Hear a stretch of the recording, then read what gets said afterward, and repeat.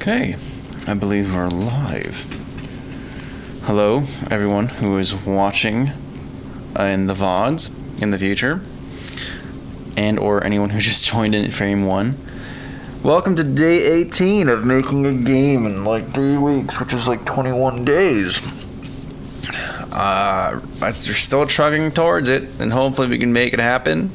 If not, maybe I add an extra week and have a little something to just kind of check how much we got done within those 3 weeks. But either way, we're going to continue off last time. Last week we got a big win that I'm very happy about, which is the fact that we got the culling actually working, though it's not as performant as we would have liked. So, what's going on, Flip Flop? Glad to have you here. Yeah, you are indeed first. Welcome, friend. So we got our object culling thing working, which is awesome. I'm very happy about that. But it's not performing the way we want it to. It's not performing the way we want it to. If I go onto the Discord, I have some numbers about it. There's a super simple thing I did to kind of improve it, but it's not acceptable for mobile devices. So to kind of catch you up, let's even go to the player real quick. What's going on, Doc, y'all? So let me go to, where is the player? Where is the player? Here is the player. And we shall move them to be their original position, which is about 6. And I think the idea should still be exemplified there. So we try running it. So you're going to see how, unless it's not working the way I want it to, in which case that's bad. Yeah, here we go. So there's only a certain number of objects you want to have be visible, which are going to be the ones that are in screen. So we have like this whole array of objects that are going to be, we're kind of recycling. And okay, we have to inspect some logic here, because it's not actually working exactly as intended. And I know we have the correct volume of objects, so it's probably something to do with the pool. And the fact that we go backwards changes things is kind of interesting. Thank you, Elated. I appreciate it, man. So, you're seeing how this is working, though, right now, and we're operating at around 50 FPS, averaging around 51, 52. That's not how it was before. It was actually averaging around like 5 or 6 FPS. But we managed to make some small tweaks to kind of improve it, which, I mean, great. I'll take those.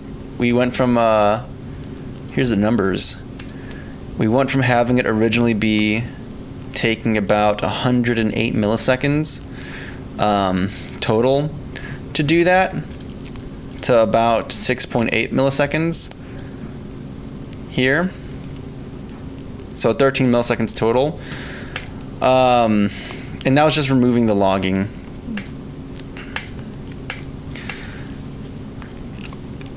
What's going on, G-Man and Fine Soda? Hey, good to see you, Zero. Yeah, I'm doing some game development right now, G-Man.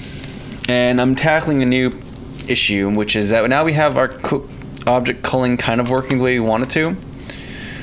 However, it is not fast enough. Removing the logging, the debug log stuff there was helpful for getting this to work. It's still odd that it's behaving in this manner. I guess we're not fully done with this yet, but it's way closer to how it's supposed to be. Where like objects that are going to be outside of the screen are going to be disabled, and objects that are in screen are going to be enabled. Anyways, but we need to make this faster. So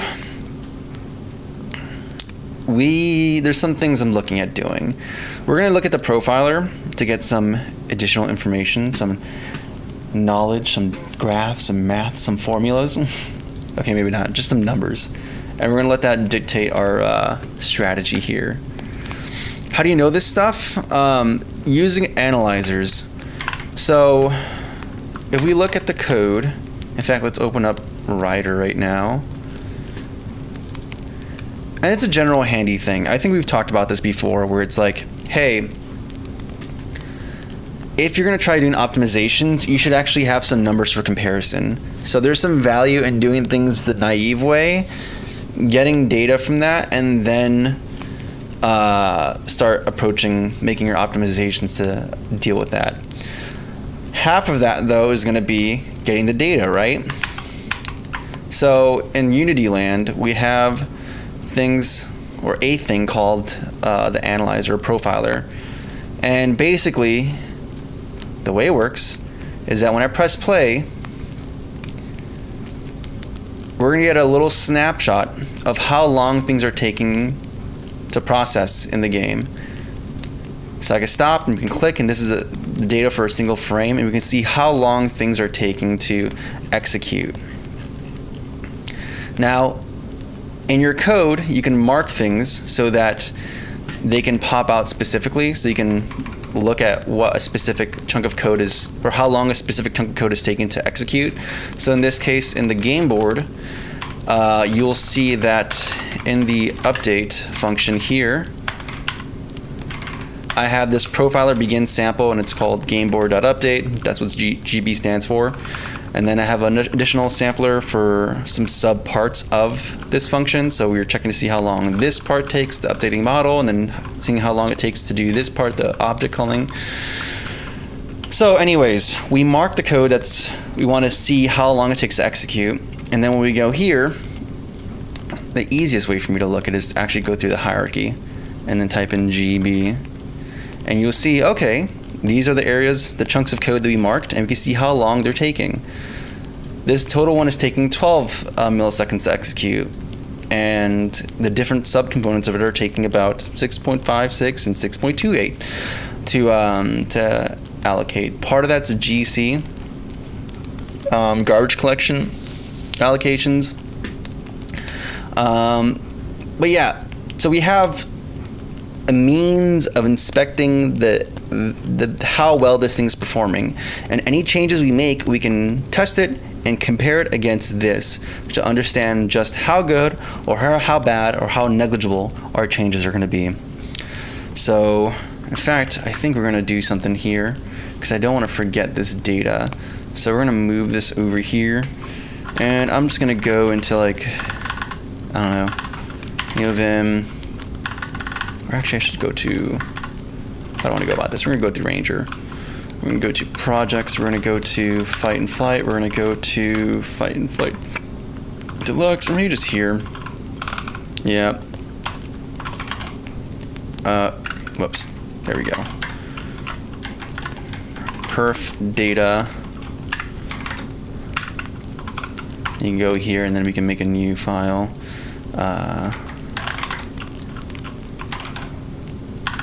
Let's call it gameboard.perf.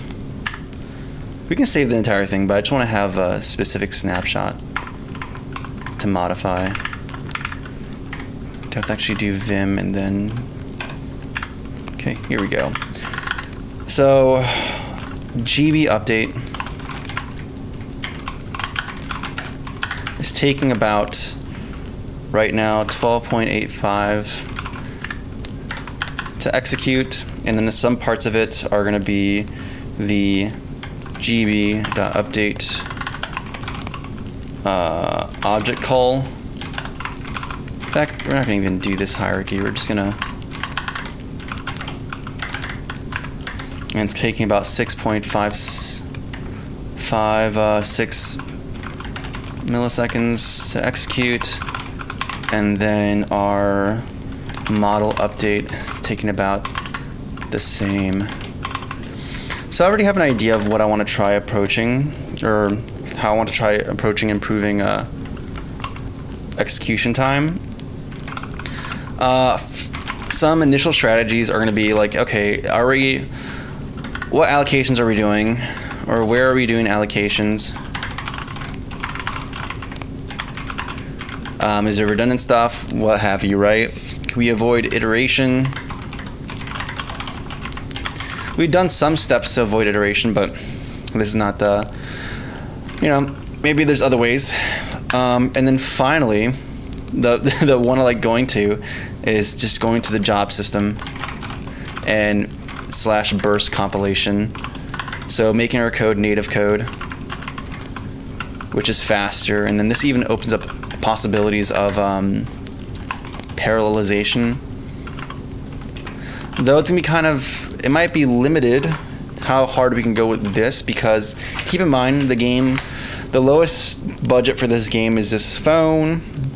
It's like $40 and it has I think 8. Actually, I don't know. My main phone has 8 cores. Let me see how many. Do I have Tmux installed on this? I don't, because I don't have any internet access on this at all. Okay, we'll look at the specs later. But there's some considerations when it comes to how we go about doing the parallelization in the job systems for mobile. So that's the general gist of approaching this. What's going on, guys? Let me catch up in chat real quick. Something. How do you know this stuff? Just time, man. What's the objective of the game? The objective of the game is to go as fast as you can to the end of the level, and then you get transported to the next level. What's going on, Mavros? And what's going on, Soda Snake? So this is kind of the space we're occupying right now, or what we're trying to tackle today on stream. And we're going to see if we are either successful in improving performance. Yeah, there's also some logic issues that we're gonna have to address, but we'll deal with that when we deal with that. So let's take a look at the way our code is structured.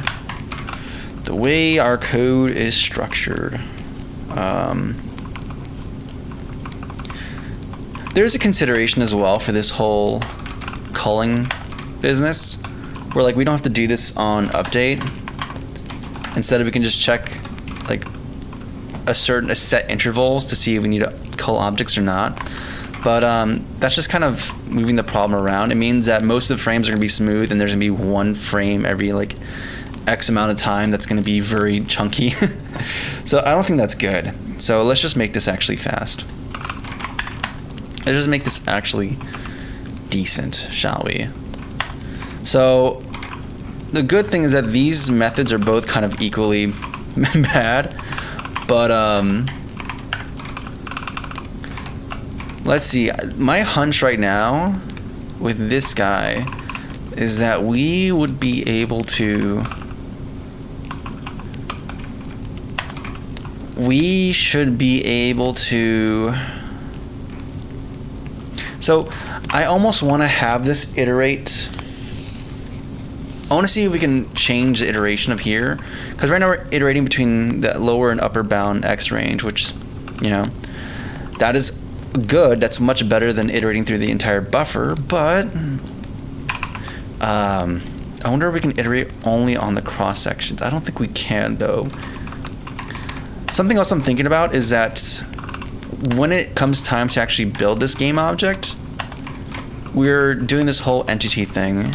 And I wonder if by going from this area where we're dealing with just contiguous data that's already kind of cache friendly, when there comes a time to actually create the entity or construct the entity, if that is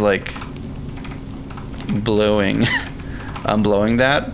So I almost want to experiment with having this produce a list of objects to construct, and then in a second iteration, but a smaller iteration, we go through that array or list or whatever and actually construct these guys here and then modify this. Yeah, because these are not actually that big. In fact, I almost want to kind of get a there might be a bunch of instances of this, though. It'll be cool to get a cross-section of this single loop to see where the bulk of the slowdown is coming from. It's interesting that they're both the same amount, because this is a far smaller loop.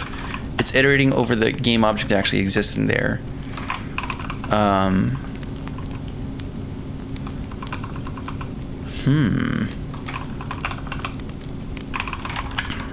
What's going on here? Are you good at discrete maths or mathematics? I'm aware of stuff in discrete maths. I've had to learn it for schooling, and I've had to look at papers related to it for tackling certain things, but I wouldn't say I'm super good at discrete math. Or maybe even good at discrete math. I wouldn't even venture that far.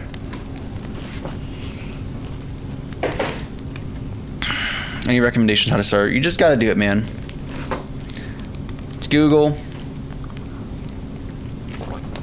Do a simple project. Start super simple. Try recreating a text-based, I don't know, tic-tac-toe game or hangman type game or something like that. And then kind of build up from there. Or if you want to, if you're really focused on games, and you can always do start with a game engine like Unity or Godot or Unreal, and then trying to do stuff there. I'm using Unity right now. So all your questions, there's probably a good chunk of the questions that can be answered with this help command. But I'm pretty sure there's a CRT command among some other stuff, so hopefully that should be helpful to you. Perf rhymes with nerf. We're gonna see, man. Maybe we're gonna end up nerfing this game. So I'm gonna start with this. Yeah, let me start with this actually. So let's do, because this is what does create entity do? In fact, slot is an entity type. So we can have like an array of entities. Call it creation list.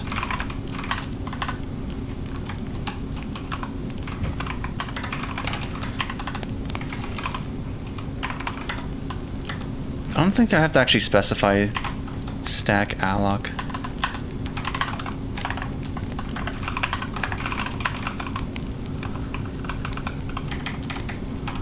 Or do I have to make this a span specifically? I don't know. I don't get enough opportunities to actually use stack alloc. Yeah, there you go. It has to be a span. Okay, cool. And then we have to have some kind of int const.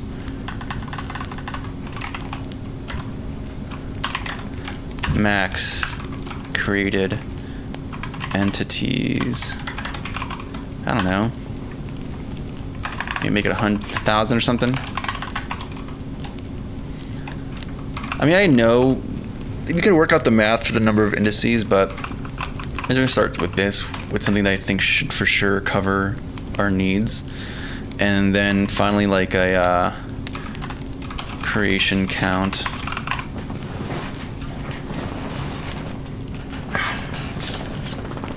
I'm using C#. It's poofy. Not answered by your command.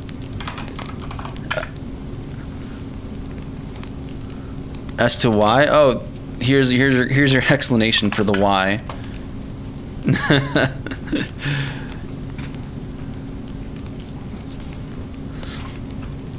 Oh man.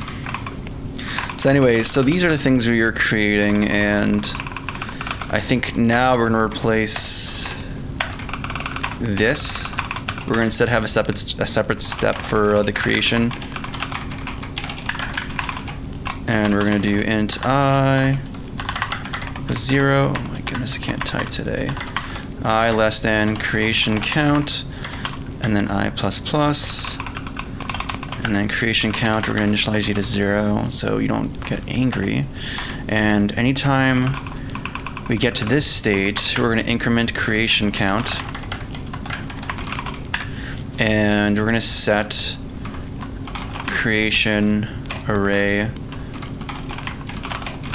In fact, we have to do it this order, and then we're gonna do this create. No, it's gonna be slot. Perfect.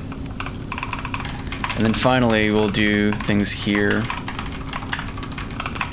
and it's just going to be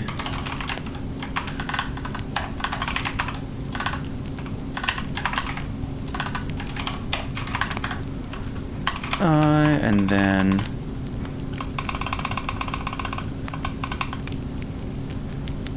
that's a slot position.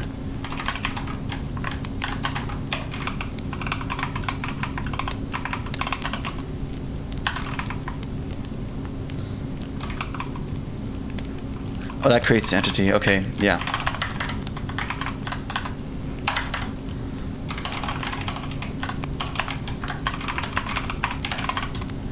Place this with E, and then we can go here and do E dot position, and then that should work. Cool.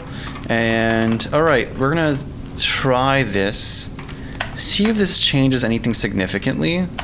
I'm hoping it does, because I'm thinking most of the cost is coming from probably busting cache in this iteration. So we're gonna go here and we're gonna see how this works. I mean, that's my assumption, but we're gonna find out now. Is C# hard to learn? I don't think so. I think it's actually a very nice language to work in. It gives you a lot of freedom in a bunch of different levels, and it's also like most of the things you learn in C# are going to be applicable to a lot of different languages. Like there's some ideas from C# that can be applicable to C++. There's some ideas that are applicable to other, I was able to pick up TypeScript very quickly because C# is very similar to that in Java and whatnot. But then there's some more advanced stuff that's pretty cool. Like, hey, C# allows you to do unsafe, and that's fun. Okay, let's try this, see if this works. How do you remember all these commands, man? Just time.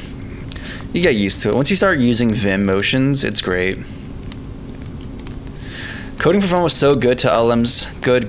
They can just do so much boilerplate quick. I mean, you don't have to use LLMs. You don't have to do that to yourself, man. I don't use any LLMs for any of the stuff I do. Like, you can go through my channel's backlog and you'll see that everything is just me coding it out.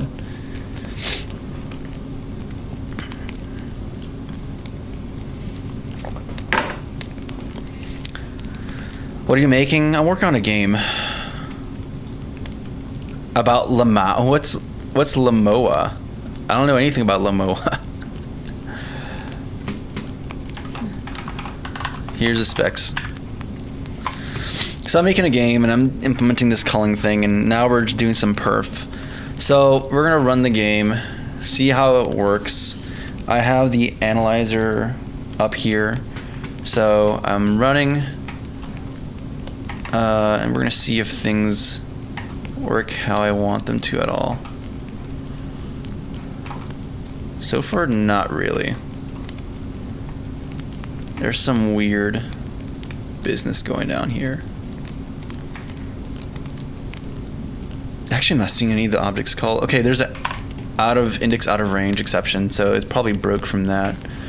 Okay, where is this index out of range happening? It's happening here. So what's the issue here? We have creation count. We have creation count initialized to 0, so that's no bueno. We have this pre-allocated to max created. Are we going beyond the bounds of that? Is that why we're trying to assign beyond the size of a? Actually, I'm kind of curious about that now, because how are we exceeding 1,000 objects being marked in range? Like, that's very bizarre to me.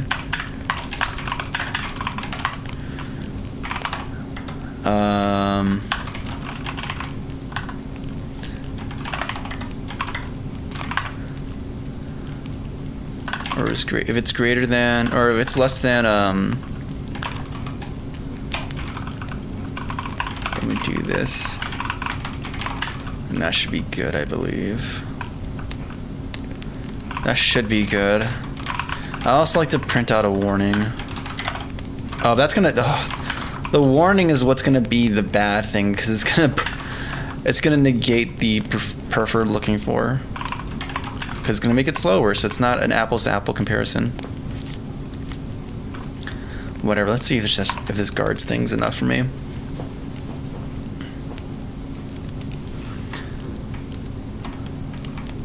Okay.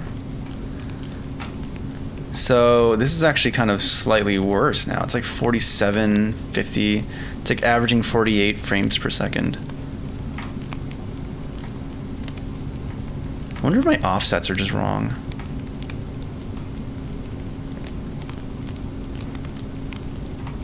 Honestly, it might be that. Okay, so we pause this. I'm gonna bring up the profiler here. Let's see how long things are taking. So yeah, time increased from like 6 point something to 9 point something. So, and I'm imagining it might be from the allocation. So let me try something then.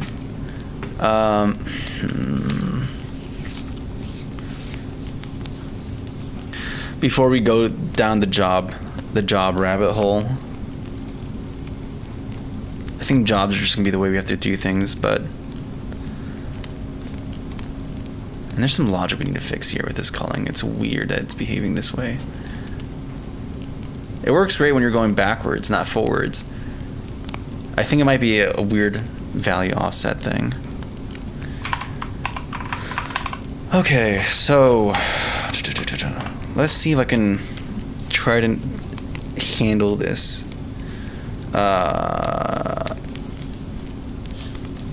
Let's see if we can handle this in some way. So instead of allocating here, what if we actually pass this data explicitly? So like we have some pre-allocation ahead of time. I want this to be like contiguous though, but I'm not sure how much that's gonna.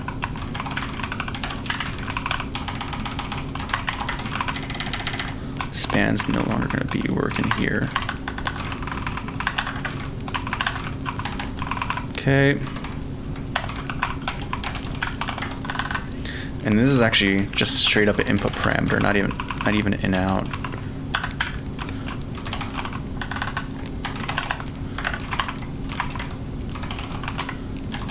It's not even an array, it's like a pre-allocated buffer.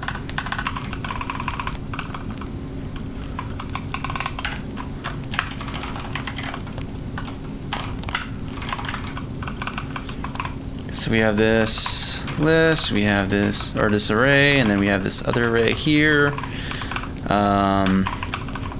This is mad for some reason. Why are we mad? Conflicting variable name defined, because it's defined in the scope, but we're not going to use this in scope definition. These are like super, that's not my worry here, so I'm not even going to worry about this. That's required for that, but this is fine.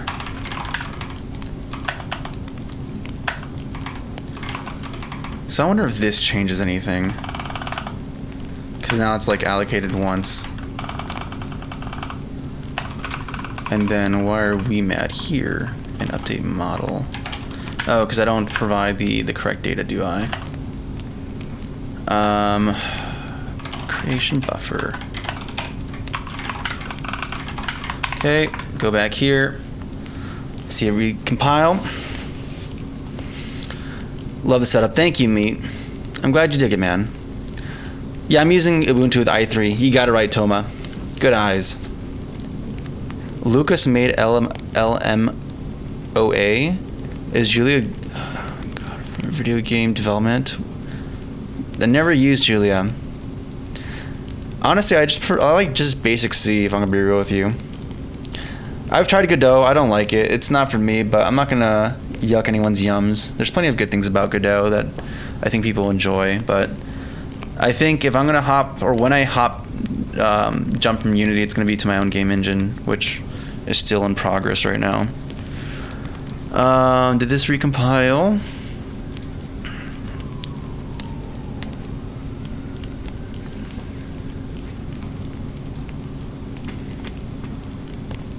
Thanks, Zero. I appreciate it, man.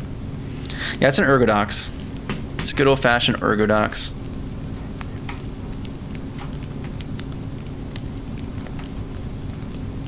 Good old-fashioned Ergodox.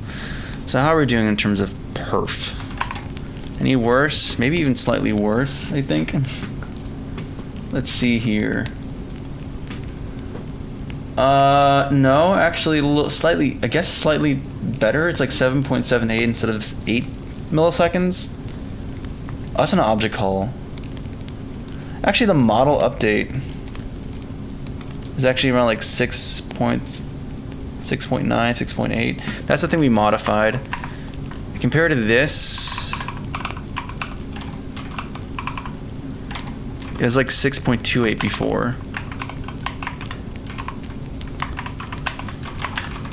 You know, with all this in-out business we have going on here, I almost just want to have like even if we're not using the job system, which we're probably going to end up just doing that anyways, but there's probably a benefit to just structure this the way the job system is kind of laid out, where we have like a struct that contains all the data that's needed and like the allocated amount of data for the output.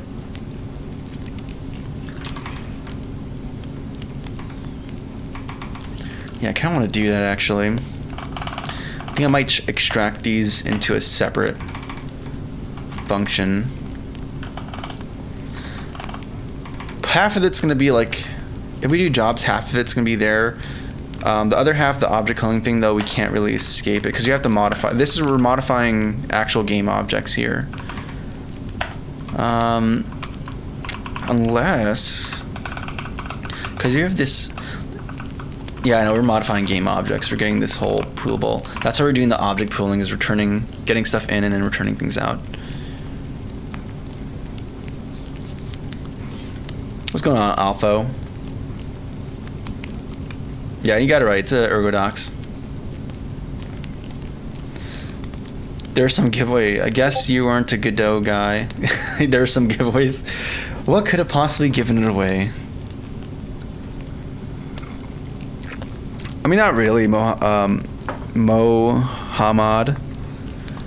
I just like it. There's an added benefit of playing retro games on it, where you get nice pixel blending that normally doesn't happen on on LCD screens, which is cool. When I do pixel art, it's kind of fun to be able to do art for that, but yeah, I just like it. It's different. It's fun. It's not the same as my normal day job stuff. What's going on, Draco? It's good to see you, man. Okay, we're gonna just do the thing, I think. Where's Ranger? Let's make another instance here. Projects. Where's Fight and Flight? There's Fight and Flight. There's Fight and Flight Deluxe. Assets. I believe this is in levels, if I'm not mistaken, or maybe it's in gameplay. Oh, there's a board chunk manager there. I think we're gonna move things eventually here anyway, so I think we're just gonna make ourselves a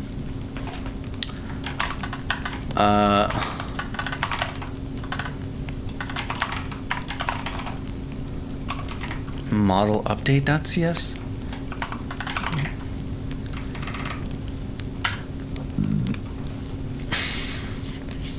Okay.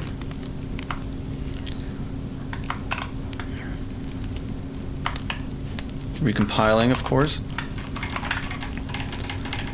Model update.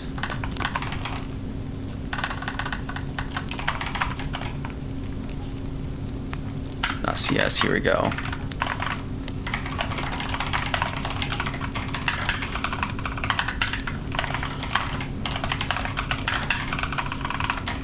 Okay, cool, and then we can start kind of having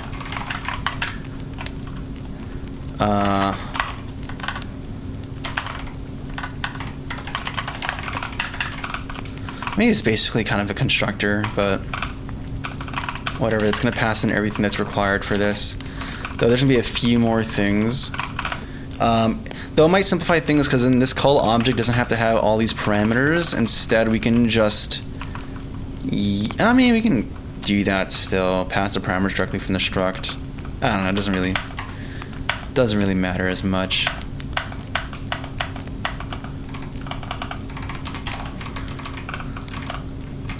Actually, before I even do this refactor, I'm kind of curious about something. If this has Like, how much impact does this have? We have these aggressively inline statements here for these functions.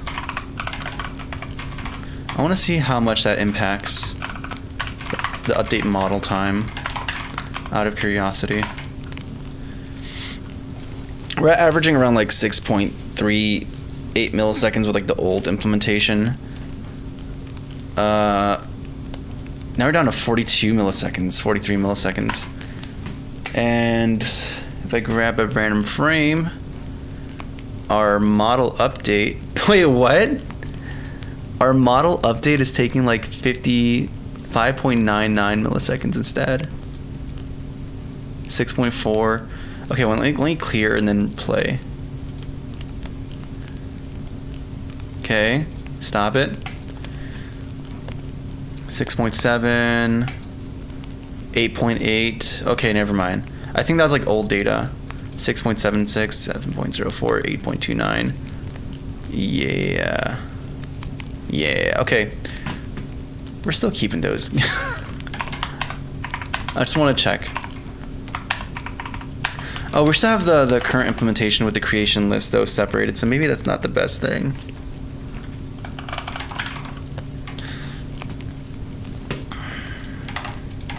Here's the keyboard. Python, nah, we're doing C#. Code at the same consistency with modern equipment, or does the old school vibe help you? I mean, this is just peripherals. I just like it's just fun. I like it. I enjoy it. So, I find myself just going, why not?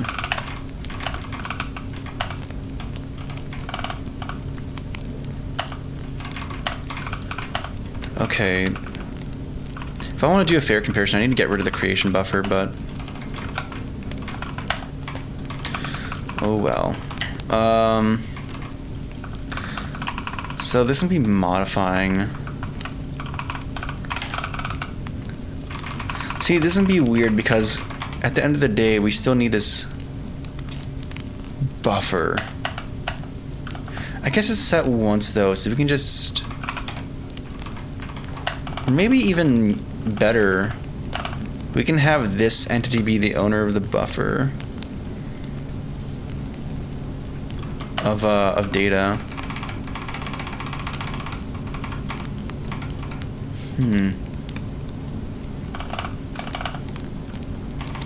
Also, I think, let me undo the implementation I did here with this like creation list, because I don't think it's actually, I think it made things actually slower from the data we kind of read. So cool idea, not actually necessary in this case.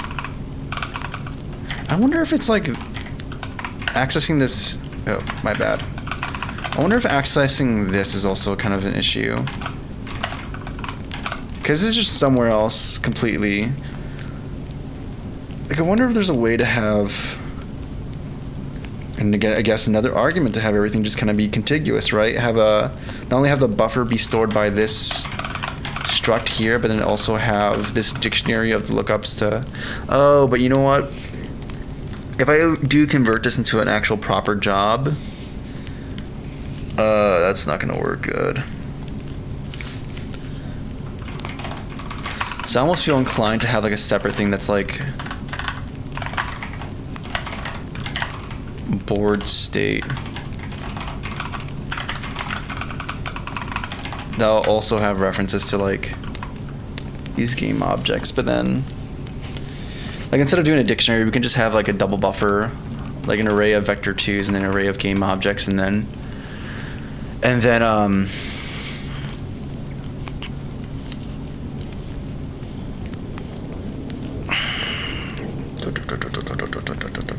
that's how like that way, and we can have like, because we know how big this should be able to go and how it should not exceed that number, so we can have a set number to allocate ahead of time.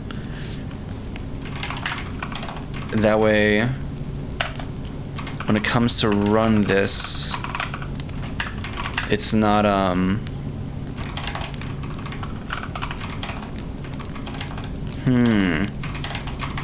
okay, let's do this then. Where are we? Start.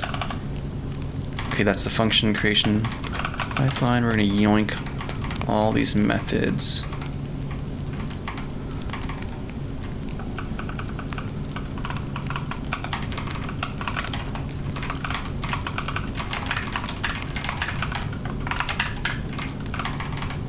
That's everything we need there.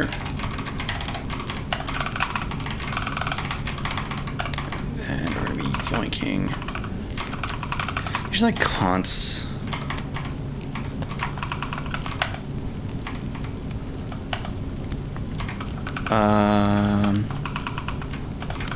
Maybe this stuff that can be configured directly in here. Like, yeah, sure, I know these are constant here, but as far as this state is concerned, it's very malleable, so these actually have to be made assigned explicitly by the outer thing that's going to be creating it. So we have to have like this. Let me just make it like a constructor.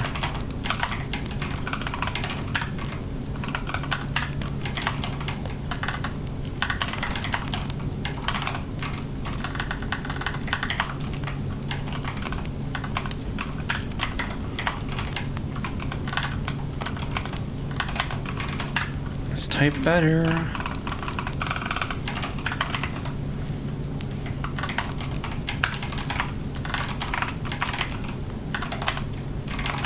Something like this. Yoink these guys. Bring it down here.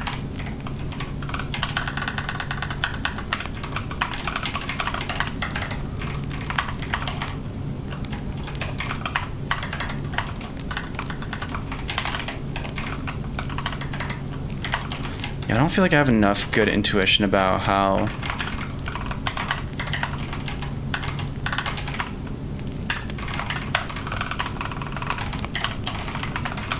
I want these to not be reconfigurable. Like, this is going to be something that's just set once and that's it. My goodness, come on. There we go.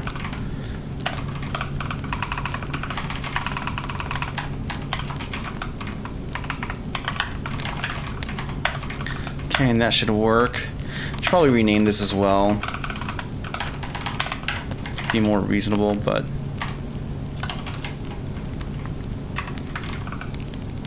actually, do I want to? Maybe I should have. I think I have all the functions here actually.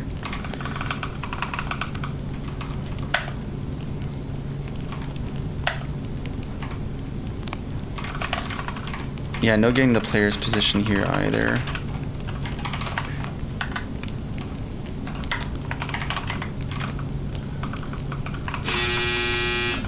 My bad, that was my laundry.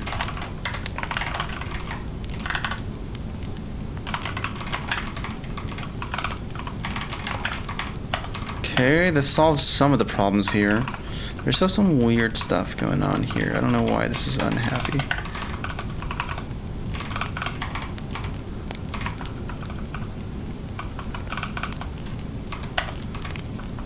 Oh, maybe because this is no longer a const. This is something that can be modified because this is, we changed this from being a const now read-only. Okay, what's going on here? What's going on here? What that is, can you teach me? There's quite a lot going on here. There's kind of layers to this. Like, this is there's a larger project that's going on that's like a 3-week game. And in that, we're doing this whole like object cooling and pooling and recycling thing. And in that specific thing that we're encountering, we are dealing with a performance issue now and trying to make it logic that currently seems to work pretty all right. For the most part, there's some issues I need to fix there, but trying to make it faster than it currently is because it's kind of not acceptable for the platforms you're going for.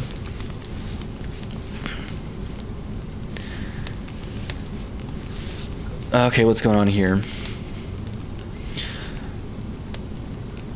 Oh, that's 6 Subaru or Sabru. So there you go, Christian. Hopefully that explains things. So this code makes an application. Yeah, this is the code for a game. No performance, as in imagine choosing a car to race on a specific track. You choose it based on your track, right? I mean, you can kind of, there's like different ways of wrestling with performance in code, right? In that analogy of a track, one option is, hey, what if you just shorten the track? Like if your goal is to get, like this is a weird way to think about it, right? But sometimes the solution isn't making the car go faster, but rather making the track shorter. And there's certain problems where you can do that. So like in this case here, we have this huge pre-allocated buffer for all the different entities that can exist in the game. It's like somewhere around here. Let's see if I can find it. I think I deleted all this stuff, didn't I? I believe I did. Let me undo that deletion. So, okay, here. So we have this humongous buffer called model, right? And it's like the size of board width and board height.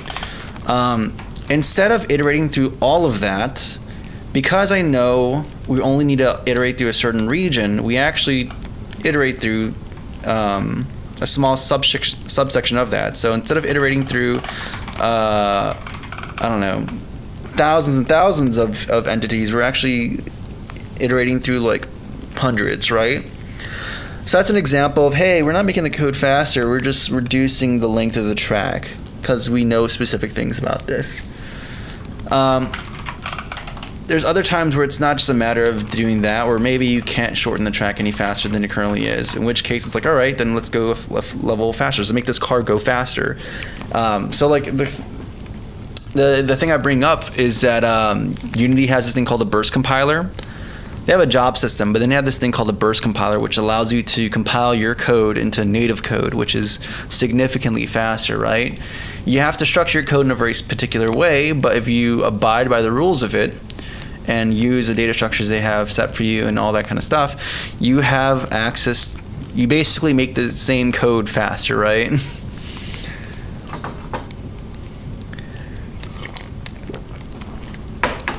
So right now I'm kind of exploring those two different areas of performance, right? I'm trying to see if we can make this track shorter in some ways, and then I'm also seeing how this might look like if we decide to make the car just faster. And then there's different additional considerations because it's not just a game for PC, it's a game for mobile. So, and I'm trying to make this run well on a cheap $40 phone here. So, yeah, there's some specific considerations that we have here.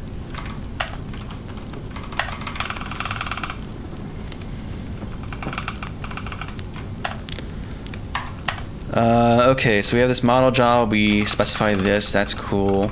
We're gonna make this be the owner, I think, of all the data as well. So we might even change this from being a job to instead be like, hey, this is the, I don't know.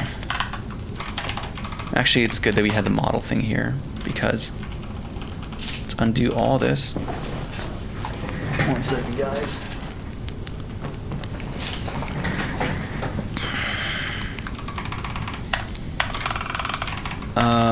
What else do we have here? We had board length in meters. We have this. Yeah, I want to have that. We also have this view, which we also are going to need.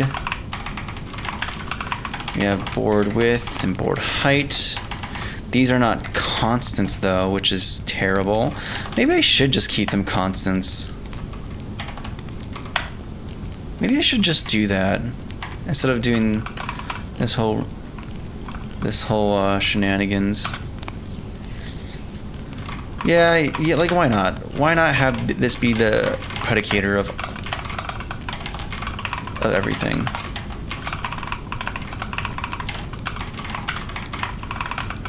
Yeah, just keep things simple. And then we have this private entity model equals entity this, that. I don't know why you're mad. Especially since I changed this to be non-static struct member cannot have initializer. Oh, because we're in a struct, that's why. So we're gonna have to do some kind of initialization.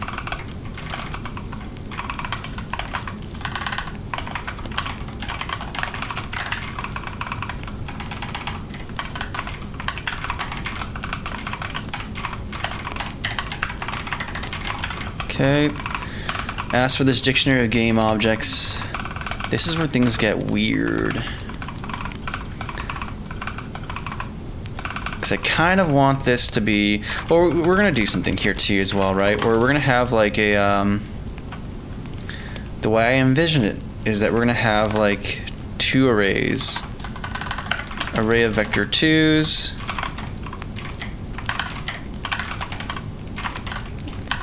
If I can actually type the syntax correctly.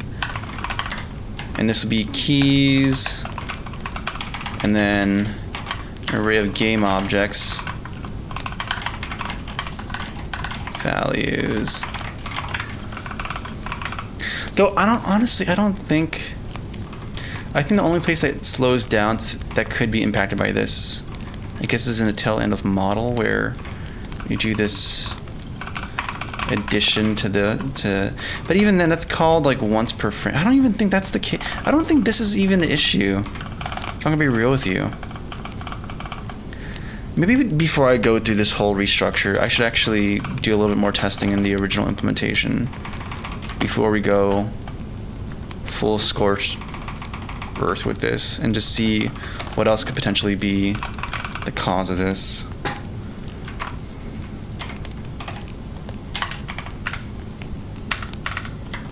There we go. Everything commented out now. I can return this when I want to. In fact, even before I even do that, let me actually just correct the logic as well. I want to make sure I actually have this behaving the way I actually intended to see it behave before we do this little performance boost. And see what exactly is going wrong with this. The fact that going backwards is showing the objects I want to see and not the other way around. So let's see here. Go. Oh yeah, index outer range. Index outer range. Do we still have the creation? Yeah, we're still doing the creation buffer thing. Do I want to do... Do I still want to do this? Thought it'd be good, but I don't think it's actually good. I'm gonna be real with you. Here we go.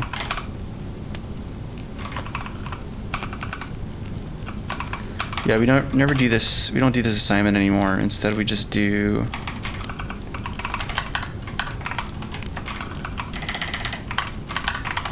slot. No more. We're still doing this empty iteration there too.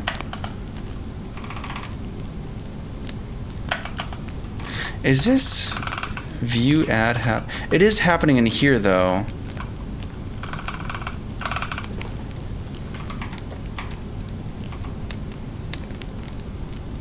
Maybe I should do some more samples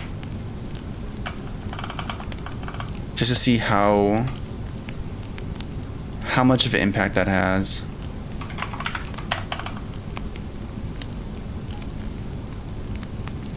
In fact, I want to get a slice of of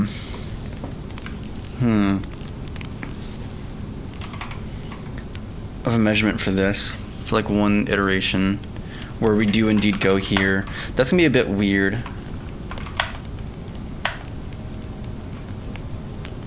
I mean, we can we can be extra, but it's gonna add extra overhead to the measurements. That's the thing. So we can yoink this and throw it here, but where is it? Here, calc range. Yeah, like we can go into when we go into iteration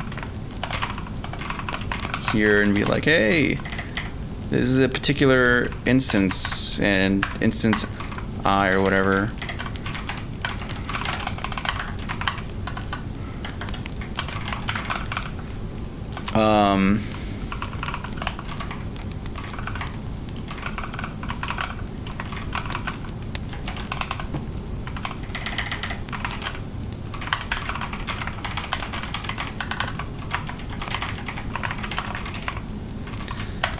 we could do that.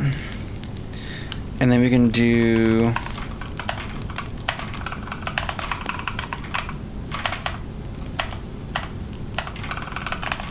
But the thing is, like, the time here is going to be so small for the iteration that... I don't know, let's just do it and see what we glean from it and then go from there. It's literally just going to be these two elements.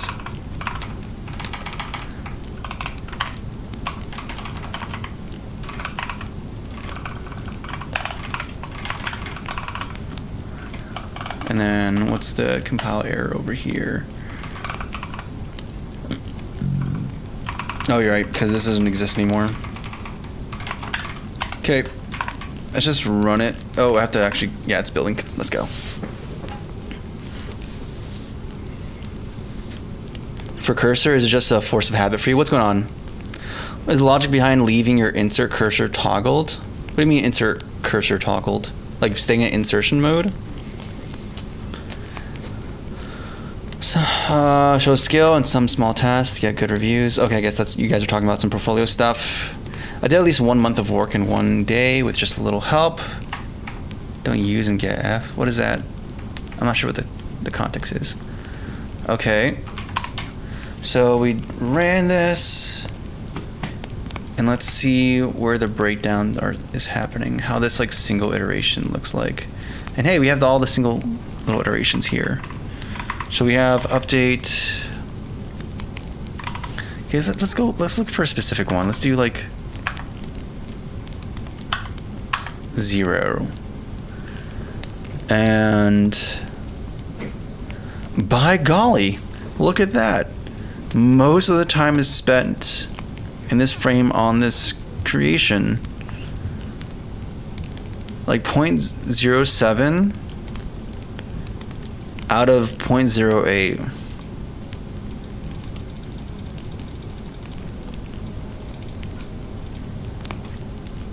Is it loading?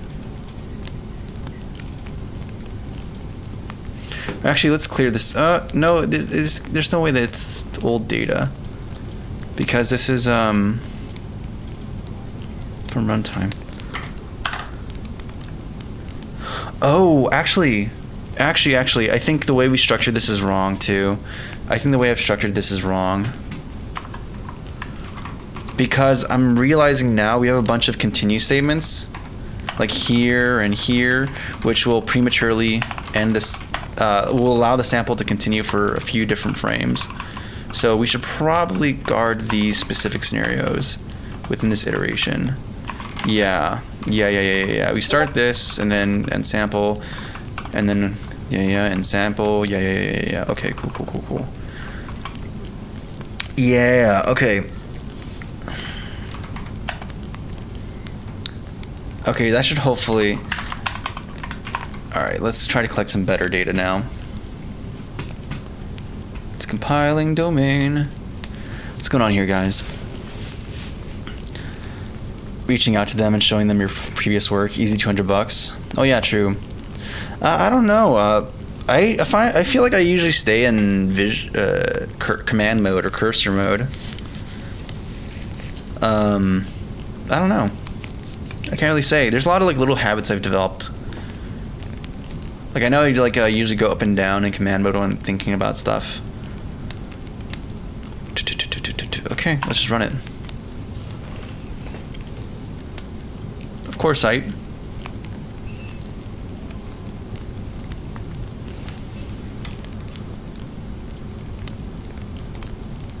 Okay. Stop here.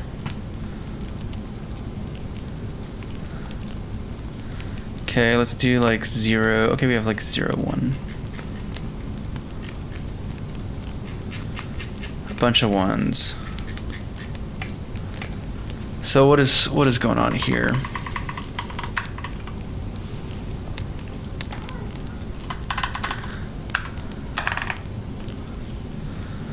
All right, let's look at this frame. Update cycle 1000. So I'm not getting much time here at all, actually. There's nothing to measure. It's like 0 milliseconds. So maybe this is not the, unless this is I think that's probably because it's an early return. Let me find this place where that's not the case. I mean, let's keep going through this.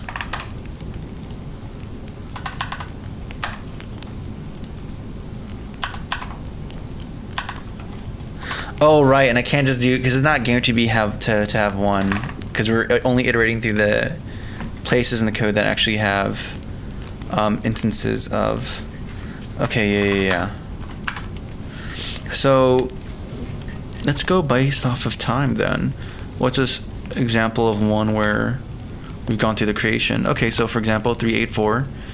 So in this scenario, yeah, most of the time is spent in creation. So yeah.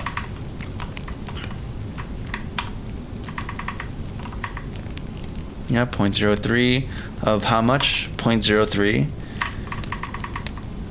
So if you want to make the model update faster, I think that the culprit here for our massive slowdown is in this area right here, which I'm assuming honestly is even just the model. So before I do this movement, let me try that idea we had where we have like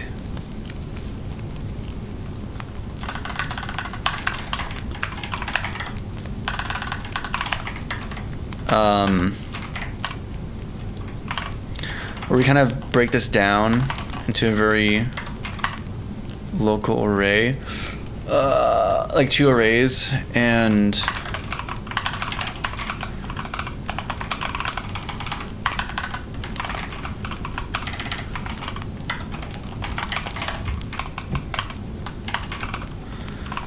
so we have this instead. We're gonna have to have some kind of I don't know, view max for this to work the way I have it in mind. Let's actually work out the math. Like realistically, what's the maximum amount of objects that are gonna be in view? And I believe I have update model here, and then we have our buffered start and buffered end.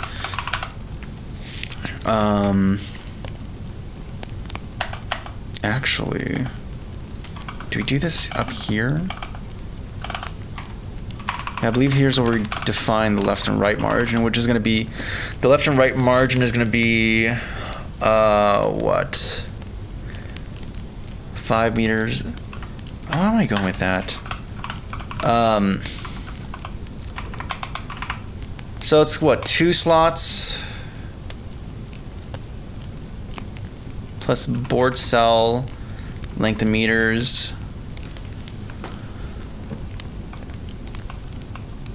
So it's like 50, it's like 2 plus 10, so 12. 12, the maximum number of slots on the X is like 12.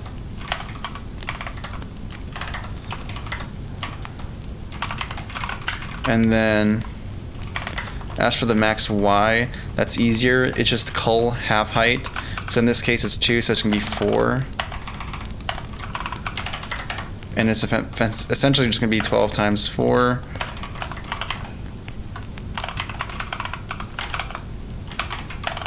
So let's go up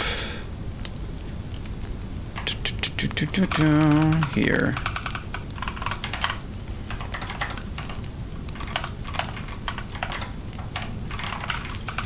And then these are going to be allocated to that size.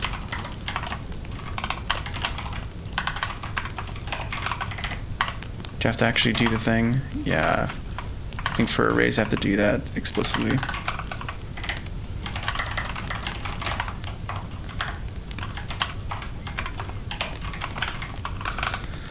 Okay. Of course, made the Oh.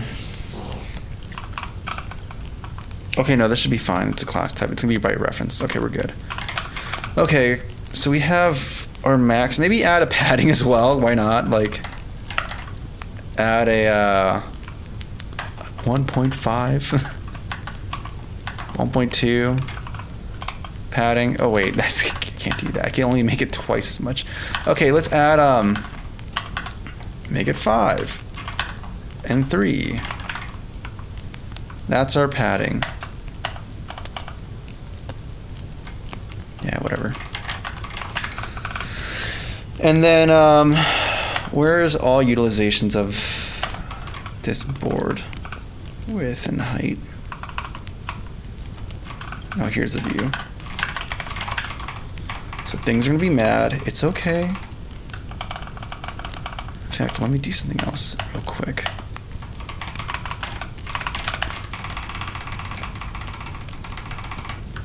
I really should just memorize the line numbers. I keep forgetting to do that.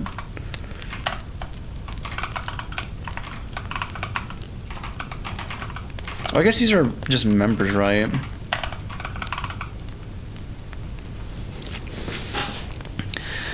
What's going on here, guys?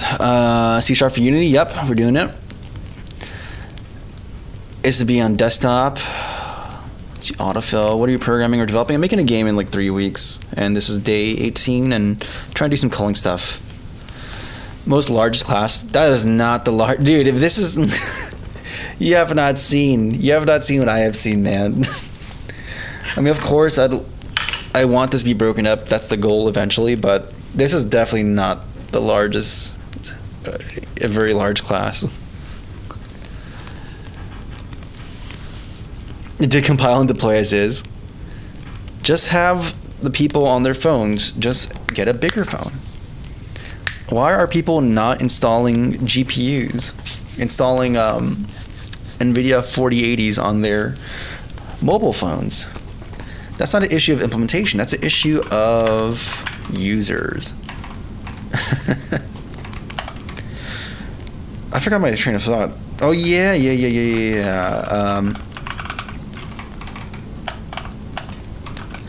Yeah. So we're gonna do this. We have to have our own like contains function, and then set.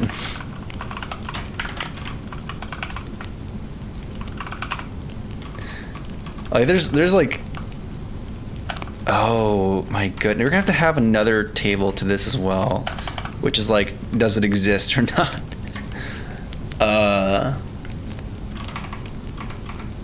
You could do just a null check on the value, but if you just want to check the key, like I should make this a separate class for sure. If I'm gonna go all the way to just make this implementation exist.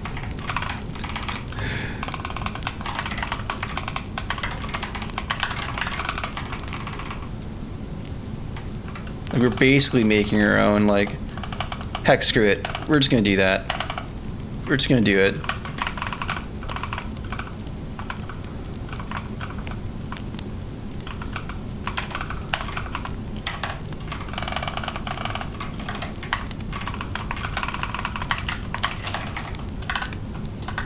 Not private.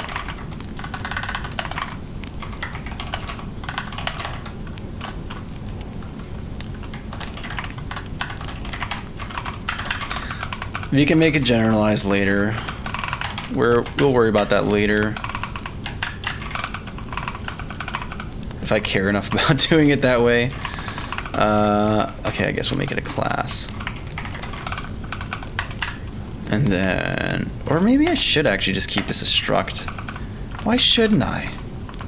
Why shouldn't I?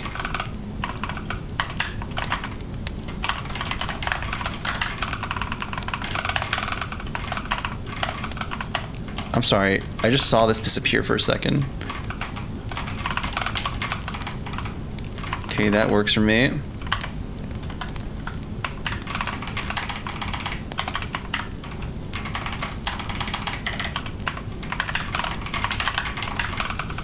Okay, seems good to me.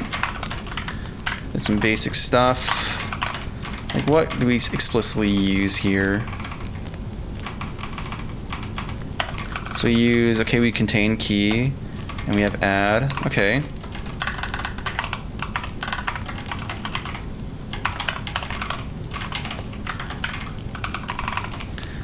Okay.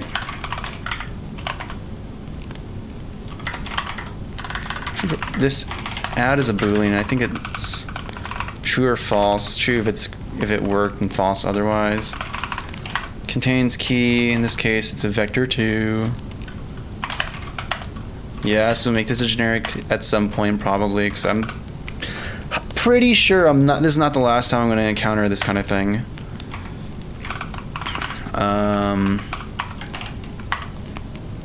And then add is going to be what? And then game object value.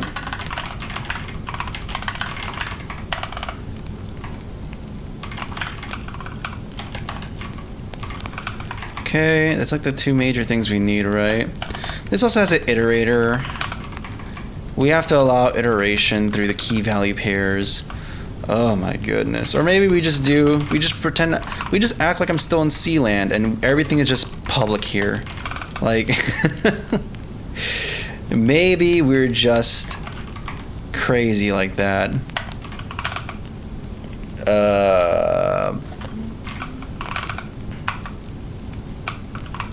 Where we say, you know what? I know what I'm about.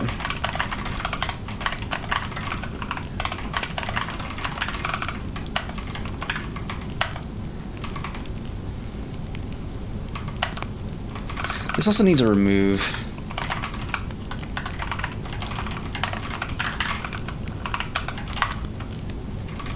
Yeah, I think we actually do use a remove. There's return a pool, but I know for a fact we have to... Yeah, remove. There we go. We're good.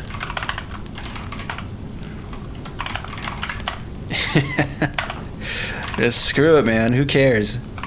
I'm the captain. I can be as deranged as I want to be. Just to make this all fit together, hopefully contiguous. If I want to be an extra, like, ensure, because this is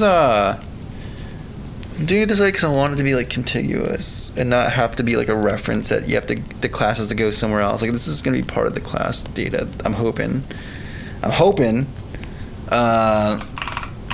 But I know there's like a struct layout thing you can do as well to specify, hey, this is when this is going to exist in this position in memory, and then this is going to exist in this position in memory. But I actually don't, for this, I don't know how it's going to, I don't have this, like, I don't know enough to be like, hey, is it actually worth to do that, or is it, am I paying a price for having it not be aligned correctly, and it's just inefficient? Either way, we have these APIs now, and now we should implement it, which should be pretty quick, I'm assuming. If I want to be a nerd, I feel like there's got to be a way to map a vector 2 position into an index. Like, have some kind of hashing function so that if you're given a vector 2, you can just use that hash function to calculate the position in the vector array. But I'm not going to do that right now. I'm just gonna... In fact, can I make this a span?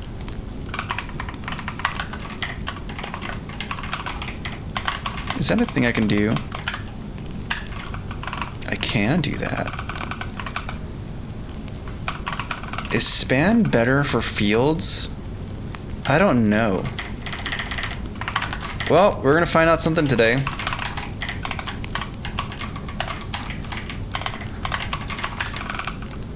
We're gonna find out something today. Instead of doing it like this, we're just gonna iterate through. Okay.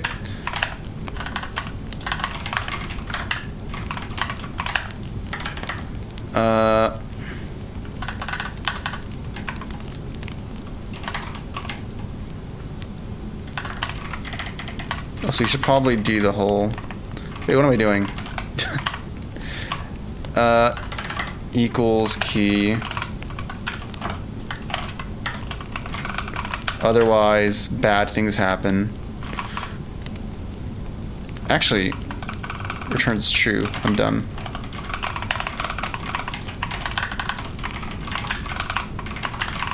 What's going on here, guys? Ask how memory alignment is going to pan out with all these data members in your class not being arranged from largest to smallest. Yeah, that's a thing as well. In fact, I probably should do that. Oh. Yeah, like this would probably have to be... Actually, no, this is correct. Actually, I think it is correct. It is aligned that way. Because in the memory, it's not going to be game objects that are stored here. It's going to be like a pointer to a game object. Which is like however amount of bits it is on the system, like 64 bits, I think. I don't know. So as far as memory, like per element size, this is larger. Because it's like 3 or 2. No, it's 2 32-bit. Are they shake out to be the same actually? Either way, and then this is just a bool, which is like, I don't know how C# implements it. It was just like a byte or something. It should just be a byte, not like an integer. I don't know. Things to Google later.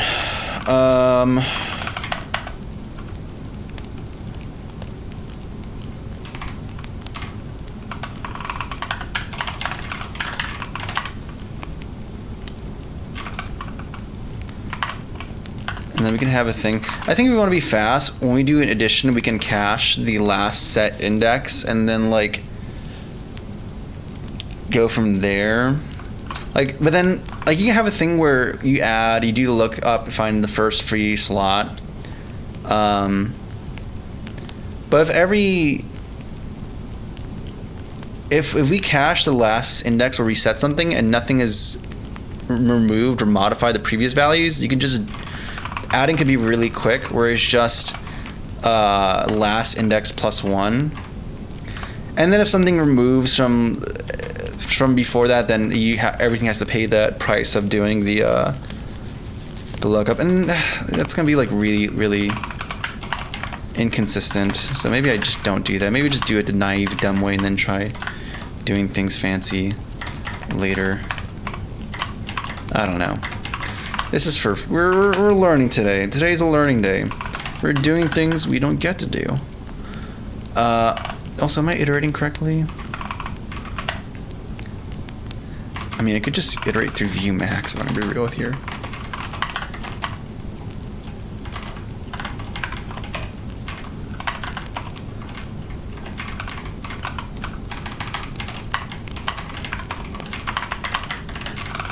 Okay.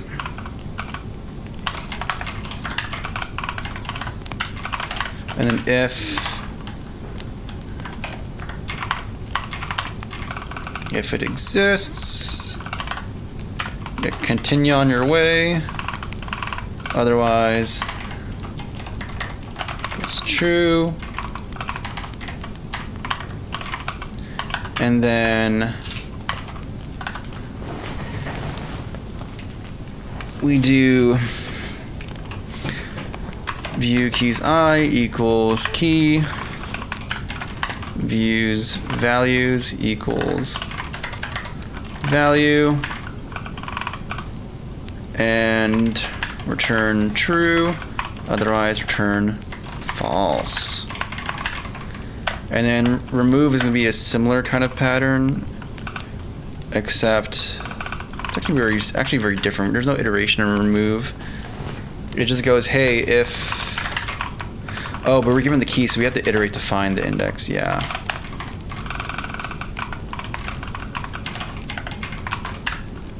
Yeah, we have to do that.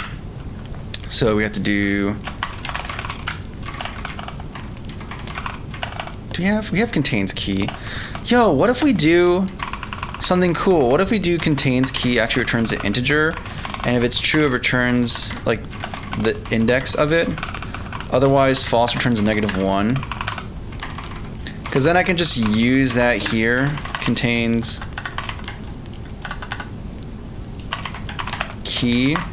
Pass in key. None of this.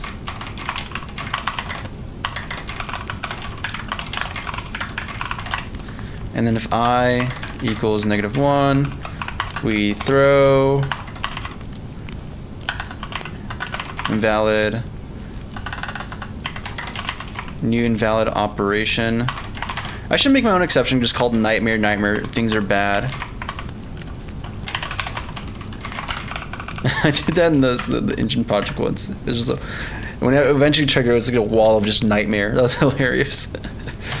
Otherwise, contain key. If the key does exist, all we do is view keys equals a null, I guess.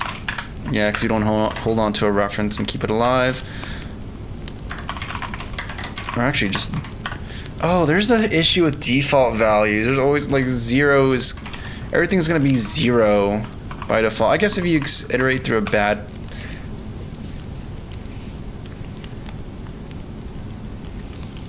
Oh, brother. Well, that's why we have the alive thing. That's how we avoid... Or the exist thing. That's how we avoid bad things from happening.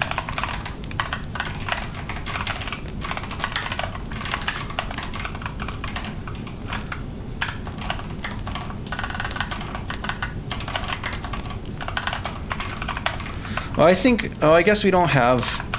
I guess the API is saying, hey, if it's a bool, that means you can catch it if it's bad. So you can just do return false. But I don't know. I think for this kind of thing, I'd rather have it be a bad thing. Like, it just... Bad things happened. Just deal with it. Either way, now we just have that dictionary, and I'm assuming it's going to behave the way I have it in my mind. So we can go back to this, get rid of it. Now we just have this private table, or I call it lookup. What did I call it? I just call it table. Table. And then I think the way I define the APIs, it should just work. Contains key, exists, yeah. Oh, but it wants a boolean. Because it wants. I'm trying to be cute here. Contains key in your vector 2. Why are you wrong? That's exactly what you want. Oh, system generics vector 2. No, that's the wrong one. I want Unity engine vector 2. So that should get fixed.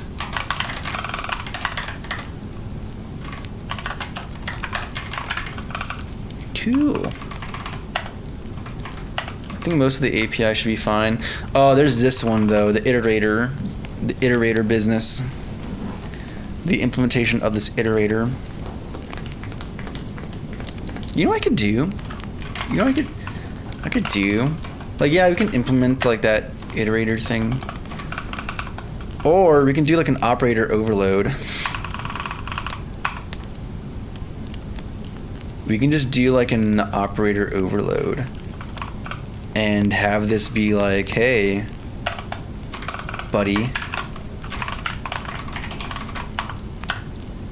How does this work? Static operator bracket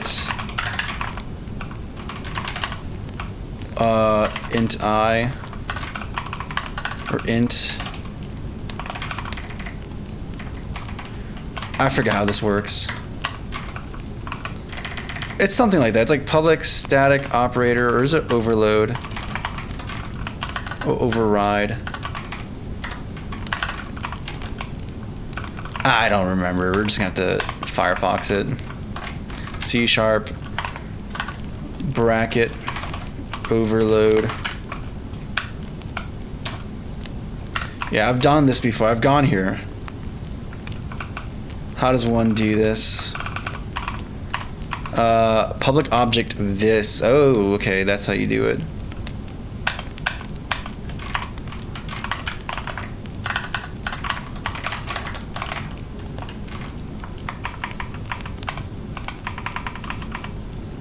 This, and then int I. Okay, cool. And then what does this return? A tuple, a vector 2, and game object. and is alive. Maybe I should have like a table entry. Just so I can enforce, hey, this is the things you're actually getting from this.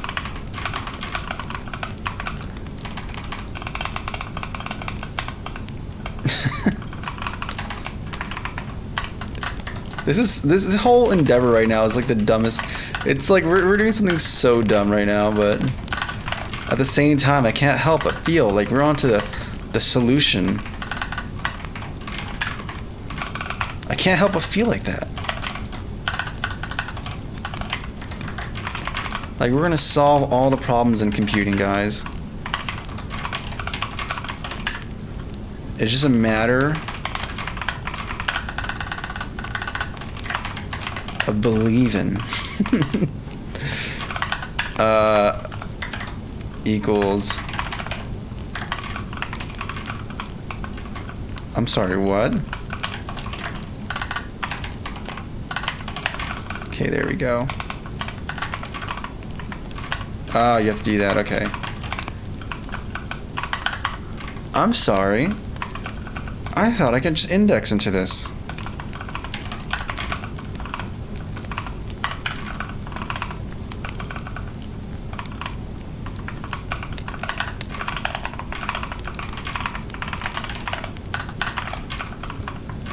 Why are you trying to make me think I'm crazy? I'm not crazy. This is the data structure, table entry. Oh, what's going on here? Yeah, no vibe code hike FPS. You know what I mean? Yeah, man. We got some artisanal code, guys. What's up, dude? What's going on? It's Leo. To manage to connect to that monitor, it's just a cheap Amazon like $20 converter from HDMI to component. That should just generally work for you. There's some specifically weird circumstances that to deal with, but hopefully that isn't a thing that you have to deal with. Otherwise, you have to run it through a DVR and then to your monitor, but that's about it.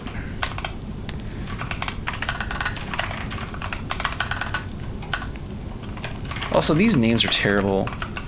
They should just be keys. And it's all public as well, because of course it is. But I don't have to make it public anymore. I can hide it. I can make it private again. Okay, I'm not sure. Am I having? 'Cause I thought I could just do this, like public table entry, this, and I return, make a new table entry. Like I don't want to have to make a whole new. Like, am I daft?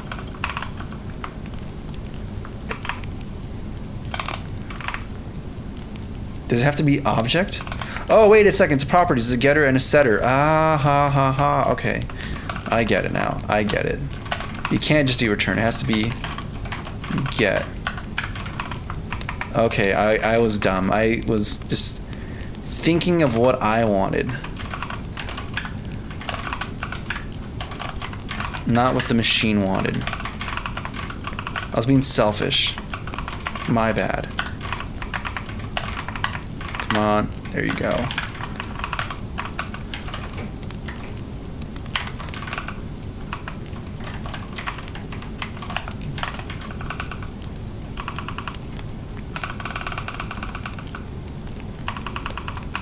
Okay, what's going on here?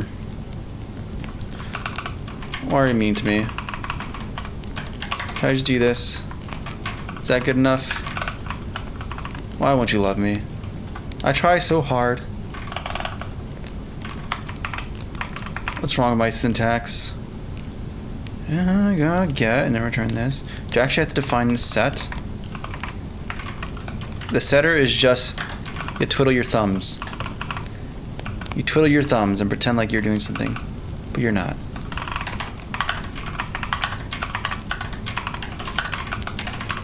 Ah, there we go. There we go. We got her. We got him. We got him. Perfect. And then, cool. I think we're just good here. So then here we can just do, instead of this, we can do like,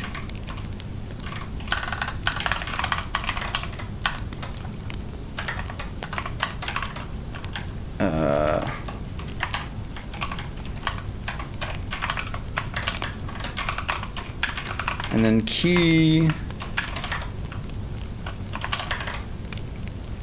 equals,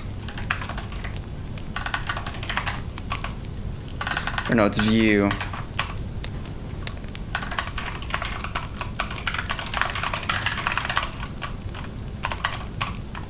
It's not a pair either, it's entry.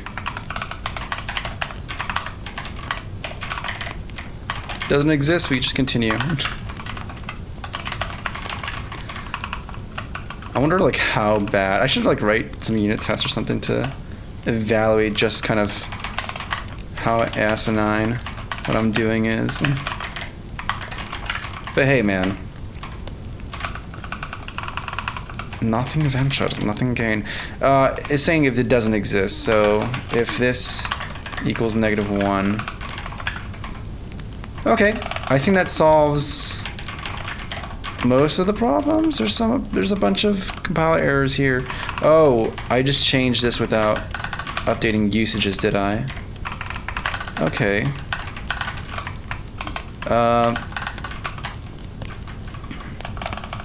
You know what we're gonna do?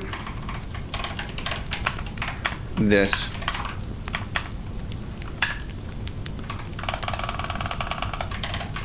Yep, all the problems went away. Beautiful. See, Vim is beautiful, man. Okay, let's recompile and see how this looks. Let's recompile. I think you hike. I probably should have been looking at chat more. What's going on, iHemo99? Do you teach PineScript? I've never heard of PineScript. Or have a community that I can join? Yeah, we do. Thank you, Terrell. You got me. You always got me, man. Yeah, kind of an old school kind of styled game for sure. But yeah, we have a Discord. We have this thing called the Gym Leaders, which is like, we have a forum where you can just ask questions, and there's a bunch of people, including me there, who are willing to answer questions about a variety of things, usually very tech focused, but hey, we got some people, we got Zero doing some aviation stuff there too, man. We got people who are super experts about different games like Warframe. But yeah, a lot of it's very much tech/game dev focused. Okay, so we updated our API. Let's see if it actually works. Let's see if this actually works, man. Oh yeah, we need to actually, it's not enough for this to be, yeah, the first point of failure already hit it. So it's not enough that this exists. We also have to init it.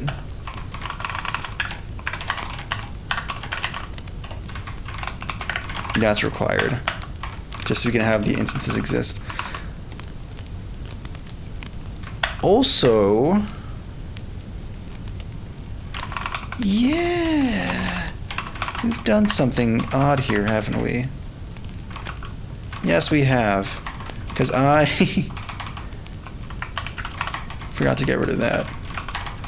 And I was going to do spans, but then I just kind of didn't. Oh my goodness. Skill issue. Okay, there we go. Now we actually initialize the variables here. Cool. You know what? We should have like we should do this. We have like a private max allocate or something. No, we're not going to do that. We'll just deal with the worst case scenario. It'll be consistent. Okay, recompile. Let's go in here. Thank you, Grimkin. I appreciate it. Glad you dig what we're doing here. How can you comment all the lines in Vim? All right, I'll show you right now. Me33. I'm not sure if it's the way to do it in Vim. The way I do it is Control V, then you press Shift G, then you do Shift I, then you do whatever you want to do, which is double for comments, and then you press escape. And then it should apply it to every single line. And there you go. That's how you comment out everything in Vim. So just to repeat it again, Control V at the top of your file, Shift G, Shift I, down. I should have said what I did. Shift I, double comment, escape. And that's how you do that. It's a very easy way to, and if you want to just comment a certain area, you can always do Shift V and then Shift I and then do that too. Any kind of selection should apply to it, except for that time. Oh yeah, there we go. You get the idea. It's Control V specifically, Control V. Not Shift V, Control V, Shift I, and then whatever you want to do, escape. Very helpful. Okay, let's see if this runs now. Let me make sure it's compiled, reloading domain. Why do you want to learn Hack? Hack means to solve problems. Oh, I mean, it's fun. It's enjoyable to solve problems and to implement things my own way. And are you seeing this? Is it like 50 something FPS? Let's see how this is looking now. I mean, it's not going to change because I think we still haven't addressed this issue here of this taking up most of the time.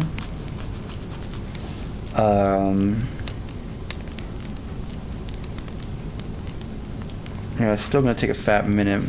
They're still taking a fat minute. But I think, let me try something real quick too, out of curiosity. I wonder how this would be if I were to simply make this an input parameter. Like I'm assuming the way I've implemented it is going to cause it to be a pass by value thing. I'm hoping that's how that works. But I'm seeing that if there's any performance considerations. So just kind of keep this in mind.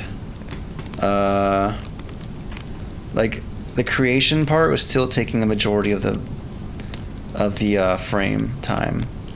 Like that's the thing that's eating up the most time here. And it's like in the worst case, it's like 0.15 milliseconds. So per iteration. So that adds up like very quickly. So let me just do something real quick. Don't need these functions. Don't need set. Don't need those anymore. Now instead,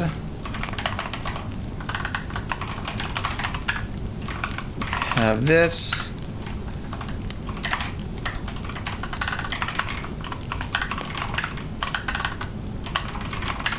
Okay, and then when the scope of here, we're not going to be...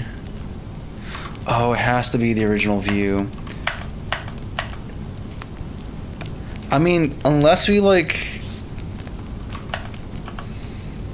Let's just try it. Let's just try this out. Why not? Let's just see what happens here.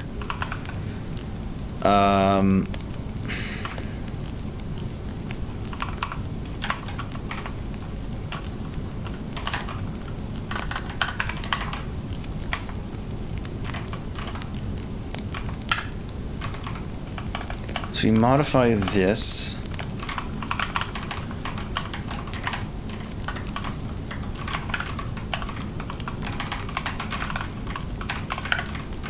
It's probably terrible. Not gonna lie, it's probably terrible. But hey, nothing ventured, nothing gained, right? Why not have some data to point out just how bad my decisions are?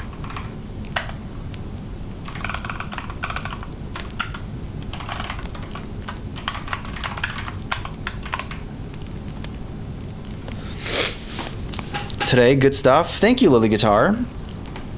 I'm glad you enjoy it. Yeah, I'm thinking about doing more with that. I'm just, I realize I don't like, also, ooh, there's like an implementation issue over here. Because all that over there is like, it's like stretched across everything.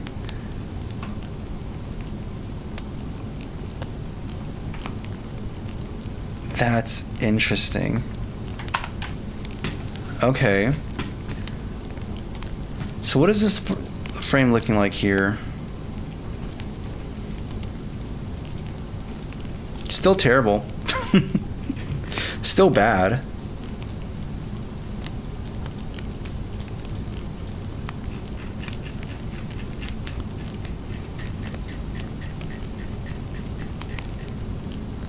And it's still around the same numbers. Maybe actually, yeah, still like kind of comparable, weirdly enough.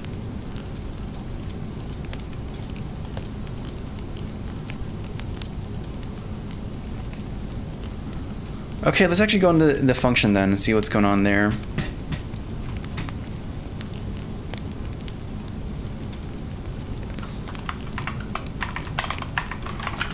But also, let me do a thing real quick where we scale this back down to where it was last time and just see what exactly this behavior is that's not correct. Actually, before I even do that, let me undo the this whole return signature business we had going on.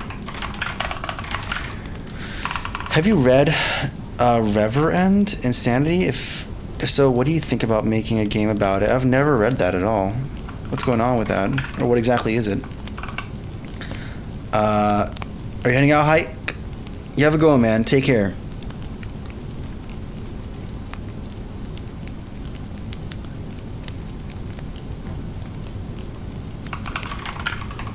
Just use cube meshes. No one will tell the difference if the game is truly fun. Well, the issue is not the cube meshes, because no matter if it's a high count of objects, it's still going to be a problem. To get used to your keyboard, I was thinking about getting one like that. Yeah, a little bit, but not that bad, honestly. It just kind of forced me to learn and practice how to type correctly. Why is this? Oh, because I saw this table view thing going on there. That's why.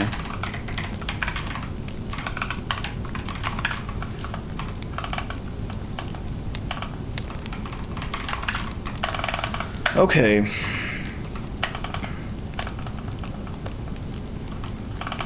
Though, am I crazy, or does it feel like it's actually improving a bit with using this table thing? I don't know. Maybe I'm just gassing myself up, but it kind of feels like it, man. As for, there's gotta be something in the view object or the object culling thing. Before I go there, though, let me look at something. When you go to view, we have this function. So there's either this is a slow part or it's this. I think I made this reasonably faster. We can sample it to compare, but we have create entity. In fact, I should have made the APIs the exact same. That way I can swap the data structure out and actually directly compare it. Oh well. We have create entity, and it does some stuff here. And probably the thing that's slowest here is likely either requesting the object from the board or from the object pool, or placing the object on the board. What does this do? Yeah, it's just a simple transformation. It's just a simple assignment. It's like if object position, and then this is get position on grid, and then it does some calculations here. Oh, it's sine and cosine. You know what? That might be a problem. That could potentially be very much the problem.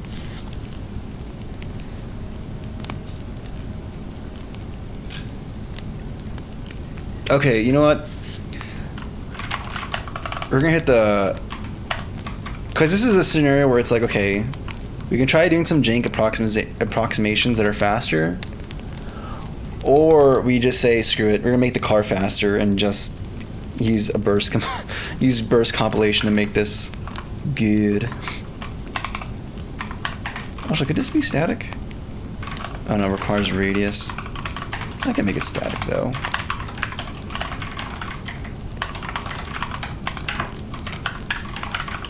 There's like only 2 usages of this, which is totally fine.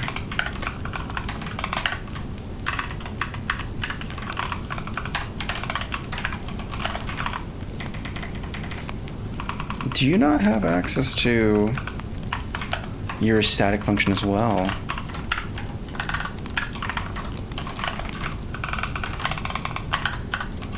Okay, we'll just have everything dependencies rain down through here. And everything's hunky-dory.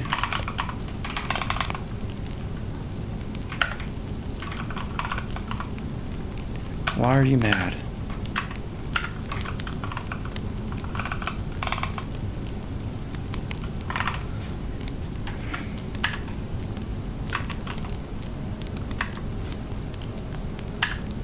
Okay, to make it to static. Okay, whatever. That's not a big deal.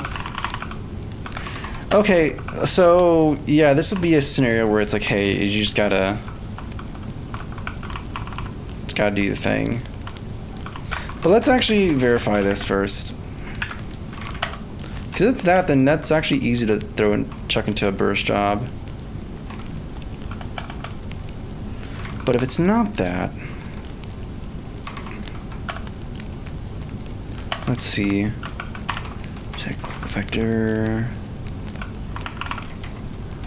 Call. This also takes a while too. Actually, I never measured. Actually, let me go here. I want to, because like, I wonder if this view thing made this fast. Using this new table structure made things faster. Game board, I believe, is what it's called. Yes, and then we're looking for object call. Hey, our object call thing is like it's like 2.43 milliseconds. That's like way faster than before. It was like 6 milliseconds.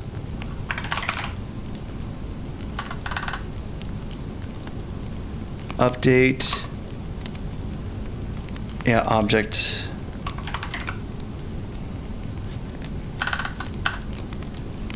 Wait, really? Is this? Yeah, look at that, guys. There's like a speed boost here where it's like only 2 point something milliseconds. Keep for reference. Look at our starting values for this. Before it was kind of even, where object call and model update were taking 6 point something milliseconds, either 6.5 for object call and then 6.28 milliseconds. This one is straight up 2 milliseconds now. That's actually kind of exciting. Now there's a slowdown happening here on the model update, so we have to look to see what's the deal there. But maybe if we could just get model update to be like its original speed, this is not really, we don't actually have to worry too much about this. Now the question is, where is that increase in time taking on that? That's actually really sick, like the consequences of this, man. Of using our own little dictionary implementation instead of that. It actually makes me very happy. I wonder if I get rid of the debugger stuff, like if I get rid of the profilers, what does the raw perf of this look like?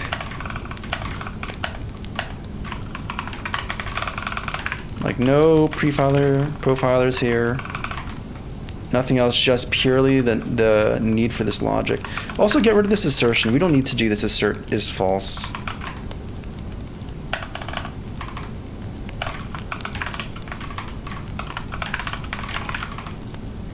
Anything else here? Yeah, let's just take the aggregate look at this to see what's going on here. What's going on, Neil present? C sharp? Yep, C sharp. John, finally get to see you. Hello, Cozy. What's going on, John? Glad to see you, man. Glad you're able to make it. Okay, look at this, a 60, 80. Oh my goodness, dude. We're like averaging 70. I mean, still not acceptable. We're not in acceptable territory yet. But I'm actually really happy. So without all the profiler stuff and all that junk, we're sitting at 4.2 milliseconds and 2.16 milliseconds. Yo! Our own implementation of a dictionary is fast. Like, sped this up so much. Again, context. Because the only real major thing we've done is switch our dictionary. So, orig, no printing was this amount. Now our version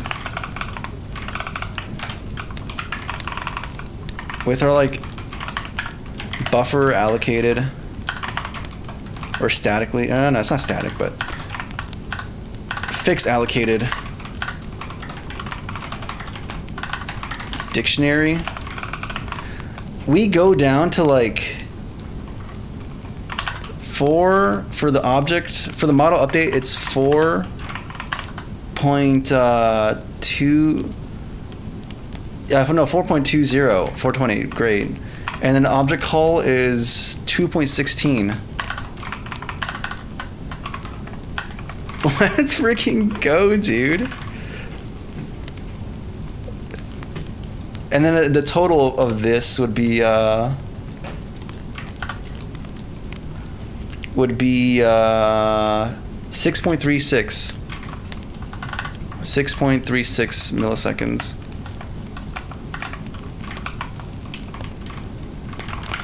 So the total of these two sub-functions are smaller than the original object call function duration. That is crazy, guys. That is nuts, actually, dude.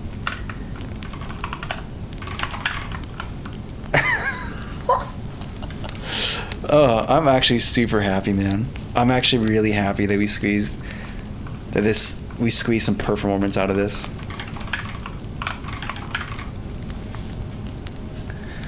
A question for the people in chat that's unrelated, but how much did y'all make per hour on your first job? Oh yeah, 7.9.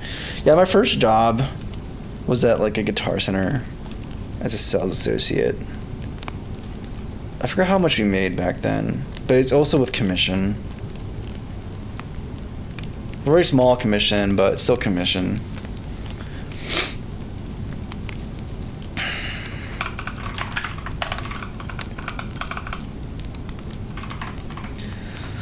Let's freaking go, man. Let's freaking go. I'm telling you, man, I'm just so excited by this. This actually makes me just so happy. We know for a fact that there's a big slowdown here, though, which is not great. I think one thing we can do to kind of try to mitigate some of that is, okay, let's just do this. So one of the things we can do, because keep in mind, we're wrapping around a cylinder, right? So some of these calculations are kind of redundant because they are likely... No, we're gonna have to do the calculations no matter what, dude. Oh, never mind. I can't do what I had in mind. Or we calculate the sign and costs for an entire row.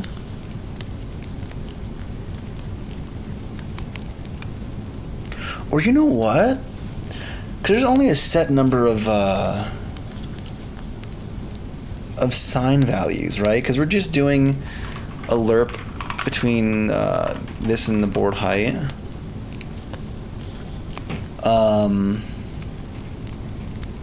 We can build a table for these known sine values given theta. Like, we can legitimately do that. It's a one-time cost to calculate like 360 of these, but then we don't have to calculate sine and cosine again. We can just pull from this table. So we can just do public static float sine table, and it's going to be,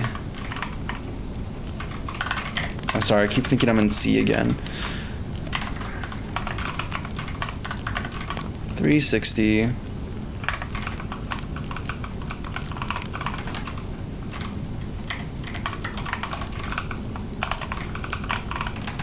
then cost table. I mean, we're gonna do a brute force thing. Like, it's gonna, the first frame to calculate this is gonna be terrible, but it's fine.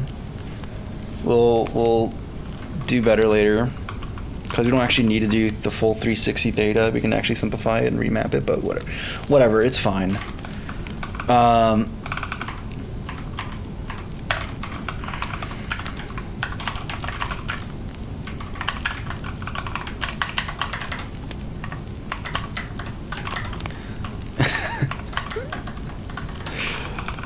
This is actually kind of goofy, but I think this might help, actually.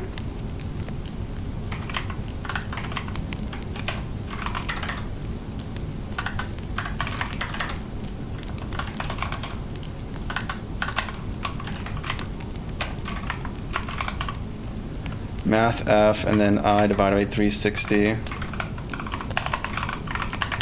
Cost table. Same thing but by costs. And then what we do is instead of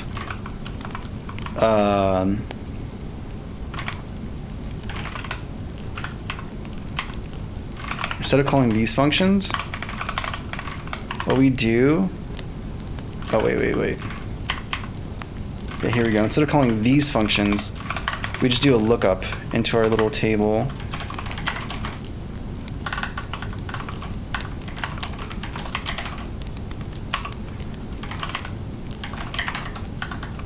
And then index into this value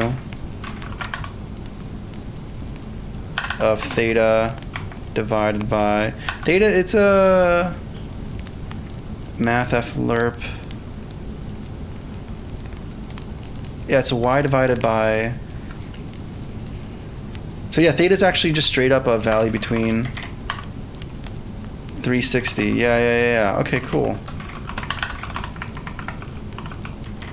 So we can just do sine table and then cos table. Like, this is gonna be kind of dumb, right? But I think if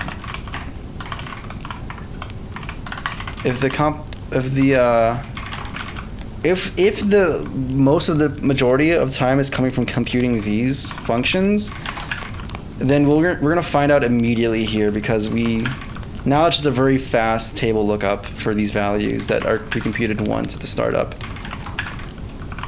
and of course times radius.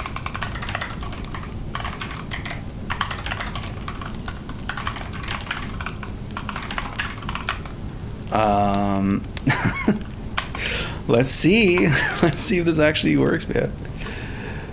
Yeah, we're gonna test it out right now. HDG trailers. I like the Thonky keyboard. Do you know the switches? It's KT Strawberry switches. That's what I'm using right now. All right, we're gonna do the sine cosine table build, and then we're gonna just do the indexing. I haven't tested it yet, Terrell. If I'm gonna be honest with you, I'm kind of committed to just doing the shell approach that I mentioned last time. Because with how weak this phone is, those are just not gonna. Okay, so I'm not seeing the performance I want to see. Like, it's still fast, but it doesn't seem like that's where the issue is coming from. Oh, actually, it's going to like 100 FPS. Wait, what? And it's slowing down. Okay, interesting.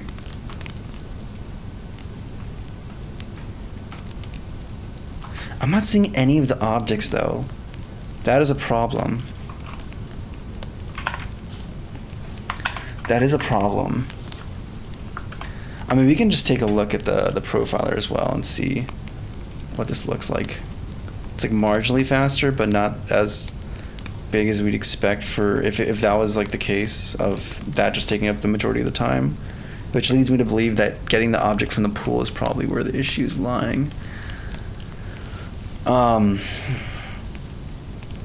Especially since like object call is actually, yeah, it's very small. Like the place where we're gonna have to save time is gonna be on the model update. Building for me, yeah. I mean, I'm definitely gonna hit you up though for the main menu though, because that needs to be actually modeled properly, not just like slapped together model, but actually properly modeled. And that we have much more luxury of going more ham on detail, just because it's like it's a fixed cost. We know how it's gonna be rendered and everything. Like, yeah, we don't want to have bad topology, but we can actually afford to be bespoke, and you don't have to design around any technical limitations beyond just the size of the screen and the layout. But that's about it. Yeah, that's for sure gonna have to happen no matter what. So yeah, I'm gonna hit you up with more information about that when we get there. We're doing math f sine theta. We do math lerp 0 to 360 y divided by board height. Math f. Oh, and it's in radians. That's the issue. That is the issue here.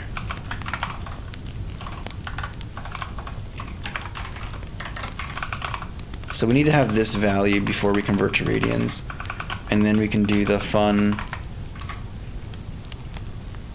In fact, do we even need it? Do we need radiant? Like, we don't need radians for anything, so we can actually just keep this in degrees. There's no need to do anything else there. That's probably why nothing was appearing where it's supposed to be, because everything is somewhere else. Okay, so that should be correct for the math. Oh no, my CRT is getting wobbly. It's kind of scaring me.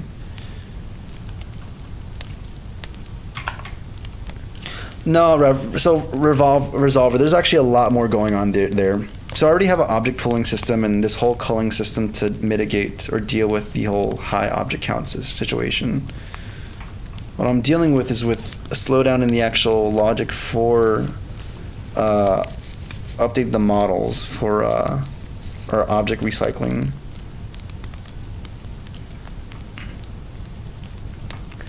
Still not seeing the correct thing, but let me make sure it's actually rebuilt.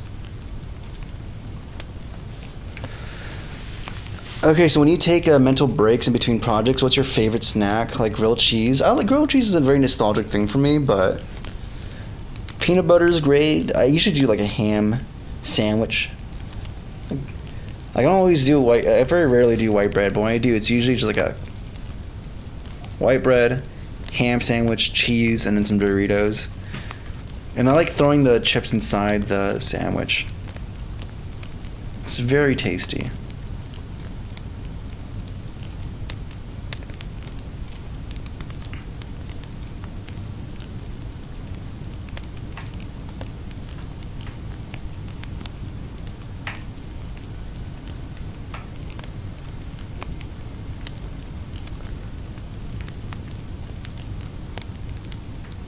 I think I might lower down the angle on this. Yeah, I'm not seeing any objects whatsoever. Which means my idea might have been very... Oh, you know what? Maybe the way I built the table is wrong. Because I'm realizing now this is expecting radians. And we're just using this. When in fact we should be using math f to rad. There we go. That's the other part of it. That is the issue. Lowercase f. Probably these parentheses are probably not as important as I would expect. But yes.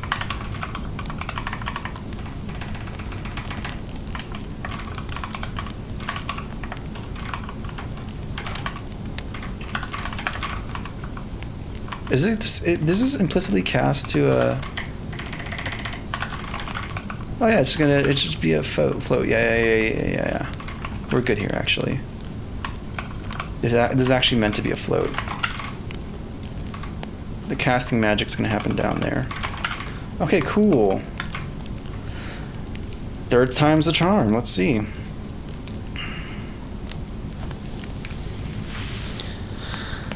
Just working on some performance improvements on this culling thing, and then I'm fixing up this like sign table I built up.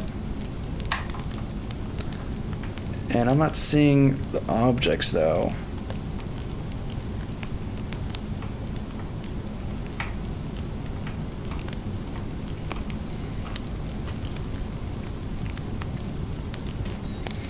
Don't you hate it when your computer's being dumb and periodically makes the mouse lose? It's only my fancy vertical mouse. It's not the old 1990s mouses actually work perfectly fine. It's the beauty of using a PS2, I guess. Okay, there's something very wrong going on here.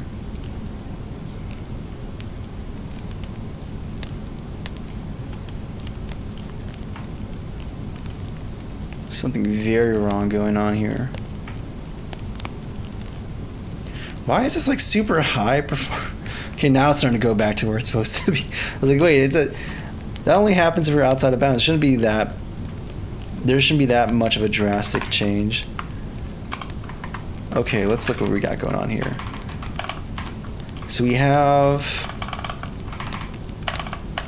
this preset table, 360, very nice. Okay, we iterate on that range, cool. We index into that range, yeah, a single slot per degree. We do math of sine and math of cos for this, divided by 360. So you get like a normalized value. Not normalized. Oh, is it gonna produce? Oh, I'm dumb. This is already, we're iterating through degrees already. We don't have to do, we're normalizing it. We don't need to normalize it. We could just multiply the integer directly. Okay. Fourth time's the charm. Fourth time's the charm. I mean, I just need this to work, but it's kind of already revealing that it's like marginally faster, but not the order of magnitude faster we're looking for. So I'm finding myself going, yeah, we're probably still gonna have to make this a burst job at some point. Which is, you know, it is what it is, I suppose. Okay, now we have it working. Kind of working. There's still that weird issue with the way it's implemented. And for some reason, there's like this scenario over there where it's like all of that region is, for some, like the first starter region is just working fine, or is the whole ring is for some reason showing as in range when it shouldn't be, and I wonder why that's the case. That should not be it. In fact, let's just go to view and address that real quick. It's something to do at the model level, though, I'm guessing. Or no, at the cult level. Here. So it's like what? It's in range if key x is greater than or equal to min x. And y range if, yeah, this. And if both of these are in range, then we continue on our way. Otherwise, we do our whole removal list, deletion thing, which, by the way, we do have this removal list. We could just make this like a fixed buffer as well. Like, we've already done this before. Why not just do it again? Like, have like this allocated. We're gonna squeeze every single drop before we go to burst jobs. Or at least by the time we go to burst jobs, there's like no excuse. It's like, yeah, we exhausted everything we could to squeeze out some speed out of this, but what are we gonna do?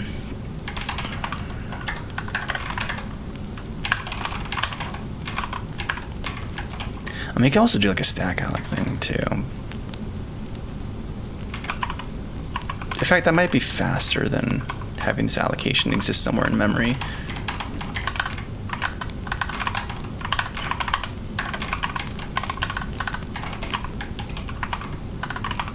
I wonder. Let's just try this out. We're gonna try doing a stack alloc tonight. It's gonna happen. I swear. And actually, it's gonna be a span. Removal list. And it has to be a size of, let's say, table. I mean, it shouldn't be that big in all honesty. Like maybe 100 at most. I mean, I can't wait to eat my words, but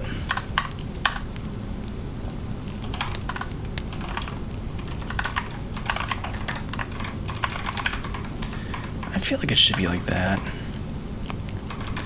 Okay, add. Instead we do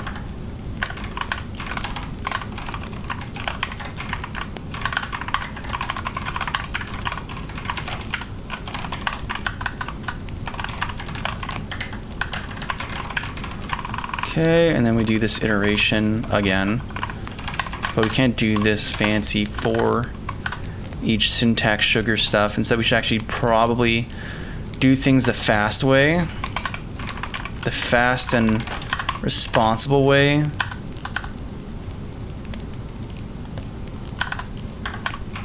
We can iterate through that, yeah.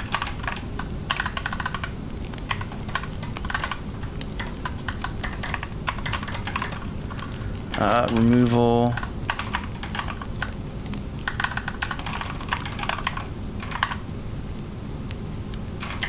We're gonna iterate in that range.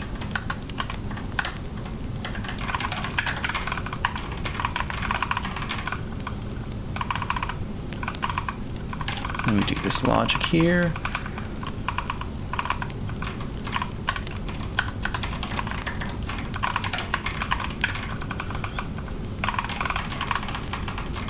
Cool. I keep getting distracted. Like I know I'm supposed to be fixing that behavior, that logic, but I'm just trying to see like how much faster can we make this? How much more can we squeeze out in little dumb stuff like this?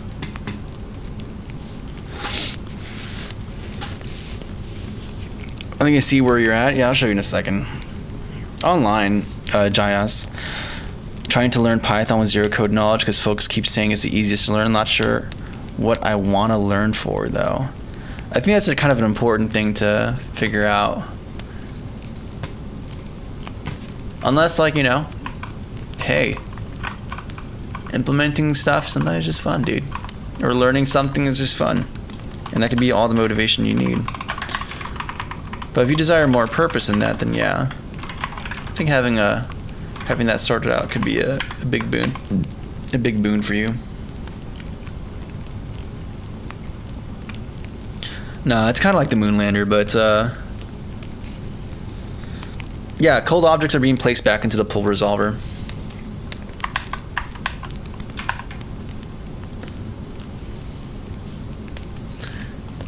Which could be the other slow part.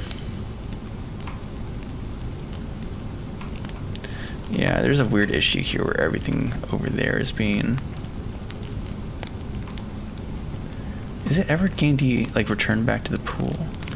It's very weird because it's exceeding the yeah, I think there's some weird conditional that I've neglected that's causing that to happen. Oh yeah, FPS 72, 71. Let's look at the profiler. See how we're doing. Kind of the same, to be honest. It's like 2.37 on the update. Cull, no garbage collection allocation though, so that's pretty cool. I mean, like, how does that stack in general? I mean, yeah, I should probably just be looking at averages, but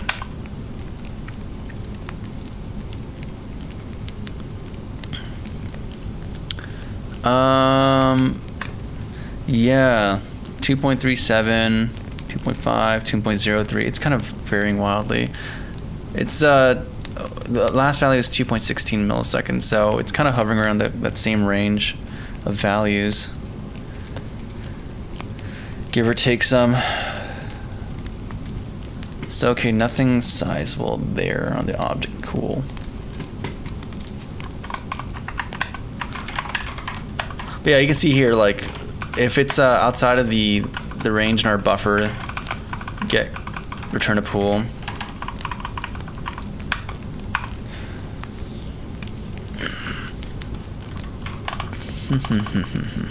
Let's see here.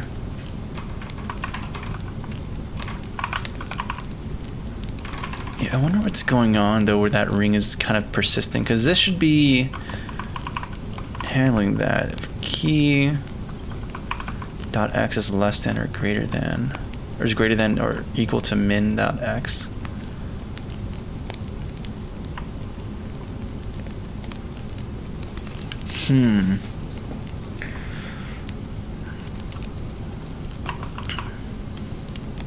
And the flip inclusion.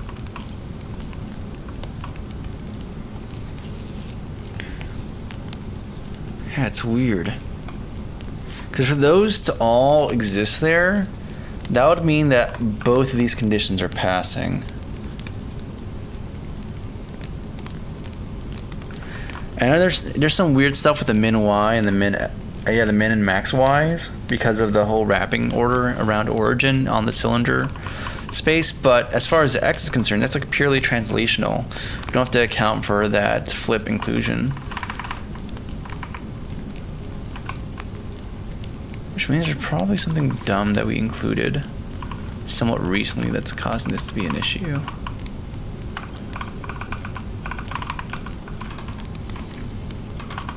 Also, let me make sure my removal list implementation is correct.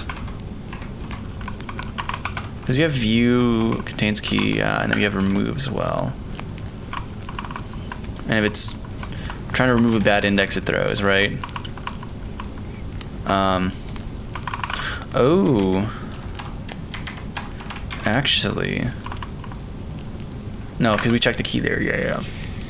That's where we do that, this business of being like, hey, does it exist? Oh, we don't actually check for if it exists. That's also bad.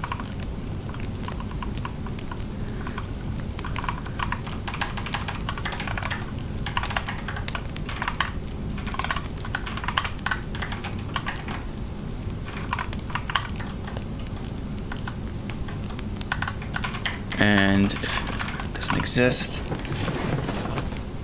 or actually no, we have to enforce that, hey, this only works if it exists, otherwise does not count. So now it should be caught there. So iterating from 0 to removal count. Yeah, that seems to check out for me. So something odd going on here. That's preventing this from...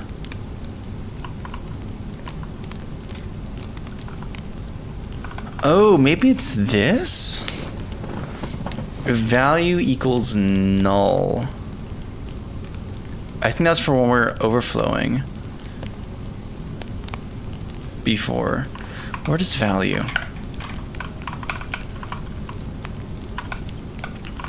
Yeah, for the lookup for the table. That shouldn't even just happen at all. But I wonder if that's what's going on. We're encountering it. And we're failing silently, which is causing this behavior to happen. Which means that we are... Again, there's something wrong here that's causing the excessive request of objects from the pool.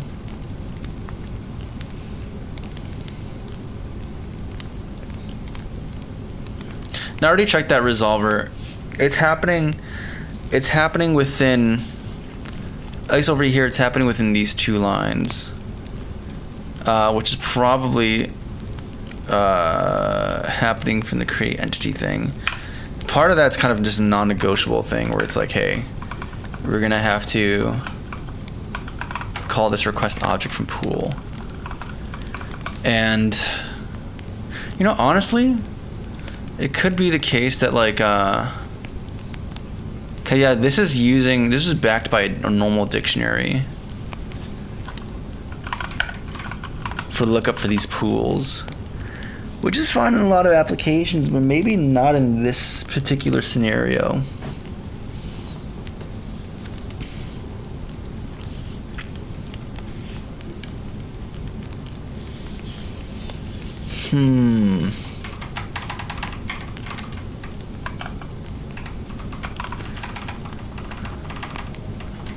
Do we just make the full move to make this generalized and then use our table?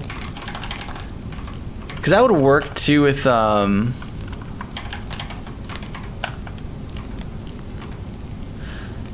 think also part of this might be that we've allocated a huge thing as well, which might also be, well, it's actually not that bad. Like our view max, what was it, 12 times 4, I think, which is like 48. Like we don't need to have 300.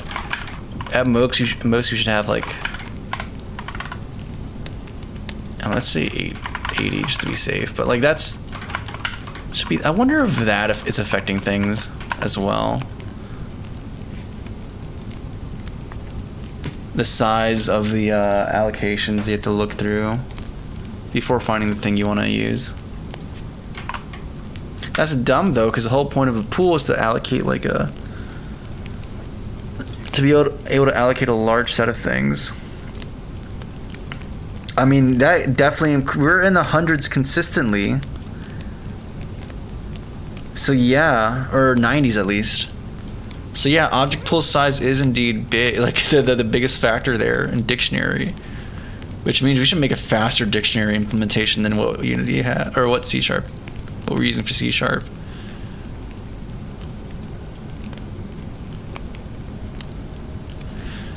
You know what? Thank you, Resolver. I think you mentioning just to even go back through the parts of high performance kind of brought this to light too. I still want this to be faster. You're seeing like kind of how it's supposed to work here on the y-axis. Actually, it's kind of odd. It's like,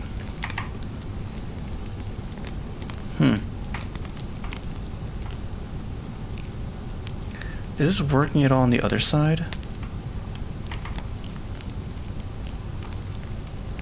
Because it seems to be only working on the here. I think the only thing I changed was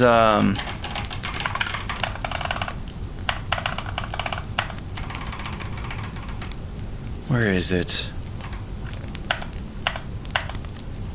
Where are you?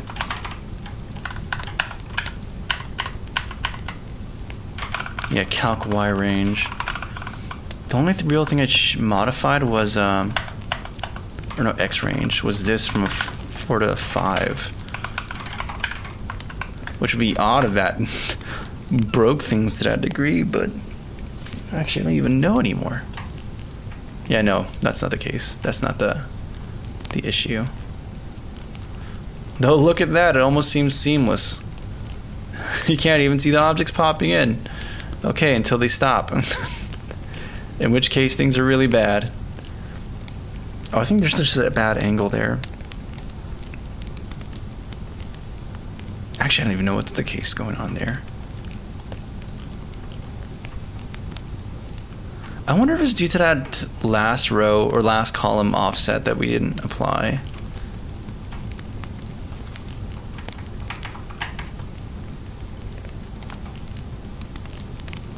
I don't know. I'm not sure size of pool matters much as access per frame.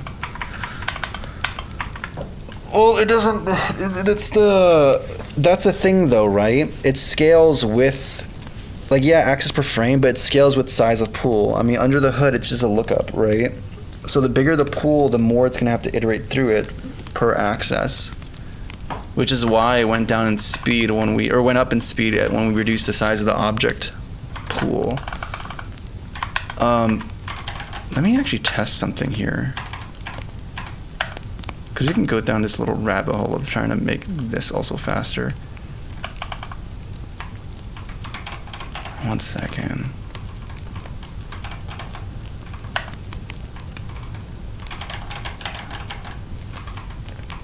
I feel like I'm fighting the fact that at the end of the day, maybe I should just do the burst compilation, burst job implementation of this and just say GG's.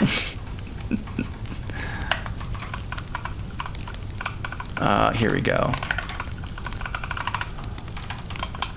Yeah, because we have a specific pool already accessed, so this is just going through.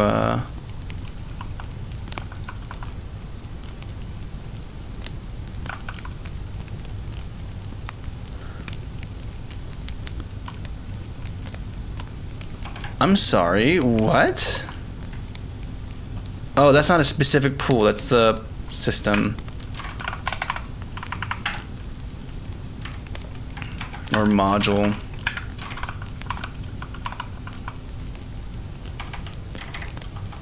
And request object from pool, and then does this business.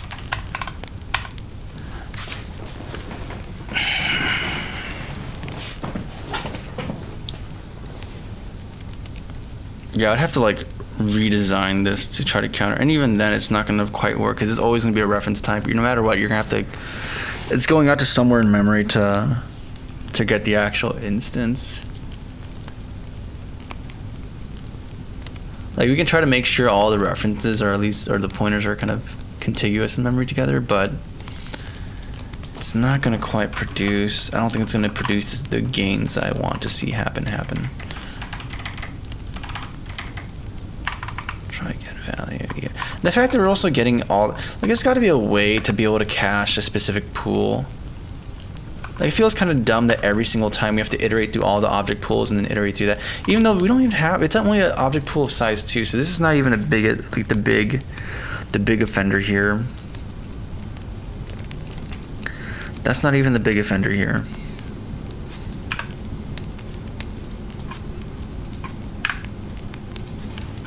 I'm sorry, what? Yeah, there you go. Type to,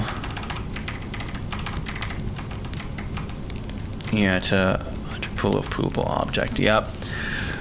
Okay. Sweden gotta save Greenland. Yo, greetings from Sweden. Nice to see ya, Toxic Studios. Alright, this is what we're gonna do. I'm gonna use the bathroom real quick. I'm gonna open up Sea Lion. And we're gonna run the StreamWorld thing real quick. I'm gonna use the bathroom. Maybe even grab a snack. Drink some water. Oh, I thought I started Sea Lion. Come on. Work with me, pal. Okay, we're gonna go to, so I know this is somewhere here. Yep. And BRB. Using the bathroom. Is it gonna be too long?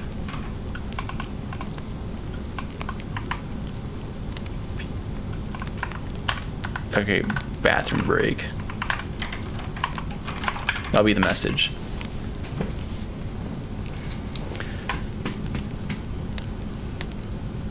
Okay, and then, whoops.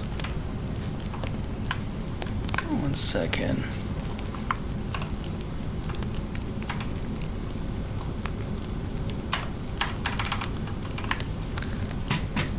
Let me do something real quick. And cool, now we're here. I can do this. I can even do this. Very nice. And while that's running,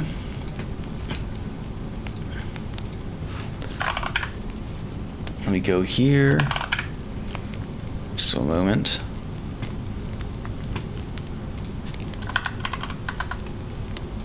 Actually, you know what? We can even go more retro. I have a CD player. Let me get some good BRB music going for while I am gone.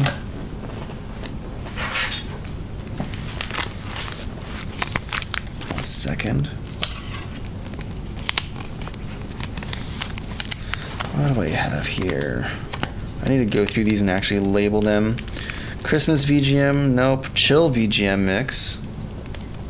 Yeah, that seems appropriate for what we're doing right now.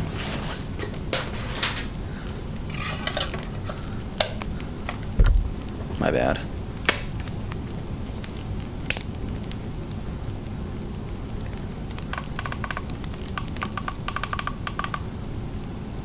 Okay, we're gonna press and play. I'm gonna put it to charge as well because it's low in battery.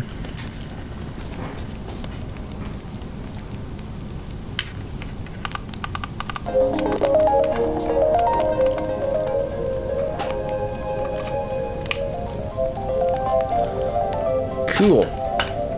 All right, guys, be right back. Let me use the bathroom, and then I'm gonna ponder this problem and how we want to tackle it, and then hopefully we'll have a strategy when I get back. All right, 1 second, guys. BRB.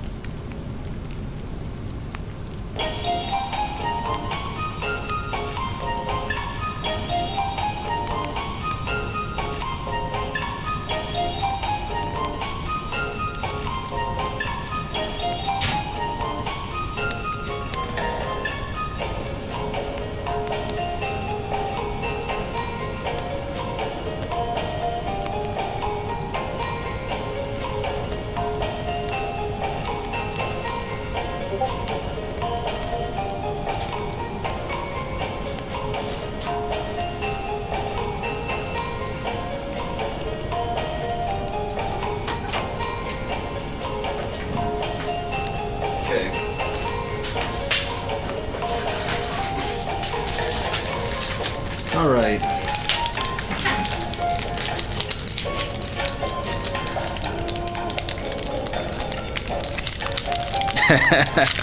Poopy time.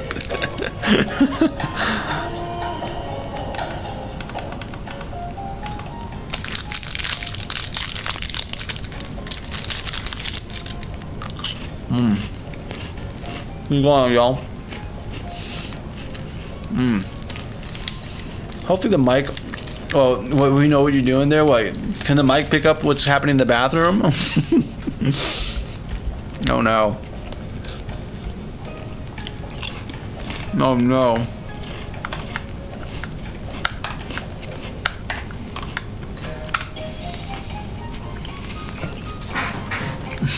Well, oh well. We're all humans, right?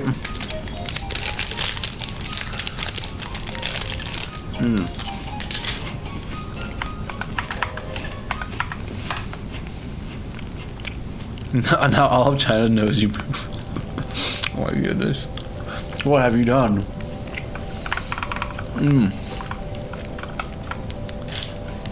That's hilarious.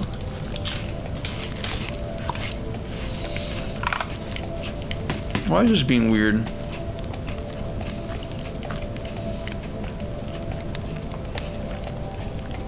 Oh, it is a pure C# class.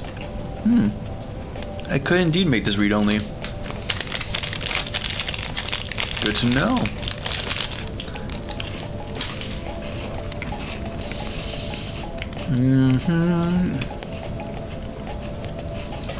So what's going on here? What's an object pool?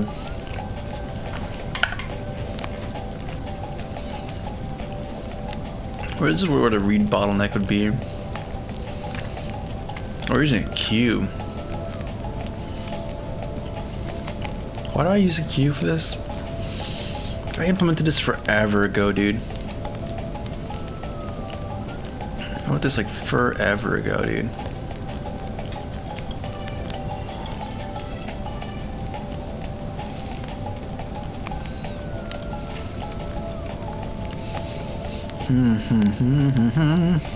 Alright. So,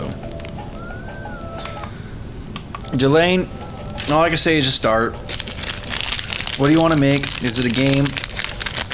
And start trying to Google how to make a game. Honestly, even something simple as just getting an object to move, just a PNG to move on a screen is kind of magical. And then your brain's going to start having more ideas, more possibilities, and either successfully make them happen or you don't. And if you don't, that's perfectly fine, because that's kind of the majority of the experience is failing. And you just learn from it and then start a new project. And you just keep starting new projects. And then each project you start, you get incrementally better. You have a little bit of more perspective. And it's good.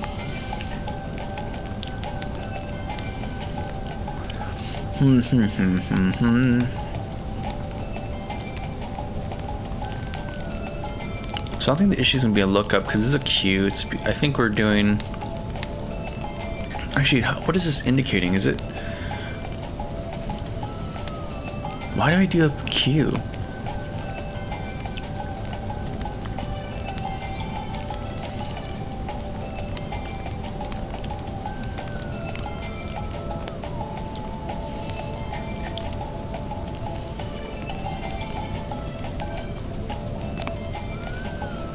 Okay, we can queue it there.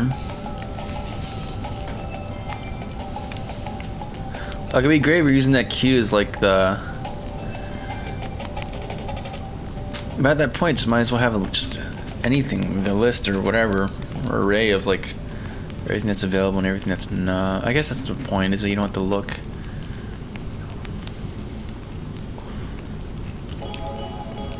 Create pool object. Request pool object. Yeah, we dequeue and give it out. That's so we're just getting from the top. Yeah, so it's like, okay. So it's actually not even a big thing to get from there. So I don't even think this is the issue. Interesting. No, Matthias.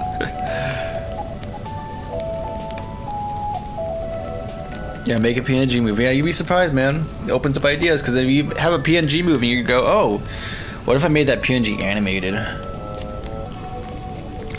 And then if you make it animated, it's like, oh, what if animated? You go, hell, okay. I can make it, what if I make this thing do things? Like, not just have one animation, but another animation. Like one for just standing and one for walking or running or shooting or whatever. What if I make it shoot? And it just kind of keeps going on from there, man. It just keeps kind of going from there.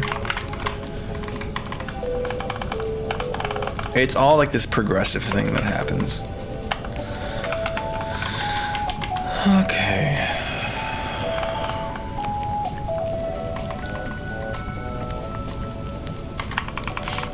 Let me try something. It's probably not going to do anything. But hey, I'm curious. Why not?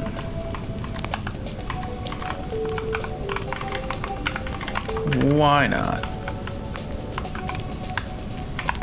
Also, you know what? I should just build it to the phone and see how good or bad this perf is. If it still hits the 30 FPS target I have, I'm happy. More than happy.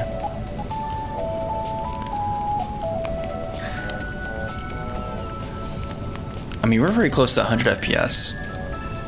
We're hitting 100 FPS.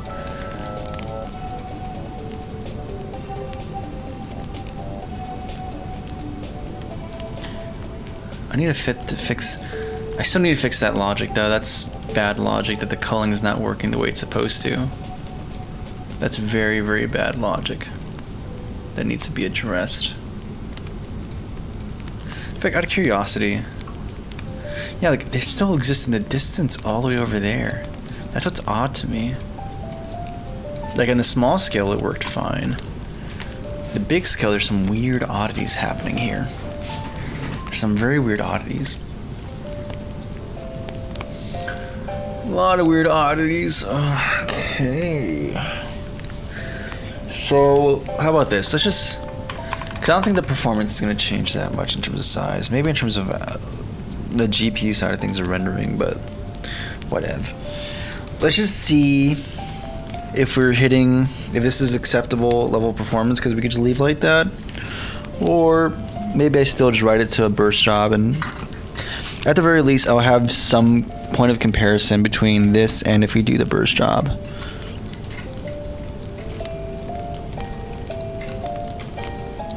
Come on. Try to plug this in 1 second. Come on. I need you to go in the port.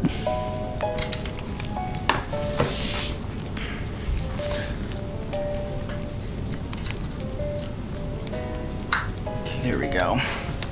Now I can plug in this cheapo phone and we can start doing some builds.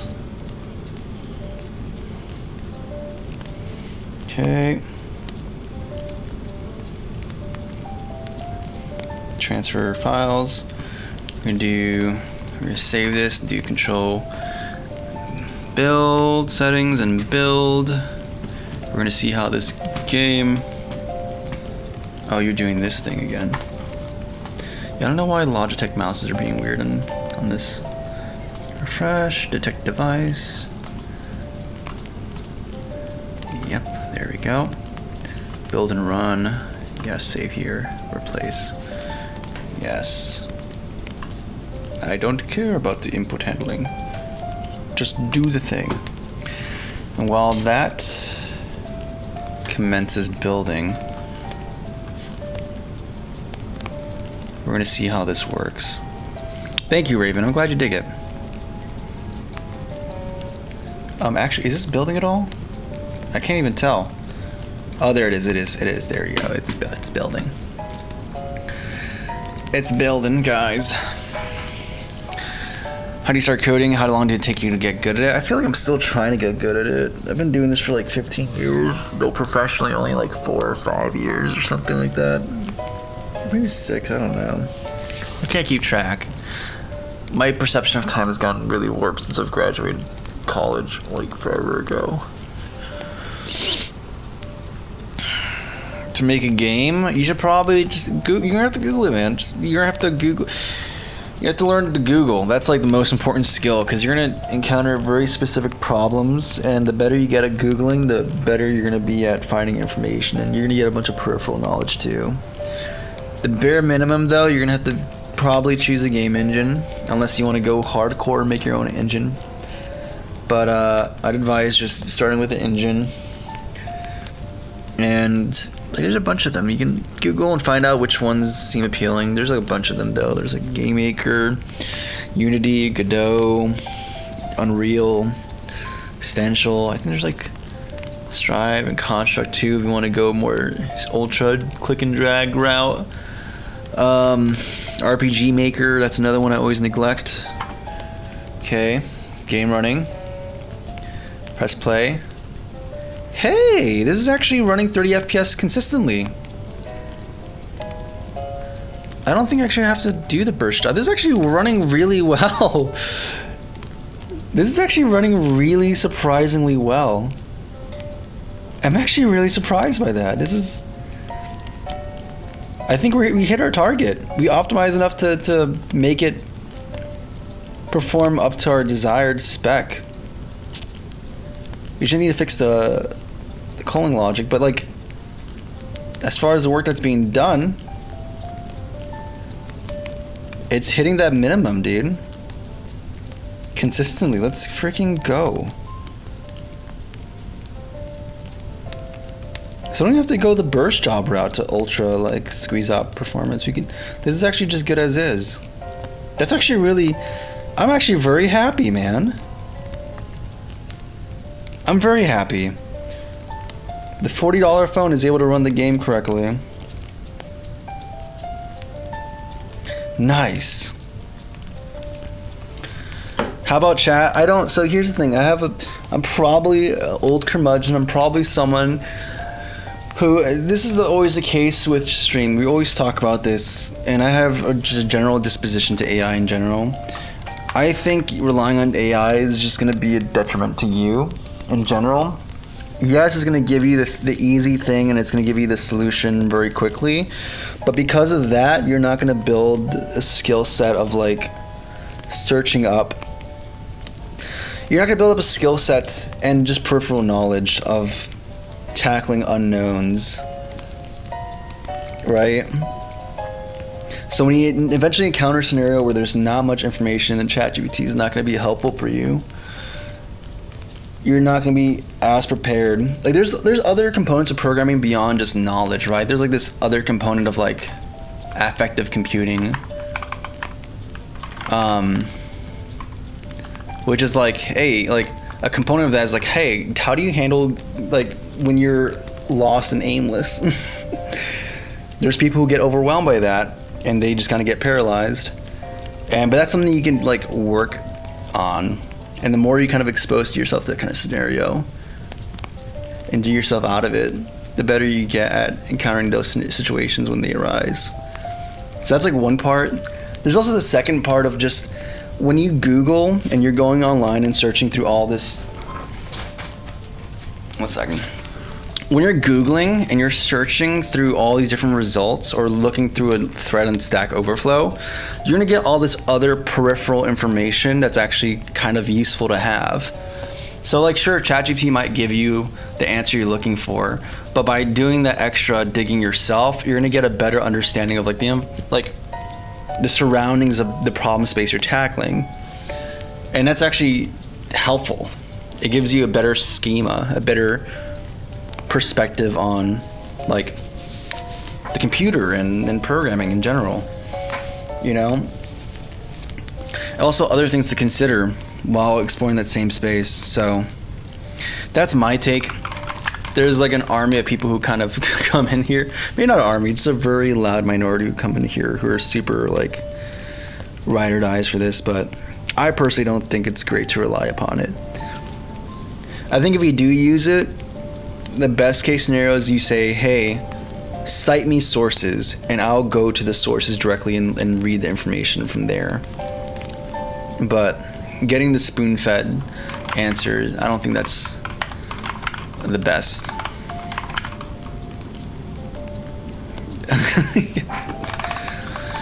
Yeah, that's right. I mean, there's just the volume. Like every stream, we get a bunch of these questions about AI. I get it. It's just that, you know, for you guys, I'm just a guy on the internet, right? For me, I'm the person who's like receiving that question very consistently, which is why, you know, that sigh. Nothing against you particularly. It's just the volume of the question. What's going on here? That's called like once.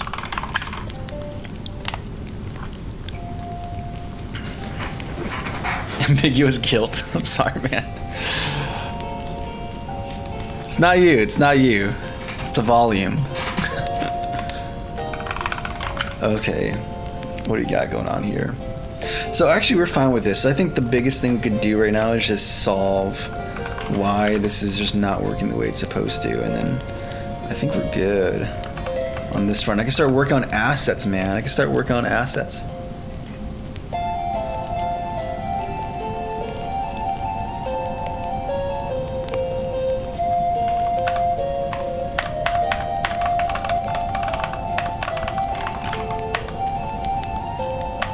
Let's see here. We have to go back to the shells at some point, because I wrote that whole thing and we still haven't even tested it yet. That's another factor. Yeah, okay. Let's just get this. So I think it's going to be happening in the... There's a ton of objects that really just should not exist. That's like the lowest volume it can be at. Okay.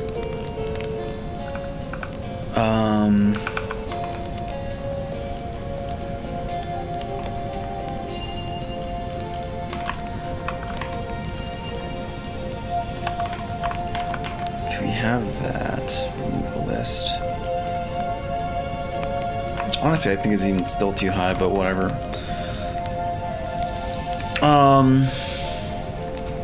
Actually,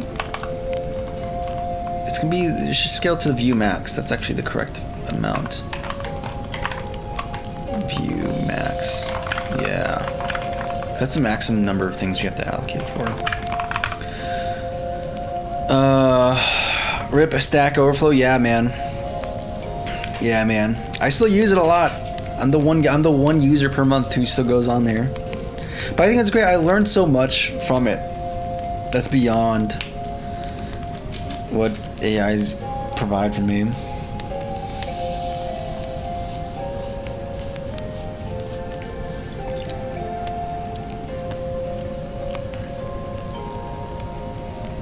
So finding sources with nuances that I want, which outline the truth and matter, is what I use AI for. Only Elsevier. I don't know. I'm not too aware of that. I'm not as aware of that, to be honest. So I can't really give opinion upon it. I'm kind of weird because I know there are people who try using AI to filter stuff, and that's just kind of another pit because, you know, AIs have their own biases based off their training data. That's a whole separate thing. My big thing is just, hey, it feels like that whole give a man a fish, he eats for a day. Teach a man a fish, he eats for a lifetime. It feels like AI is just giving you the fish, and you're not you specifically, but people are neglecting learning the ability to fish. And they're like, yeah, but it's okay, dude, because I get the fish, man. The fish, you know, I'm getting the fish regularly, so like, why should I need to learn how to fish? And then it's like, oh, that's gonna be great until like you need a specific type of fish, and then all of a sudden it falls apart. And now, instead of having like years of fishing experience that you can build upon to learn how to fish that particular type of fish, instead you have to either pay that back dividend to get that missing skill set to get that specific fish you're after, or you're just kind of stuck helplessly. That's kind of my view of it. That's kind of where I'm at with it. And this opinion's sticking, guys. You don't try to debate me on this. This is just my thoughts. Maybe I'm an old curmudgeon. I don't care, man.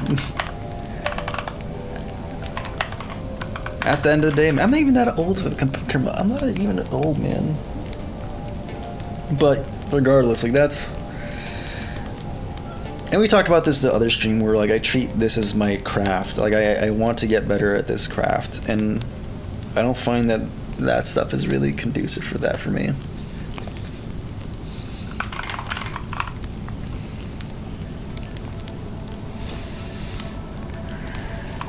Critical thinking's declining due to AI. I can believe it. I mean, there's also a whole host of other things like social media and how they rely upon emotional responses which override like logical thinking, like, and like psychological tactics like that. Like it works on me. Like it's not like, oh, I'm so smart. I can, no, like the system works. The algorithms work. You can't not have that kind of response when you're engaging with it.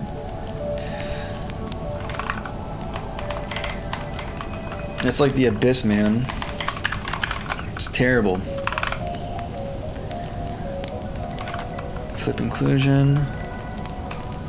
Yes, we do main Y. Key Y. Yes, this flips are correct. Has a fishing mechanic or feature. It's getting silly. Hey guys, let's add a fishing mini game into our racing game, guys. I think that's what the people want. Bonjour Zero, what's going on?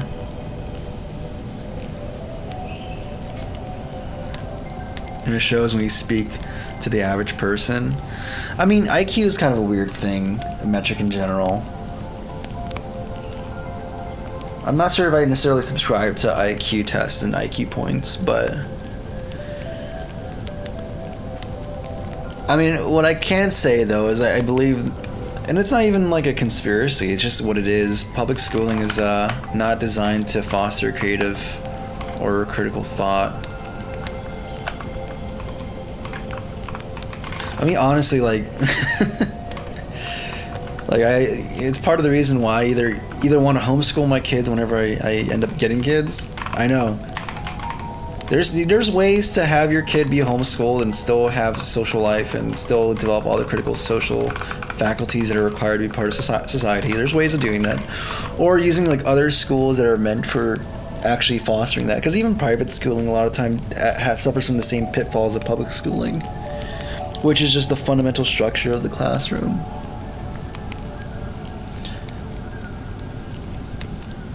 Or even classes in general.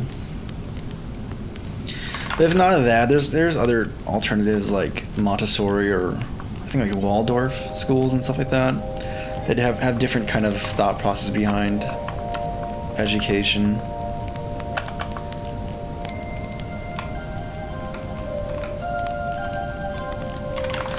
And like you don't even have to have them be their entire life like that. Like there's a certain threshold where like if they're raised to like high school age, they have enough. They don't build this is a fear response to learning that standard testing does in elementary and middle school, and so they have like this core of like confidence and also this core level of independence, so that even when they're chucked into high school, right, the majority of them still outperform their peers and don't develop that fear response that kids in the public school do develop. It's a whole thing, man. What you're working on? I'm trying to fix like this culling issue. We got it performing the way I wanted to. Like it's actually fast now, or fast enough to meet the specifications for this device that I have here, this $40 phone or this $40 phone. And now I'm just actually trying to make this functionality work correctly, because for some reason it was working last stream and I must have done some minor boneheaded change that has kind of fundamentally deteriorated its functions. So we're trying to figure that out. We have left cell margin, we have cell length for the height.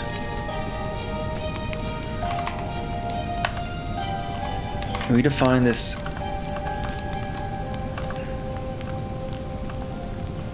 actually in the Y calc too. Because we define this cull half height margin. We have this player theta we have here, which, you know, we change the current angle to be within a certain threshold in 360. We have this player 0, 1. And we did the math here, and the math usually works out fine. That doesn't account for underflow now, does it, though? I don't believe it does. Which is another gnarly thing to deal with, but we can wrestle with that later. Player row.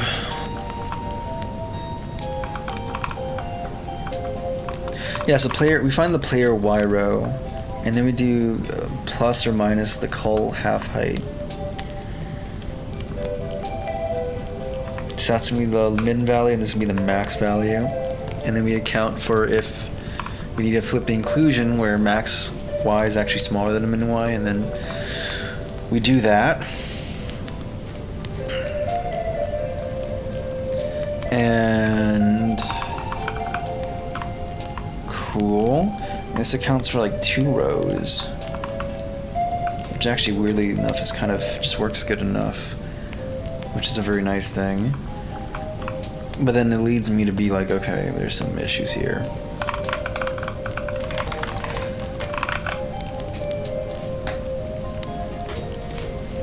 What's going on? How's the game look? I'll show you in a second. For the rest of the 98 subscribed. I mean, I wouldn't dog on the subscribers. Heck, I don't even think I'm particularly talented, man. I've met some really smart people, man. I feel like I'm just trying to catch up. I think if you get like it's not right. I feel like Endeavor from My Hero Academia. Maybe no, even then he's like number 2. No, I'm not even that. I'm like have the attitude of Endeavor, but I'm like in the top 100, the bottom 100. Bottom 10,000 actually, let's be real. I don't know, man. I'm just trying to get better, man. I'm enjoying the process of it. Now, that being said, I wish I had a thing I could measure how much time my screen spent on a part of the code base, so I can have the whole code base as like this sheet and have a heat map to see like, oh, this part of the code base is where I spent the most of my time. This is the problem area. That's the ugly stepchild. Like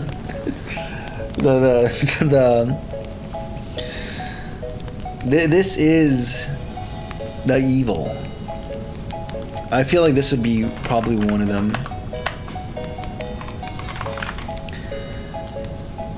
Mine, well, what'd you say? Question, I took graphic communication last year in my class and my teacher did coding. Is it true that you can code to make... what? Code to make a phone? I'm sorry, Dyson. Because that's what he did. What do you mean code to make a phone? What do you mean make a phone? Like a phone application? Or like a physical phone? Like what... I need some answers here, man. I feel like too little butter that's been spread over too much bread. I feel thin Gandalf. Yep. That's probably this part of the code base, man. Can be done with the Emacs pretty easily. If only I was using Emacs. I'm using Rider, JetBrains. Another reason to switch to Vim. Or just switch away from an IDE one day and have my own custom thing. Okay, let's just test something. What if I make this not less than or equal to, but just make it straight up, this is the minimum requirement.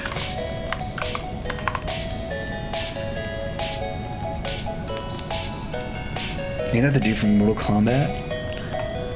Raiden? Okay, we have an index out of... Is there any other exceptions happening here, actually? I'm kind of curious now.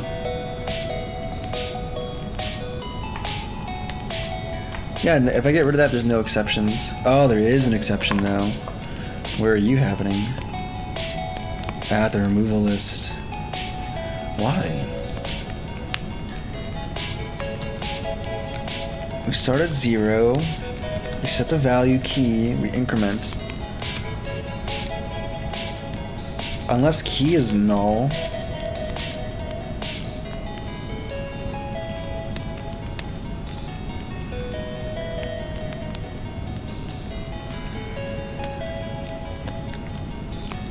Contains key. Like, what is going on? Why would that be a... Because removal list is just vector, it's just the key values we need to remove, right? Right? So I should be able to just do removal count ++, and when this is incrementing inclusively there. Oh, I guess this should be not inclusive. Because this is going to be the index for the next time. But this, yeah, okay. Maybe that's the issue. Maybe that was, maybe it's something very simple like that. A simple little issue. Nope, still index out of range exception, okay. At the same place. Very, very cool. Thank you.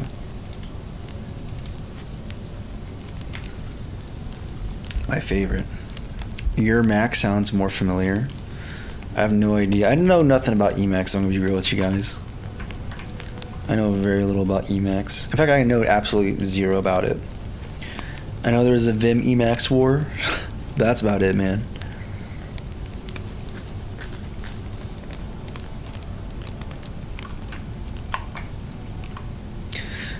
Is a shack up with a rich older lady? I mean, I suppose that is an option. Okay. No reference out of range. Or index out of range. Very nice. Okay, I think we're gonna do the thing again. We're gonna go small. And we're gonna make the board be really small. So I'm gonna get rid of these guys. Gonna hide them real quick. Gonna go to the player. Where's the player at? Player. There we go. You're gonna be back to being a radius of like 11 meters. And then we're gonna see just how this board state is working at a small scale.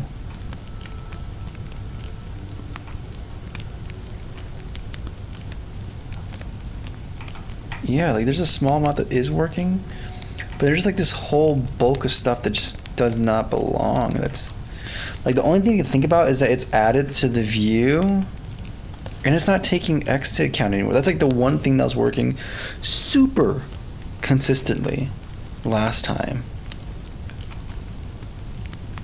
Like that's what I find odd. In fact, let me even do something. Hypothesis time. What if we only care about the Y range and not the X range? What about that? What about that? You want from that code heat map any other feature? I'm not gonna be. To be honest, it's the only thing that comes to mind just for fun curiosity. I mean, there's some extra cool stuff, but I think that's kind of tied to the compiler / language. Yeah, look at that, look at that. And there's like an offset that's happening with position, which is weird.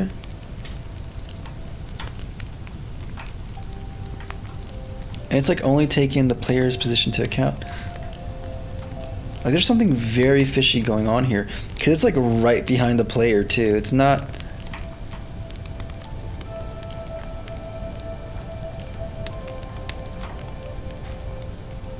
This is very strange, man. And it's only working within this range.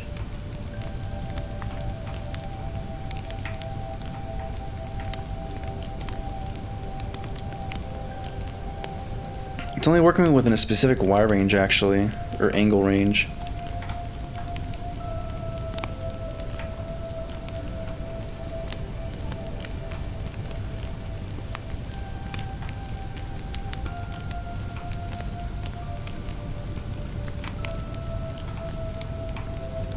Is our min X and min Y being calculated correctly?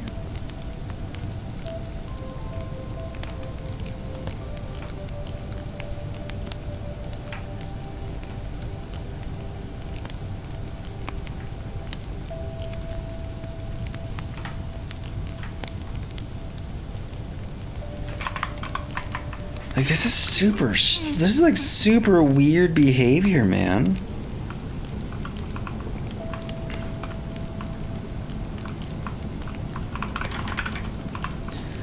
That low what? Here? What was it at right now? Yeah, around 90. 120.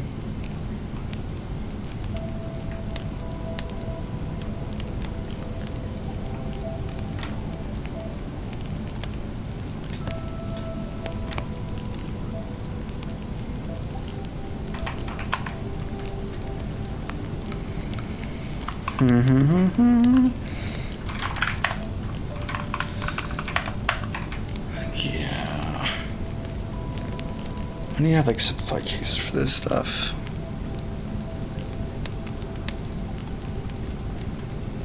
Because pipeline's not working the way I want it to. There's a vision in my mind. There's a vision in my mind. There's a vision in my mind. Oh, I was working yesterday.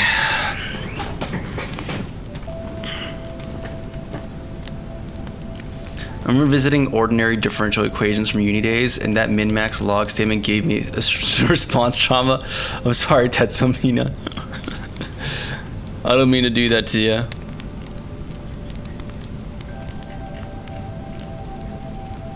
Did not mean to activate the fear response there. Alrighty. So.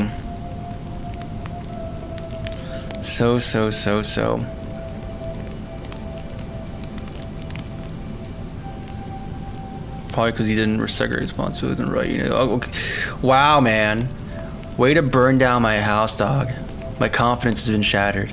No, you're right, dude. This is like the scenario because a lot of this is analytical functions that could be just expressly tested with discrete test cases.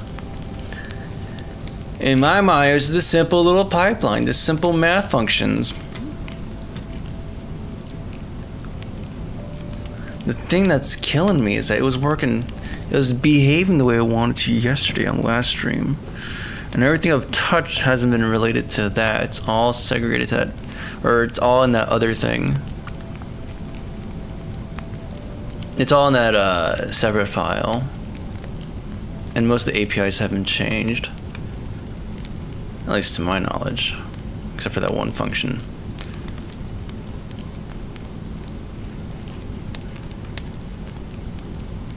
So now I'm left with this scenario. Do we just print... do the printout gun? And just inspect what values are even being done here. Or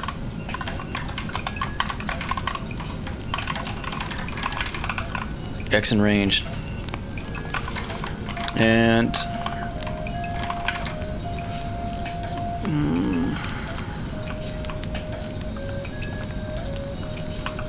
this is going through all the different objects as well.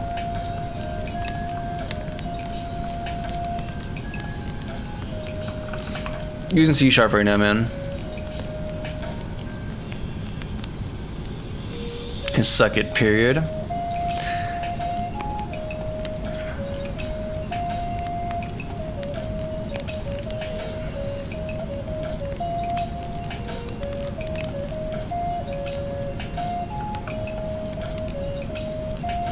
English. We will ensure coziness no matter the cost. At all costs, we will do the cozy. We will achieve coziness. Put this in the background over here.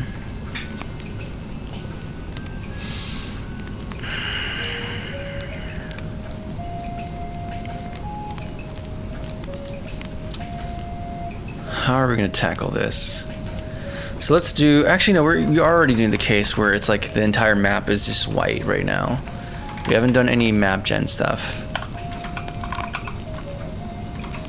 Actually, what is this cleanup function? What are you called? On pre-level load. What is pre-level load called?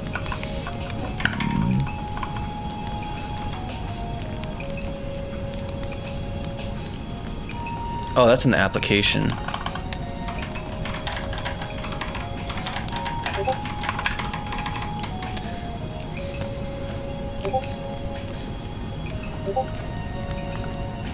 With sprinkle Spanish.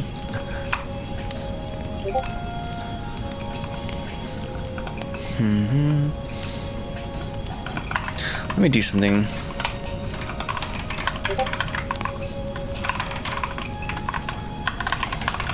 Oh my goodness, what's going on here? Why can't I type? There we go.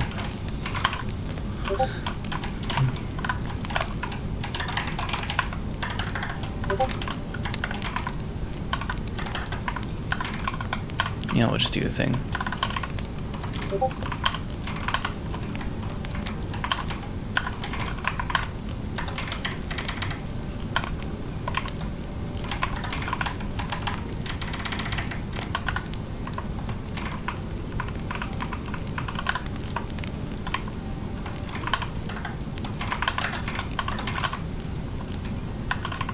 Y, max Y.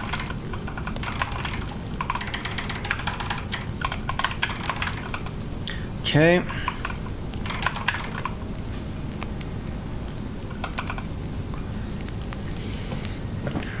Let me see if these, and these are defining,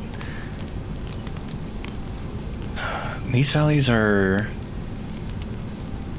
in terms of indices as well. Is a player position being corrected for that?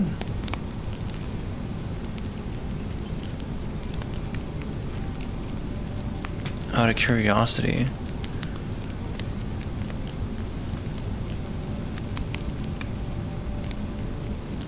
Yeah, because it's centered around the player index. Okay, yeah. And these coordinates are going to be in the buffer coordinate space. Okay, or index space. Okay, which means that in here we're also operating in that index space as well.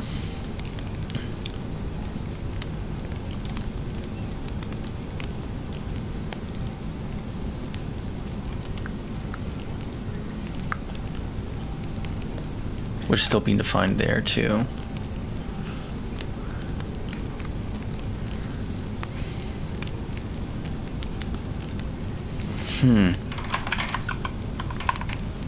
Let's test this out. I'm reading POC GTFO and this section about prototyping a generic x86 backdoor and WinCall it parasitic engineering. What? That sounds like a cool book though, man. If that's a book, I'm assuming it is. What do you do other than coding, if you don't mind me asking? I mean, music production, art, pixel art. I don't know. I go to the gym. I enjoy it.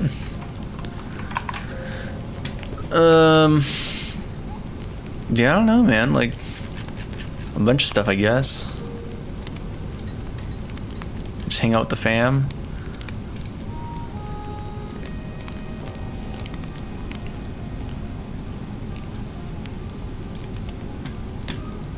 Is there a way to expand this? Okay, perfect. I can have like a live feed. Just have all this data piped into my brain.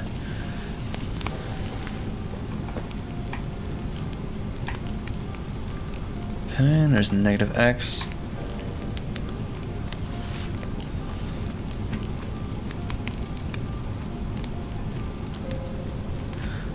Is it working the way I'd expect it to?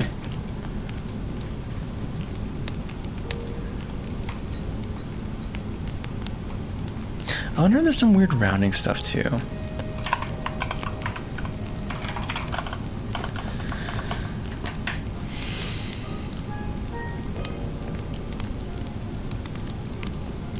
somewhere on it. Yeah, I was stuck yesterday. So we finally fixed it yesterday, and it got working the way I wanted to, which is great. And then today we're dealing with perf stuff. We got the perf stuff going, and it's working as fast as I want it to now. However, I've broken the culling. It was working yesterday. I've done something now. And I'm trying to figure out where exactly things have gone awry. And things are broken in a very weird way as well. I'm almost wondering if like the change, because we only changed really, besides like the whole data structure being swapped out for the view, we did change the code for creating the entity. But that does not modify the value stored in the buffer. It does not. So it makes me almost wonder. You know, I kind of want to commit this, or maybe even stash it. Actually, no, we did a lot of changes, so I do want to commit what we have. But maybe just test the version we had before. I know there's some weird oddities, but it was largely kind of working the way I wanted to.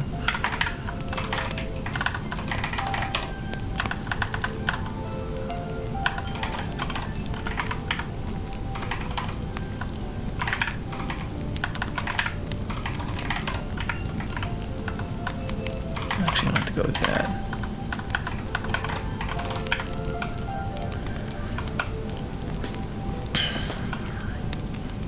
Yeah, I'm just gonna check out the diff real quick.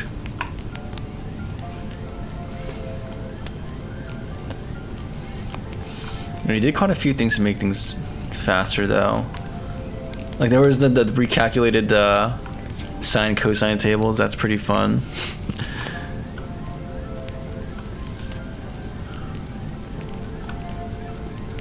Flip second log. Yeah.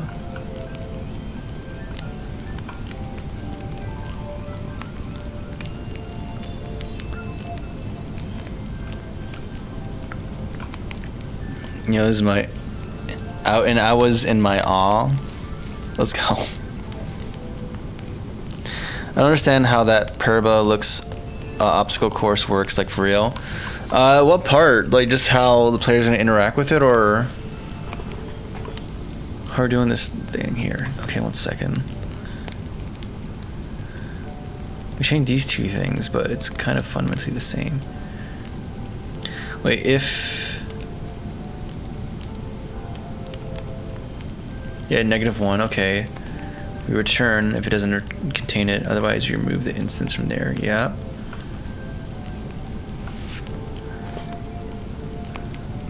Yeah, minor refactor, but that's nothing crazy. Do a table lookup. Nothing crazy there. Yep. And that's just asset changes, yeah. We're not worrying with that. We're not concerned with that.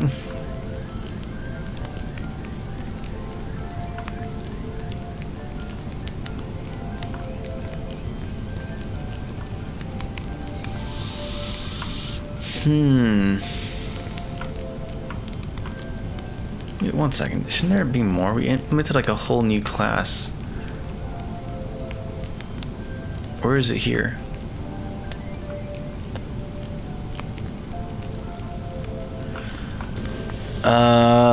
These two lines are the same. The line number just changed, that's why, okay.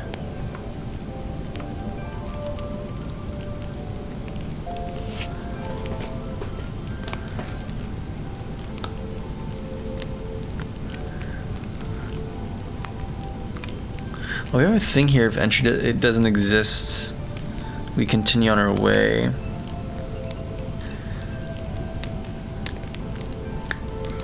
That is a thing that we are indeed doing. That is a change that can kind of control flow in the loop.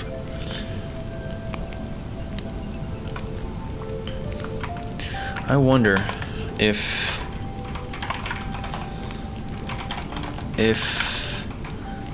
that could possibly be it. Because it almost No, but then it does change in different X values.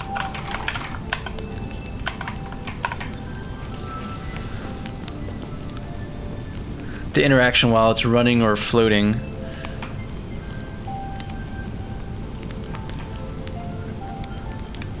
There's a specific angle where it's fine. But now that's not even working.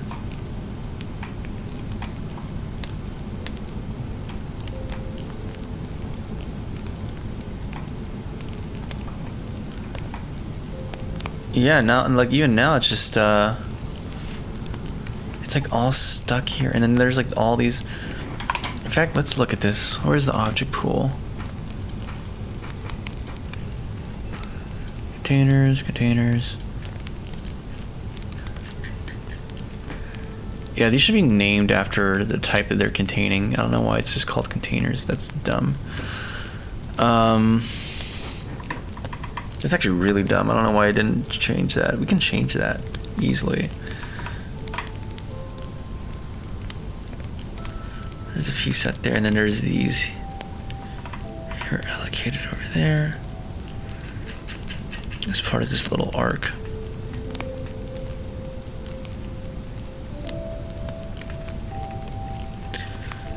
That parabola shapeshifter.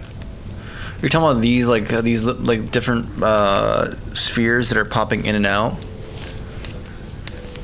So these are gonna be like, these can be any objects, right? They can be hazards, they can be pickups, they can be whatever, right? The thing is that there's a bunch of them in the game, in the world, and having a game object for each one is not gonna work. So instead we broke things up into two levels, a model and a view, where the model is like this byte, very small byte of like, or array of enums essentially, or entities which contain like enums in a position or something. Very small amount of data. And then we can check to see where the player is in the world, and we can check that array. And because the position of the player is mapped to the actual like X index of this array, it's a weird thing, but yeah, like because it works that way, we can get the region in that byte array, or not byte array, that array of all the objects that are going to be close to the player in terms of proximity, and we are making them pop into existence. And then any that are outside of that, we just put them back into the recycling bin so they can be yoinked for later usage. It's kind of part of the it's using the object pooling system to achieve that we have. And the issue right now is that the logic we've added to do the culling and popping in of objects is not working the way we want it to.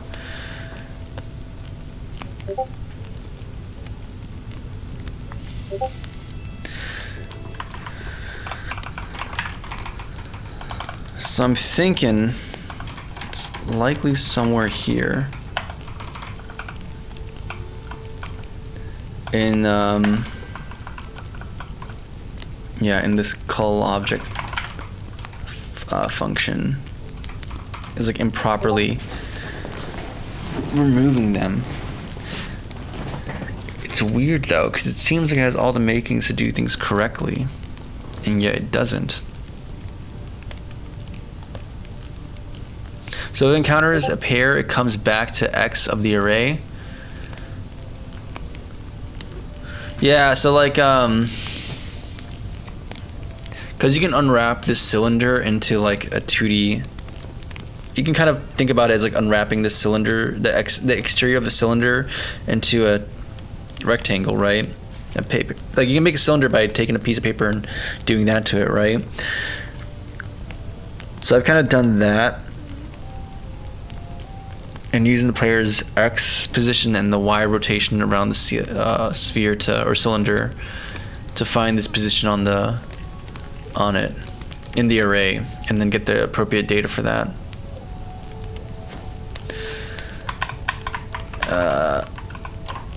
And honestly, okay, let's get add all, get commit changes, or actually no. Yeah.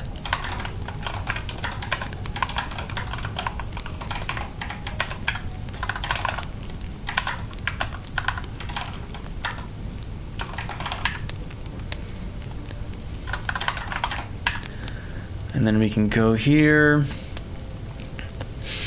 That was a joke. This 100% faster thing. I mean, it's technically true, but it's also misleading.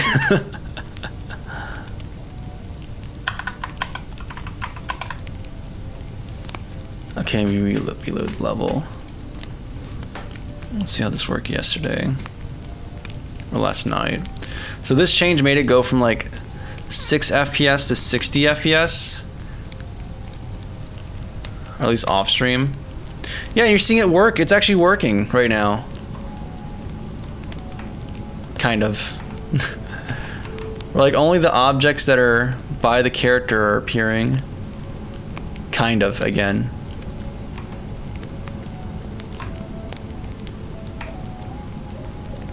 Let me try zooming it in too. So make this be visible, and then have the player be positioned where they're supposed to be.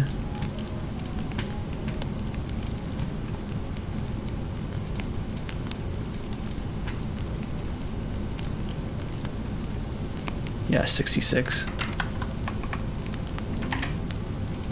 Okay. Color the game to improve speed. Color the game green. For maximum. For maximum. There's a weird offset happening. It's like stuff is appearing behind the player. But you get the idea, like instead of having to allocate all this new stuff, we instead are recycling things that are meant to be on screen. Though there is some still weird behavior though, it's definitely behaving better than the current master.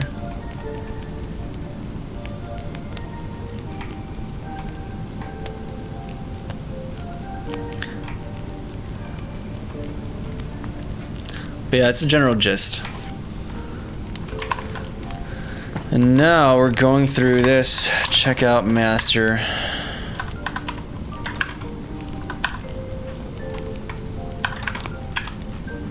To get this to work how it's supposed to.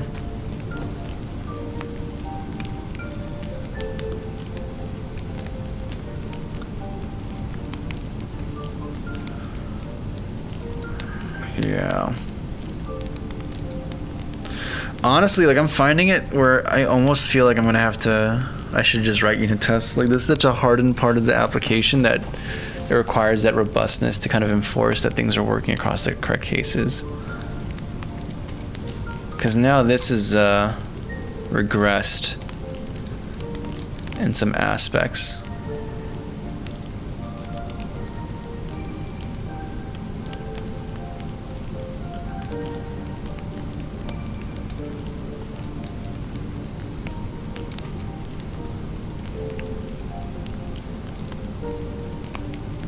Like it's working only here, but nowhere else.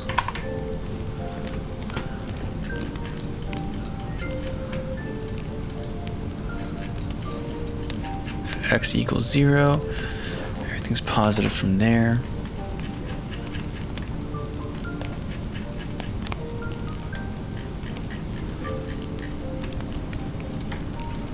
I should probably delineate this better.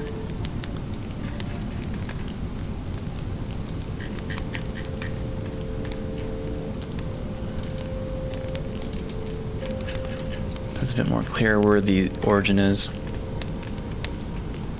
Is HLSL? It's a high-level shader language. That's what's used by Unity for all the GPU shader stuff. Been discouraged lately? I mean, it doesn't take much to get started. I just started in my room Googling stuff in middle school, trying to figure out how to make a game. I just wanted to make video games. And I just started trying to do it with like very little to no, or with very no knowledge at all. I mean, it's not like anyone in my family was tech literate. At least like to that degree. Like my parents never did any of that stuff. And I didn't really know anyone else who knew that stuff either, so everything I did was just Google.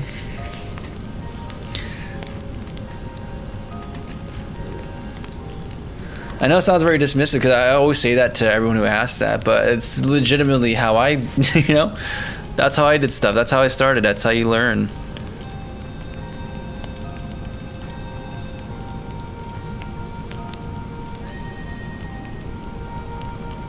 Oh, dude, I really want to do the graphic stuff already.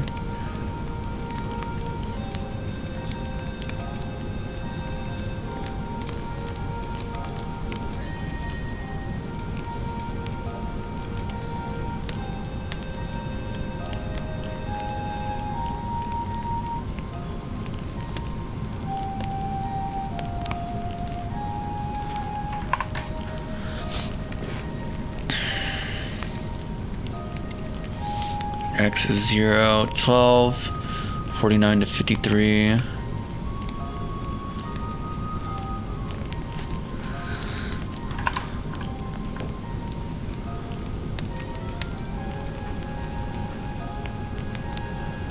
Let's keep going around here because there's specific cases where they fail. Okay, here as well, that fails. And what state is that?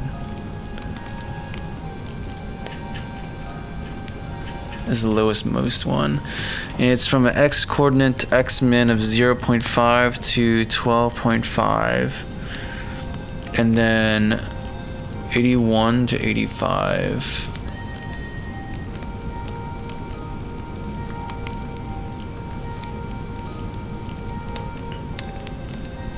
Which still works.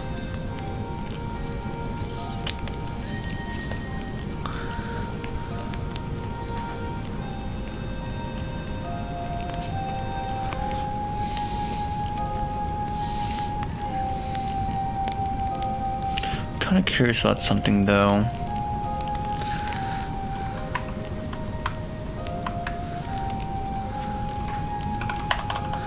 We use these vector 2s. Do we ever use them for indexing directly? I don't think we do. Like Germa? I don't know, man. I never thought I sounded like Germa at all. He's got the Germa virus. Ooh, I hate that stupid hedgehog. Anything in the garage collector causing it? Oh, they mean the garbage collector? No, I don't think so.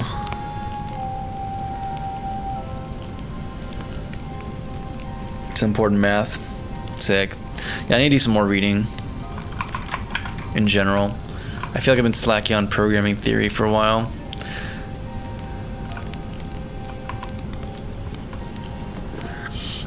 Min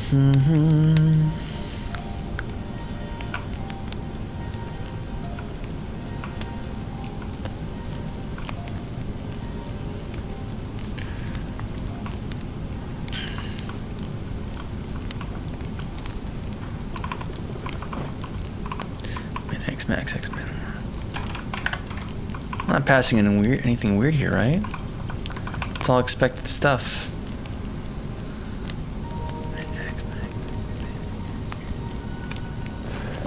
I can't read that. I can't read this legitimately. I'm assuming that it looks correct.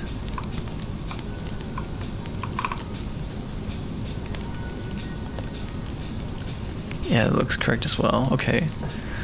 So it's not like I'm passing in any bad values from there.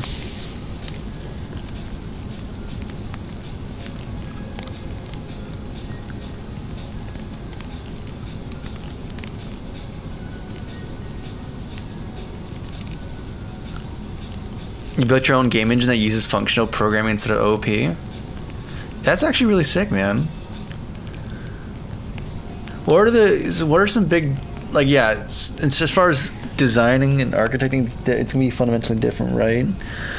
But what kind of differences do you come across, not only in terms of how you architect, but also, like, you know, even performance, right?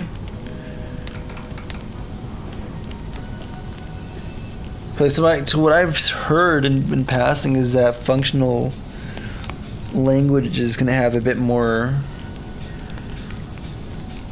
Actually, I don't even know. Because GC also does that too. But I'm kind of curious though.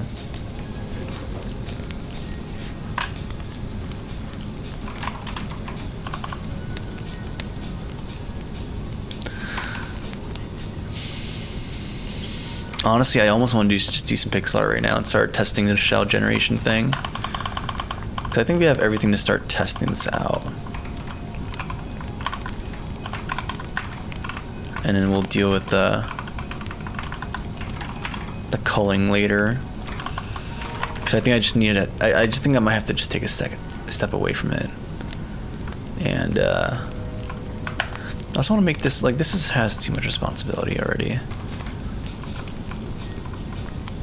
I might make a separate module right now, and then deal with that later.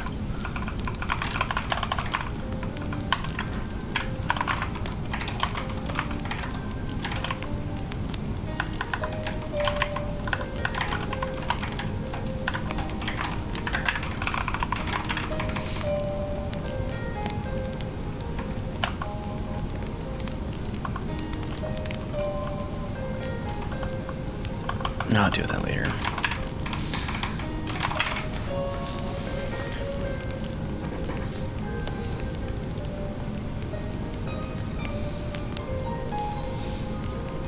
How do I feel about C# and how it applies OOP? I really can't say, man. I don't have that much. Like, it's just OOP, man. There's other like things like reactive extensions and libraries that kind of let you have different ways of modeling problems and handling events, behaviors, and reactivity, which is pretty cool. So you end up having something that feels syntactically very different than OOP and handles state differently. Almost kind of functional in a certain way. But yeah, honestly, I just find myself just trying to do things like in C. But I haven't done like actual measurements yet. I can send you if you want to open source.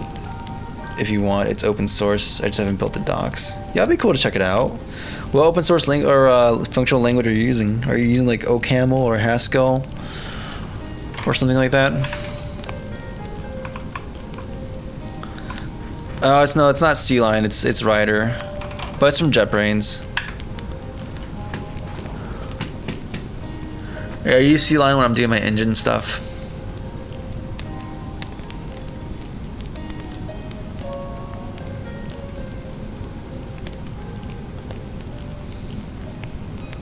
Not really, Kyle. I always kind of feel like I'm a very underbaked programmer, but I'm trying. I'm trying my darndest. Do I even want to have this? Yeah, we gotta have something like that. Like, I want to have a really small.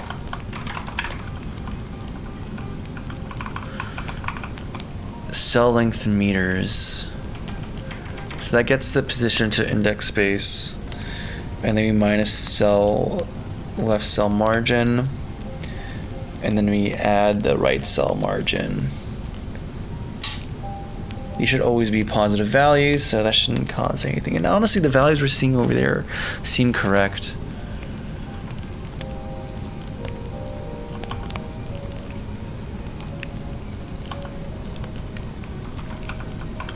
Min x, max x, min y, max y. You have the flip inclusion thing happening there. You have creation count. That's not being used anymore, though. We're not doing that iteration, that second step iteration. So we can get rid of that. And make sure I did everything good here. And then we make sure it's capped between this 0 and the board height. Max x time. What? Wait. Why am I doing times board? Oh, because that's a length of yeah, that's a length for a column. Okay, so buffer start. Min x is just giving the actual min x chord. We're converting this into the actual coordinates because you have to go to the next, because even though I'm treating it like a 2D array, it's actually a one-dimensional array, and we're just indexing into it using 2D coordinates, where y is just like the offset, and then the x is going to be like your x coordinate value times the length of the row. So row 0 is just going to be 0 times board height, but then like row or the x coordinate of 1 would have to be an index of like 1 times board height, so that you end up at the next one. So let me even ensure that I'm doing this correctly. So let's say we have, because I think I might have to, maybe part of this is my math is off a little bit. Okay, stop pasting. I'm not pasting. So let's say we have something simple, right? A 3x3 array. And let's say we want to iterate from here through the entire range of here. So the starting index, why is middle clicking causing that to happen? That is frustrating. Why is that a thing? Okay, I'm gonna let go. So you have this 3x3 array, and we know we have this min value. You know the min value is going to be like 1 for this coordinate, and then the max is going to be 2. So what is the index, the actual real index here, going to be? Well, the simplest thing would be 1 times, height. So we do 1 times 3, and if we unwrap the index, it would be 0, 1, 2, and then 3, and that'll be the starting one. So that's easy. It's literally just the starting position, the x position times 3, or times height. The ending one's different though, because if we do 2 times 3, it would be 6, right?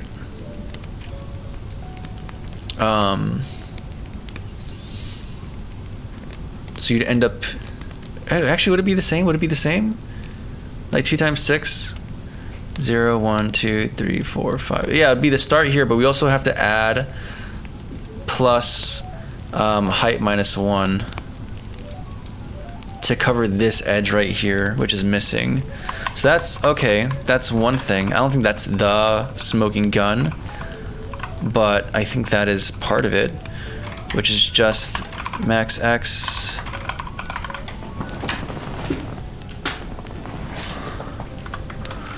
plus, because we want to iterate through that whole index range, plus board height minus 1, because if we go back here,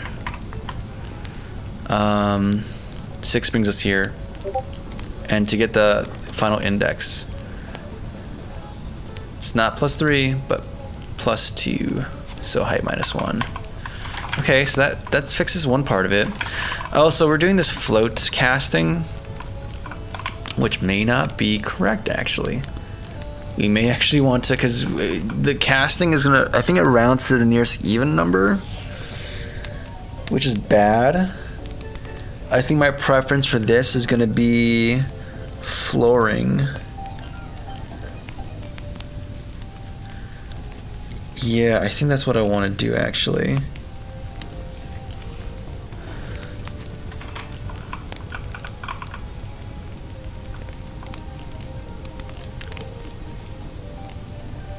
Or we just use mathf.round or something.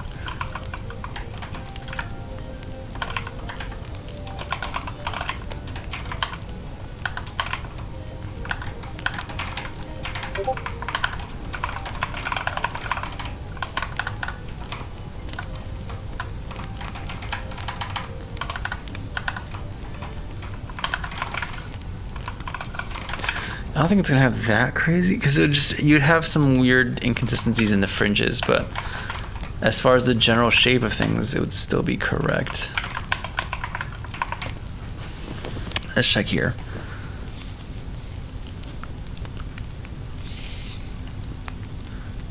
I don't recommend considering a horizontal shift right now at all unless you're committed to PhD or MS, then going into industry. Otherwise, GDWP. What's GDWP? Sorry guys, I've been out of it. I'm just wrestling this. I'm just wrestling this right now.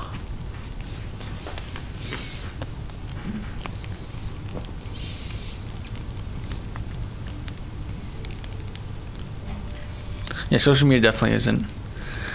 Async could handle most multi-thread stuff. It hides all the complexity. Good job, man. I'm super impressed. What's going on here? Let's see here. Using it, it's a drawing speedrun game. Oh, that's sick, dude. It's a JavaScript and it's a framework style, so you can plug in whatever libraries you want for rendering or physics. Interesting. Using it, it's drawing a speedrun game. Necessarily for a lot of web games, it has built-in support async, which handles running things in parallel, but technically it's still single-threaded. We need a multi-threaded level of performance. You could probably pair it with WebGL or WebAssembly. Or WebGPU, and then you would have access to compute shaders, which is pretty sick. Which makes gosh, getting my engine to compile onto WASM is going to be a whole fun project. That's going to be a whole thing. I want to do a game in one day. I want to prepare all the assets ahead of time though and design everything ahead of time. So that day is just literally implementation and nothing else. Like we sit down and we either implement the entire game or we bust. But I really want to do it in my engine, which means that I think I'm gonna have to spend some time making it more robust than it currently is. We have like little spurts where it's like jutting out. Hey, it's like following me now. And then it went away. Alright, we're having some flashes of the behavior you want, but not quite the home run I'm seeking here.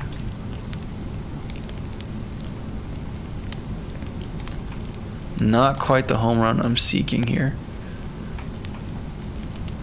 And then there's like this whole other part that's just left behind there, which I don't know why it's like that. Yo, what's going on, CC Static?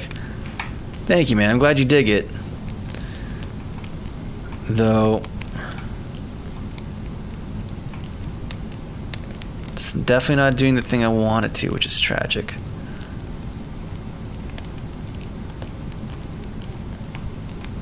It's like there's parts where it almost gets it and it just doesn't.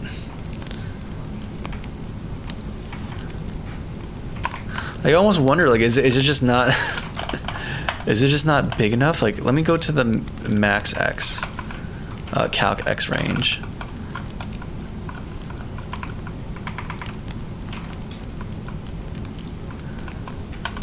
Let's make it 80 or 40. Probably gonna cause some bugs because I've hard coded some stuff just for the sake of testing.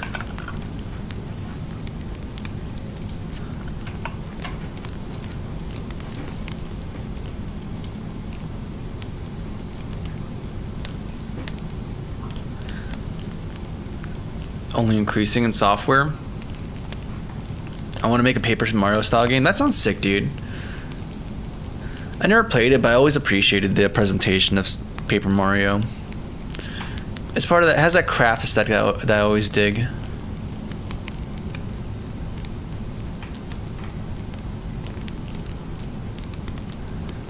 So we have something like consistently following us. Okay, and then disappeared. Okay, I guess there's like angles that are bad. So that's a step up.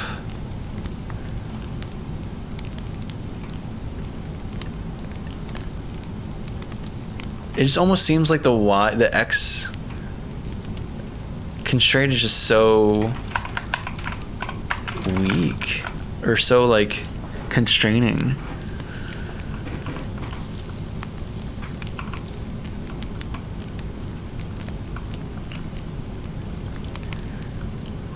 Why do we have this position? Wait, why do we have this position if we're just... Why are we caching this?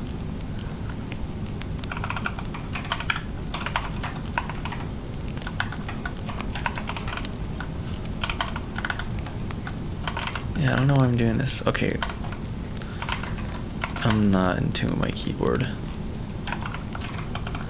Are we also accessing this through the player? Yeah, player.position.x, and then we can use the board cell to have this translate to actual. You know what? This may not actually be index space the way I'm thinking about it.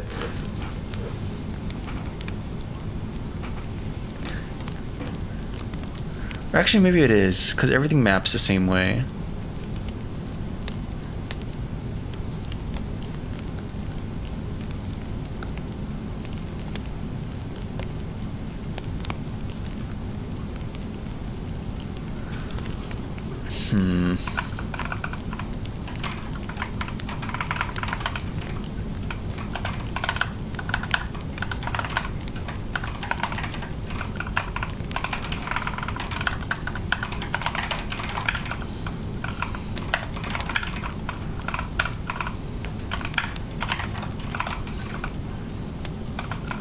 This is supposed to be distance in meters, so it's like 5 meters back.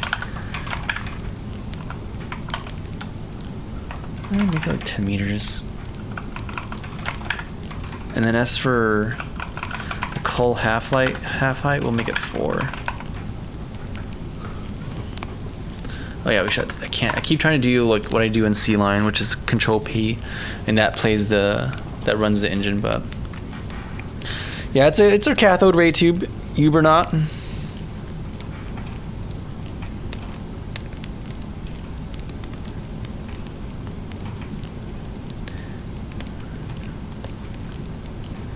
Yeah, things are not looking right.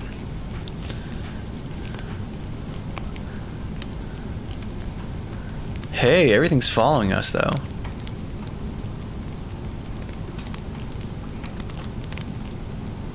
You know, I think the math might be wrong in our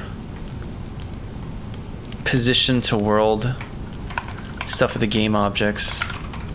I think that also might be part of it. Like when we go create entity in model here, what do? You provided the slot. Cool. Entity, new object, whatever, request this. Yeah. Things happen. Then we place the object on the board. We provided the new object, the game board, this, and its position. Makes sense. And positions is a vector 2.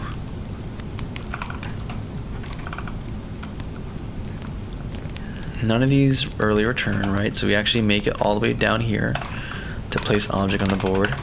And when we place object on the board, what do we do? First off, the object's null, we just return, which is not great. In fact, we should probably be throwing, but in case we overstress the object pool, we handle it. Nope. Go back down. Thank you. And then transform.position equals get position on grid. We have the grid X, Y, and then radius. This is fine. No, but then we do multiply it back by the cell length to go from the index space to like the world space X position. So that's not it. We actually are applying that correctly. Okay.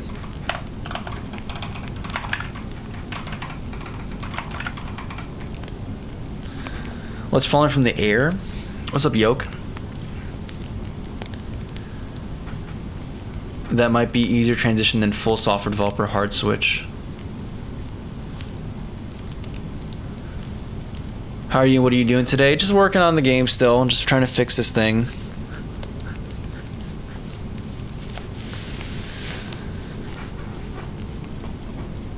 Most of still like to watch. I don't know why. It's chill. We're just hanging out. I'm just a guy trying to figure this out, and then either we all taste victory, or we all taste despair. Either way, we're in it together, buddy. I tell you what, man. I tell you what, pal. We're in it together. For glory or for doom.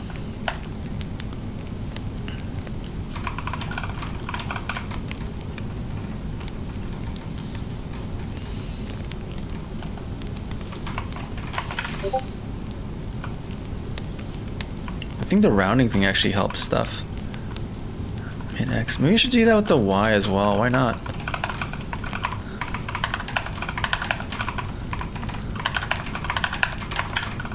Min Y, max Y.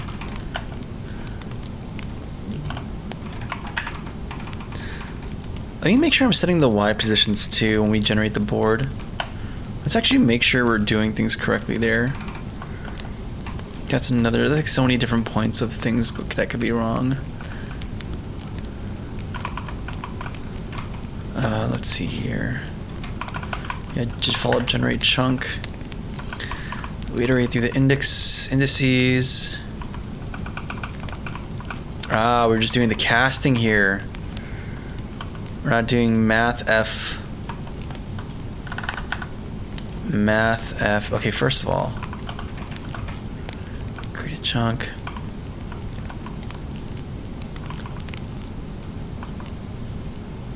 Create pickup. When we create entity, it's an integer value. And then we do the math. Okay, we do the math here for this, yes. So I think there's some weird stuff that might be going on here, like rounding to the next nearest even number instead of.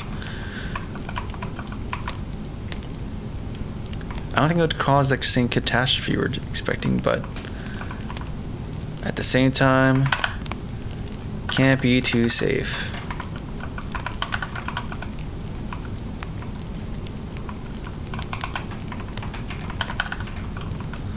So X times board height plus Y.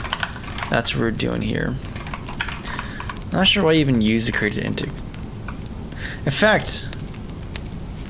fact, this might be part of it, because created entity, we create pickup, we pass in the X and Y, and that's as normal, that's the expected X and Y position for it. But then the buffer index, okay, yeah. You know what? Maybe this is part of it, man. C++, what's going on here? Though it seems like that's the general vibe true, I know that popular route most nurses take is informatics. To get this level in programming, what language you start off with? Yeah, like I started with C++ for a little bit, and then I switched to GameMaker and the whole GameMaker land. And then eventually I went to Unity, and I guess the rest is kind of history.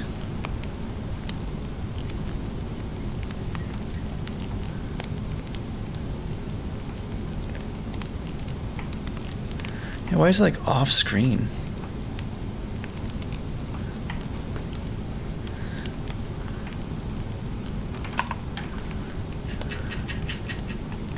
Where's the player at? Where you at, player? Can it's just a single row too. Super weird. Can't lie.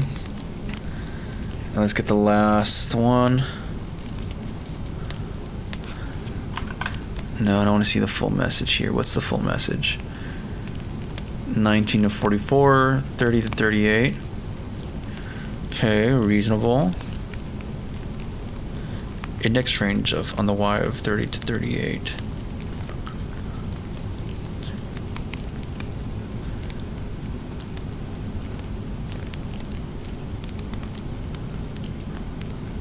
Yeah, degrees are definitely useful, even if it's just removing a reason for someone to not pick you.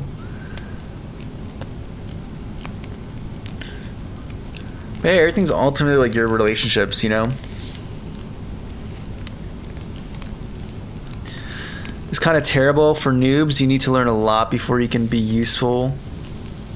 It's like 5. No, right now, yeah. There's like a lot of different things that got enrolled into it. That's why I always just kind of point out to C, because C is super simple, but still forces you to understand some basic low-level stuff about your machine.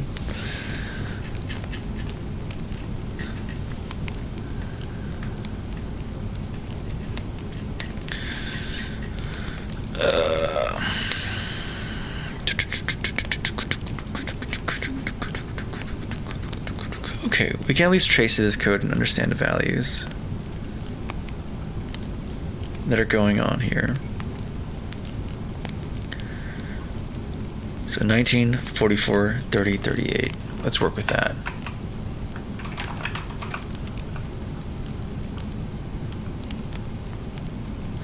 Oh, is this from the previous frame as well? Not the current frame? I mean, it still works.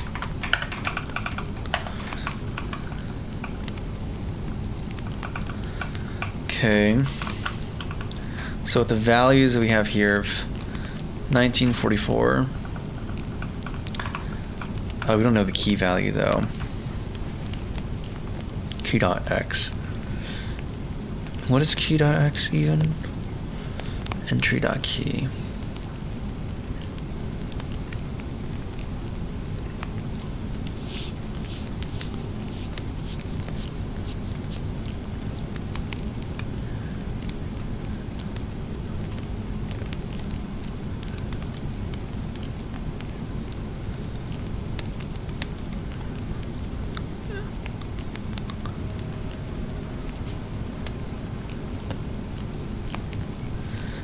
Right through the removal list.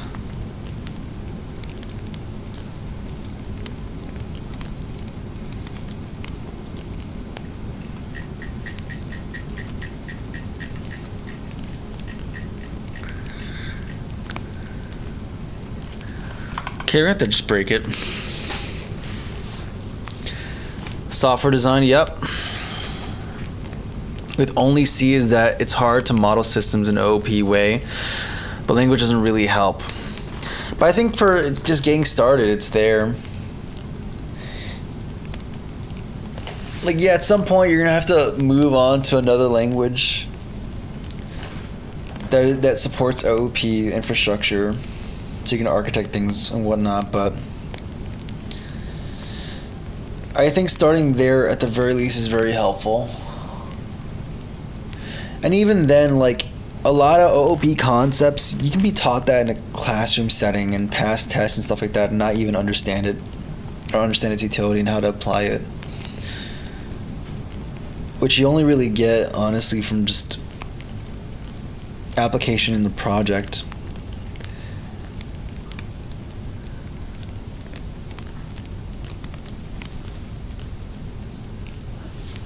Oh, man. That's the whole thing, though.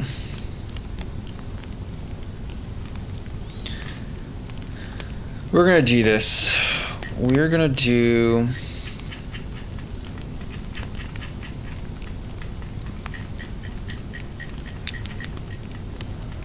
Because I feel like I'm going crazy here. These are not spaced correctly either.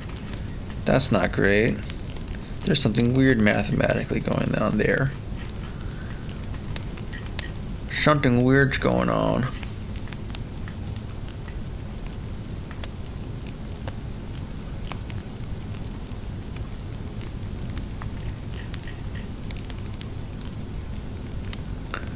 Make the val look dangerous. Lots of things, especially when my family thinks school is everything. Oh yeah, the family component's definitely a whole different difficulty. Do we have more circles down? And we have circles down here. I never resolved this. How these are evading culling. I have no idea. These are indeed hazards.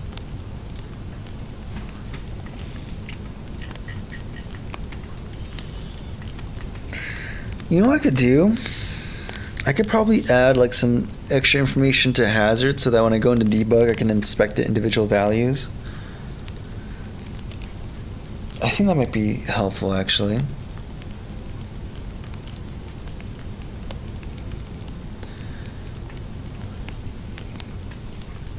Yeah, I think that might be the way we solve or get to the root cause of which cases are failing. It's happening near 0. Oh, you know what's probably happening? Like a hypothesis here is that these are the objects that are meant to be in the view of the player, and somehow our position mapping is incorrect and throwing them over here. That is my hypothesis. Like there's something going wrong with the math to place objects.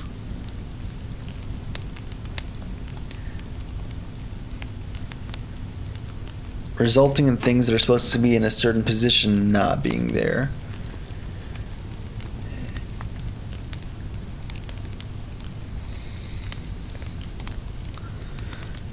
Oh, that might be the case, because maybe our culling code is working correctly. It's just that there's a disconnect between the index position and the world space position. I mean, there is one, but we're not correctly translating between those two things, which is why it's ending up over here.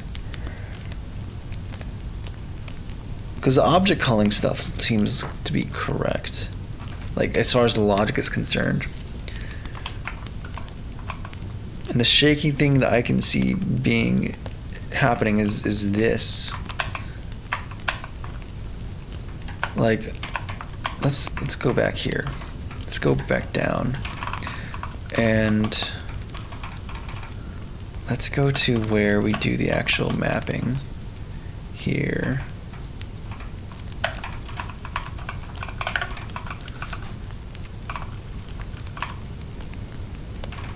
So before we did this expression, let me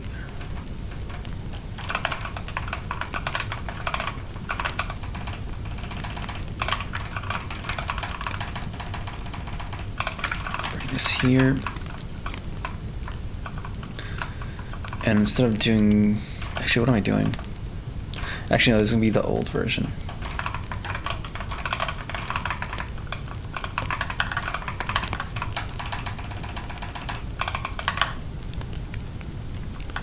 Let's bring back this function, and we're gonna kind of keep going from there. And you know what, while we're doing that,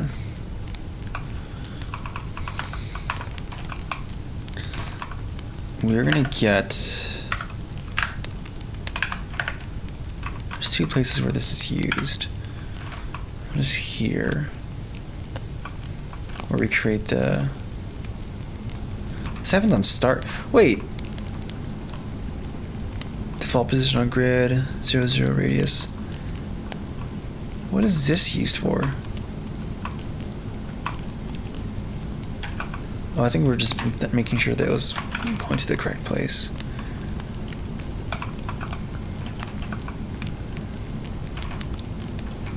Which means we can go back here and find the actual only usage of it, which is here, which is going to be here.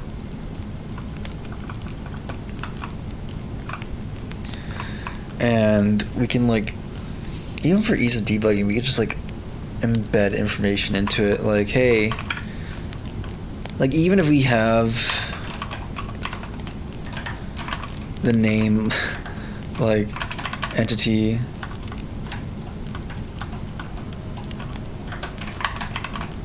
position, anything that has an x coordinate that's not 0 is just going to kind of prove our point. In all honesty.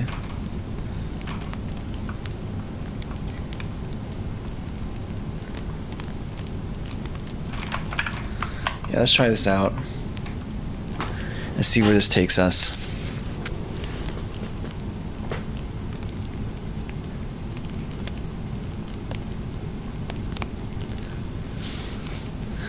In this channel, let's go, dude.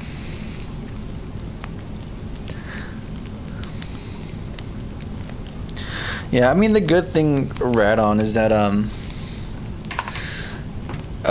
programming doesn't have a high entry of cost of entry, aside from time. But like you can use some pretty lean stuff and program some really cool things on it.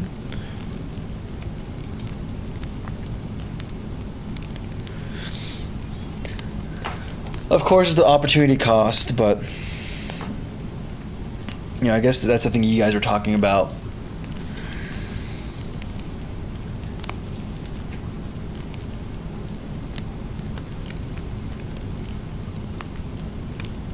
Huh. Where's this null reference coming from?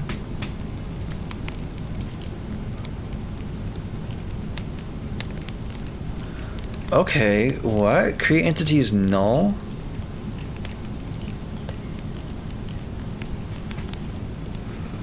Request object from pool.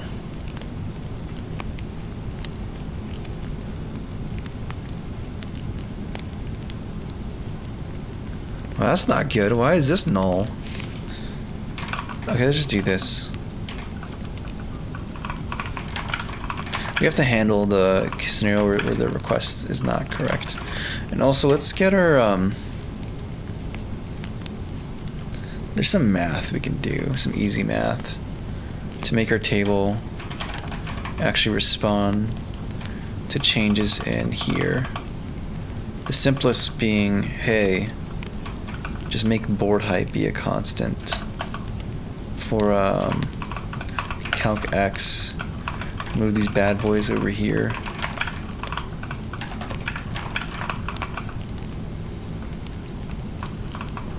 Simple.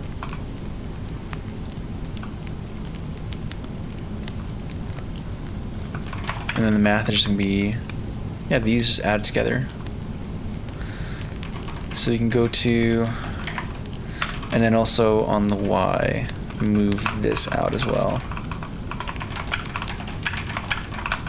You can go here. Don't need this actually.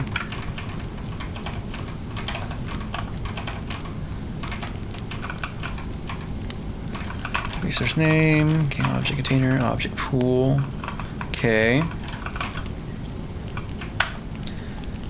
That's not the place I want to be in. This is, nope, that's math utilities. That's random selection. That's the shell generation. That's the application. Okay, where's table?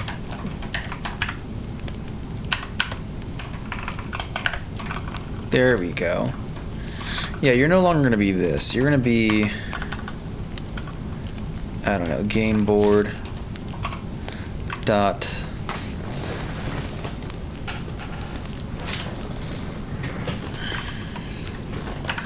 length in meters. Actually, no. Oh, I didn't make it public, did I? No, I did not. Should probably do that. In fact, we can just do the math here.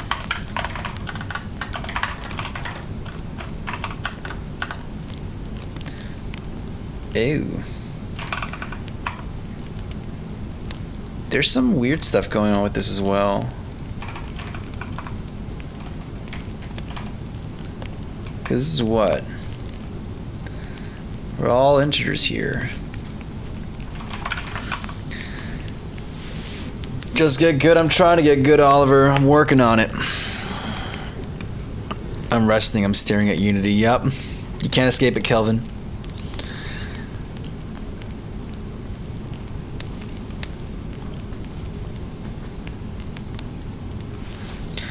So, this should be easy. Const float. It should be integer. This should all just be ints. I think I use float just to not lose precision, but eventually it just gets collapsed down to integers. So I'm just gonna do that. View width, and it's just gonna be left cell margin plus right cell margin.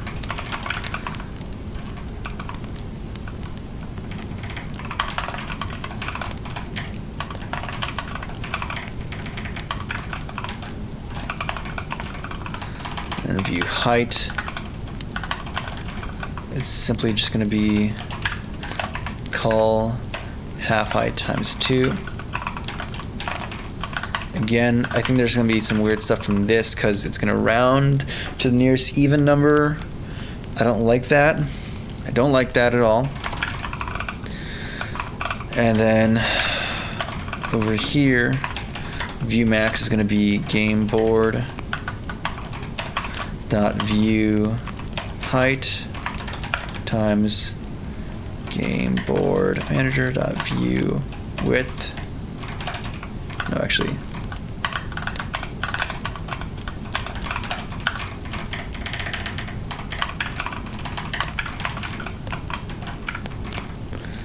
And then we also want to add the padding as well, just in case there's some edge cases where we need a little bit more space.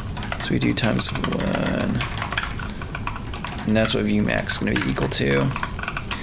And then we can go back here. Hopefully that addresses things. I'm hoping it's just that simple, but we'll see.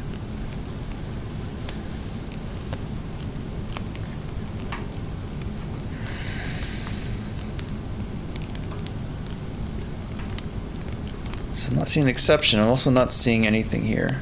Actually, I'm seeing some stuff, but it's like really, really odd. I think we can also be beyond the origin point. So I'm curious, are we going to see the same issues we had where we have a bunch of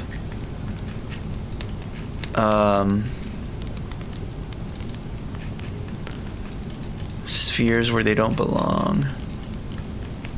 That's where the player is. There's like a sphere in its general vicinity. There's actually sets of spheres like aligned at all these different weird intervals. So where do you belong? One thing I will say though, changing the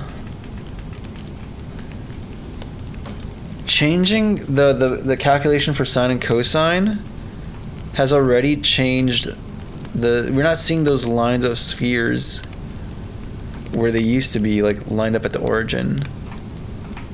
Now it's like something more odd and sporadic that I can't really put my finger on.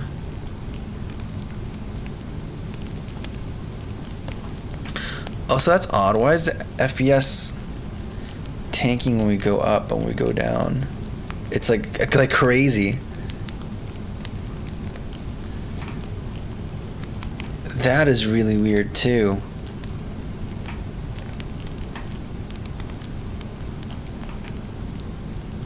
Brother, okay, we're just gonna have to do this. We have to write unit tests. 'Cause there's so much variables and oddities going on.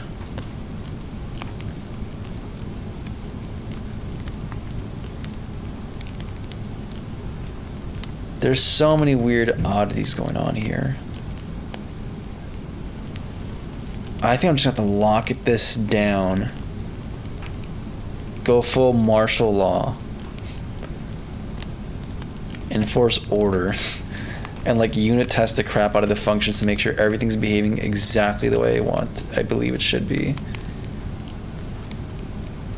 There's like one little game object that's going where I want it to actually, but everything else, nah.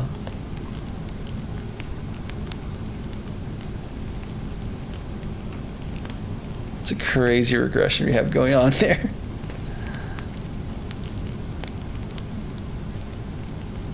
That is nuts.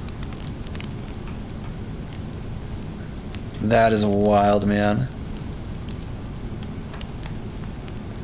That is so wild, man.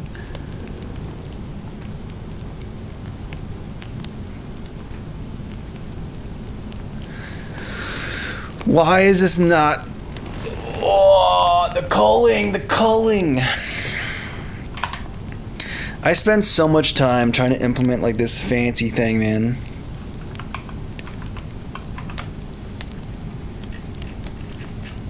But right now the math I had in mind is not mathing right now. It's not. like in my mind, I was like, this is gonna be pretty simple. This stuff is very simple. But let me do something real quick. Let me reintroduce. Oh, I didn't correct for this either. Whoops! I did half of the math correct. I forgot to. We have to actually do times math f degree to rad if we're gonna recalculate these sine functions on runtime. So you have to actually add math f degree to rad, and then this should work. Okay. I was gonna. All right. Forgot to do conversion. Like, this is the last piece. The two major pieces of the puzzle are just this: the culling and the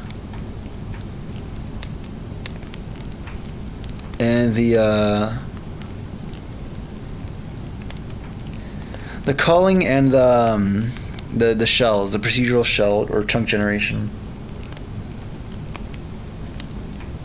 Okay, it's working more kind of how I have in mind, but also not really.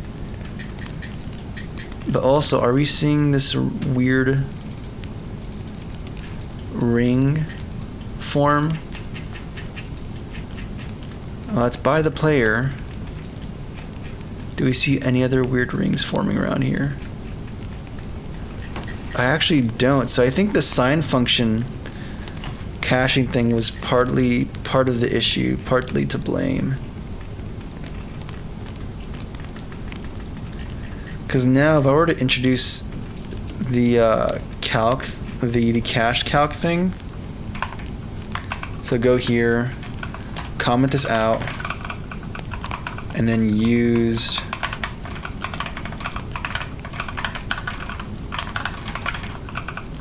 the table for lookup. In fact, we should just do mathf round to be safe.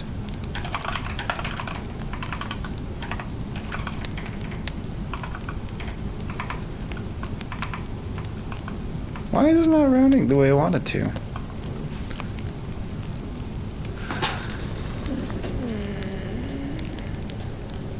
What is going on here? Oh. I think like the whole point of mathf round is that. Oh. Yeah, it's the fact that it's supposed to be rounding to an integer value. Is it rounding to like a double or what? Okay, 1 second. Is that also, am I having, is my brain pudding right now?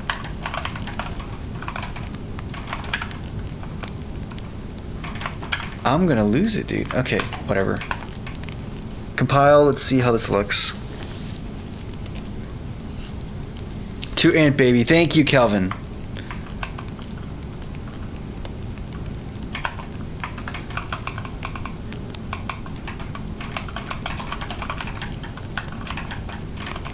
It's lowercase.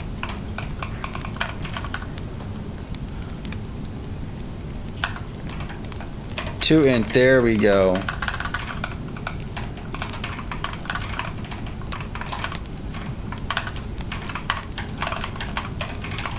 Yes. We need 2 mathf functions. Yes, one wasn't enough. It's great. We have 2 mathf libraries, and then we also have the math library. It's fantastic. I love it. And then I have to like write my own math utilities library as well.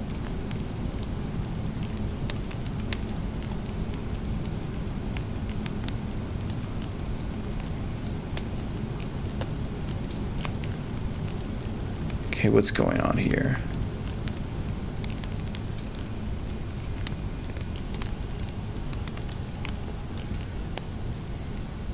Okay, that resembles the culling I'm supposed to be seeing here, kind of.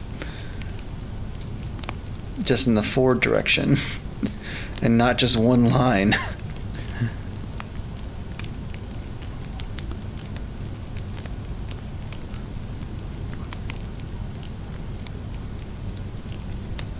Yeah, the variability in perf is really weird to me, though. That is something that I am finding strange. Because the way it's like implemented, there's a lot of just fixed. There's a lot of fixed point iterations where it's like it's gonna be the same cost no matter what. So the fact that there's like that wide gamut is very weird.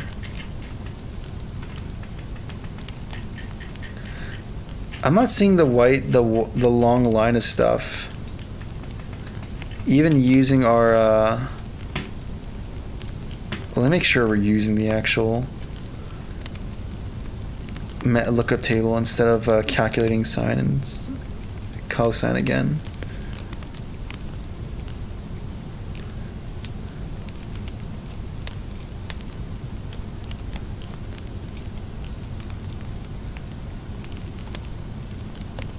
Yeah, let me add like all these explicit errors to make sure that we're getting the things,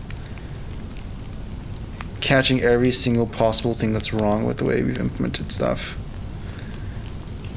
And you know what? The pool should be, if we go to FNF and we go to the pool size should be calculated based off of game board dot view height times game board dot view width. Oh, I should just make a constant for this. It's like total counts, but whatever. We should also specify that this is like view index size.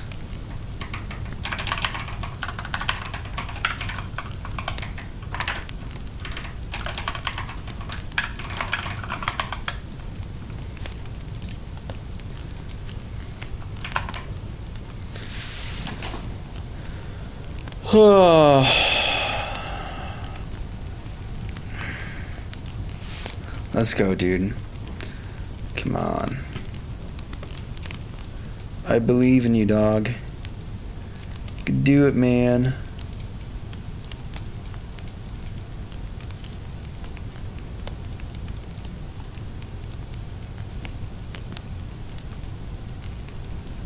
It's like kind of working, but it's at an offset. It's also size 2. Was it really just we didn't have enough? Maybe we're not handling air pool underflow well enough. But no, we have enough to occupy all of this.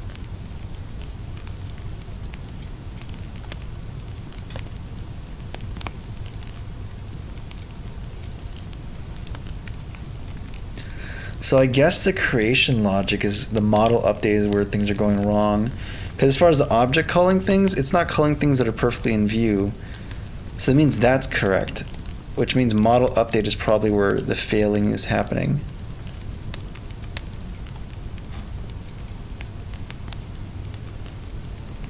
Because it's only creating a small, thin strip of objects. And then let me make sure that everything outside of the view is also being culled as well. So we see this, but there's nothing. Is there anything else outside this view? No, so everything, it seems like things are being recycled correctly. So the object color is working. I think the model update function just needs some work. Are we getting closer to this? Are we getting close to having this properly work? Oh my goodness, that's gonna be fantastic. I'm gonna be so happy. Yeah, we have to change these all. Actually, did I do that correctly? Actually, what am I doing? There's nothing to delete. There we go. I wonder if that fixes anything.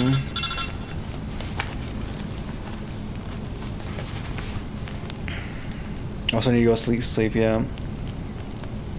Just got a reminder right now.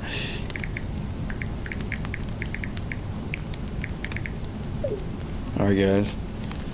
Like 7 more minutes and I'm gonna call it. But I think we're super close, man. We're super close. I feel it. I feel it. I can feel it in my toes, man. Something in here on update model. We corrected the buffer range that we iterate from. I didn't specify this is index. Buffer end index. Yeah. I think the math is correct there.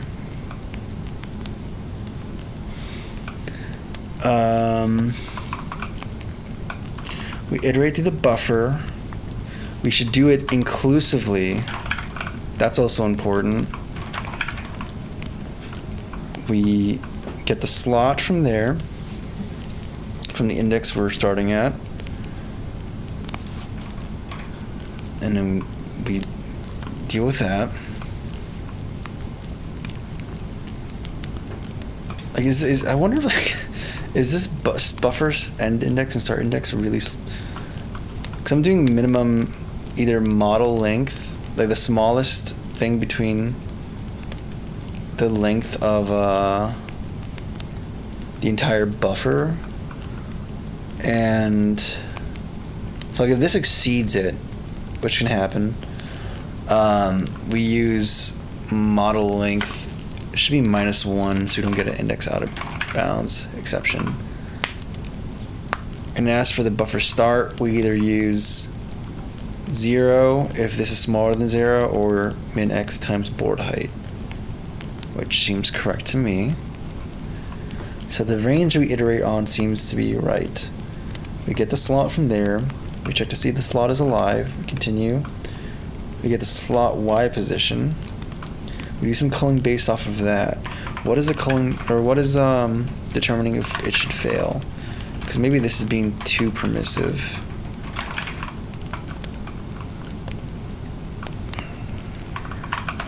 It should be called don't spawn.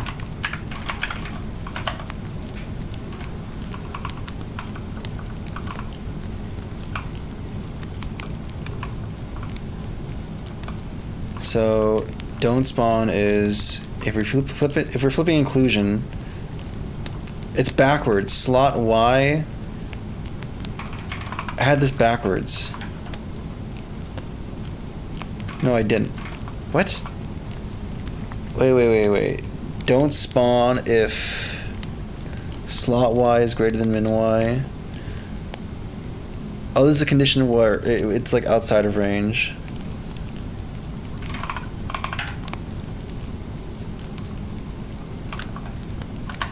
It's out of range.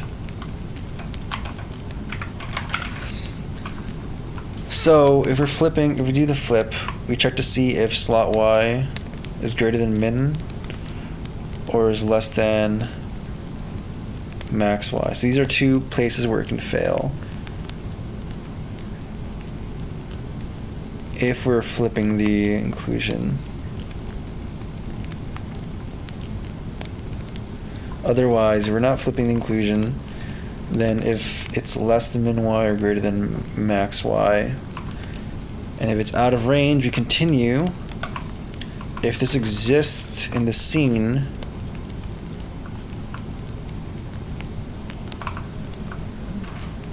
which we're going to keep this a Boolean.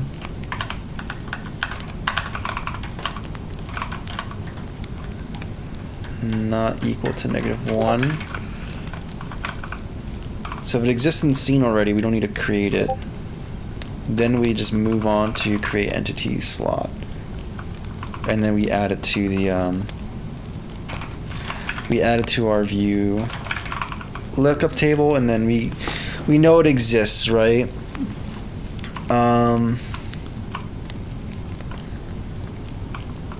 Honestly, I should just change this to be a Boolean.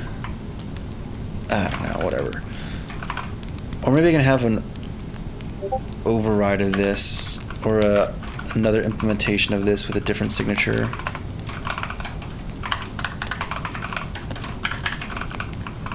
Okay, this is really just a find key thing.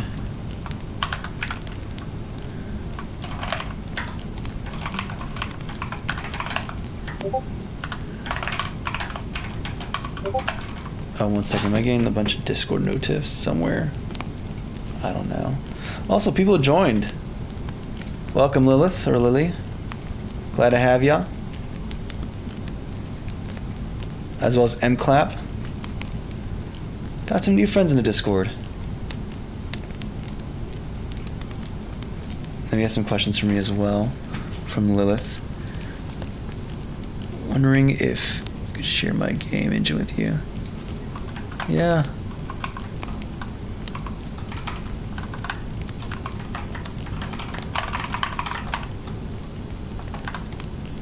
Look through it.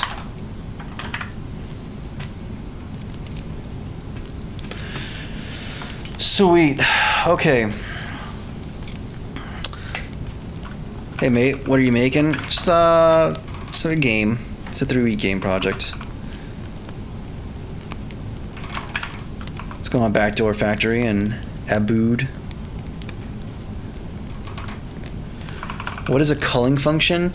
It determines what things should be hidden from the view and which things should be, what objects should be shown and which objects should be disabled so that you don't have to pay a price of rendering it. Even if it's like occluded. Which is, bad. You don't want to have a bunch of objects rendering that, and where 90% of them are not being shown to the user, so gotta make the most of the hardware, right? No, it's not like LOD, because LOD is a way of showing a lower topology mesh. Culling, lower topology mesh the further away it is from the view. Culling specifically is a way of just disabling entire objects that are not going to be in view of people. So a simple one is like Fristrom culling. In fact, let me go to the Discord. I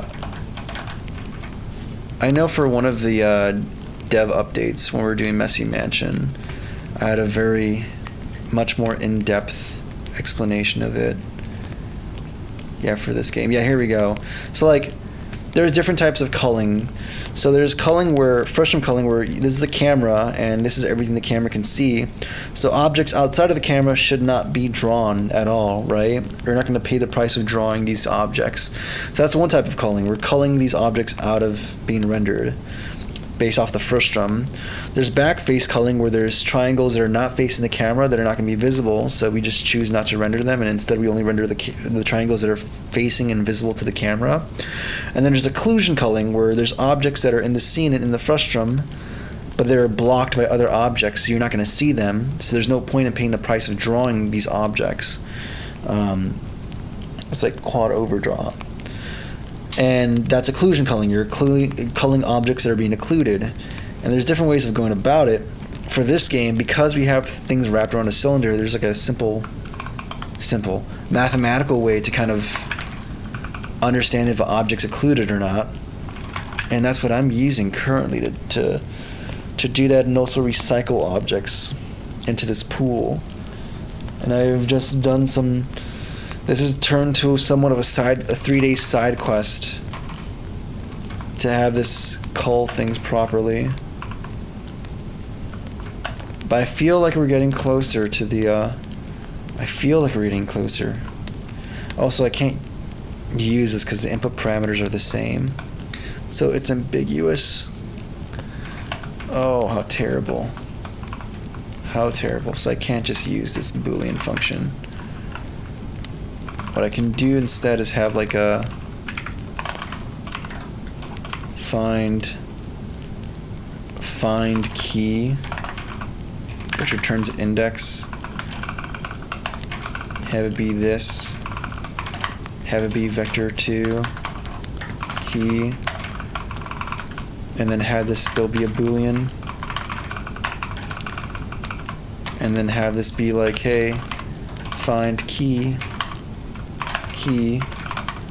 not equals to -1, because -1 is a failing value. And then in our function where we use this, we're going to change this from contains key to instead be find key. Cool. And then our API is going to be simplified now.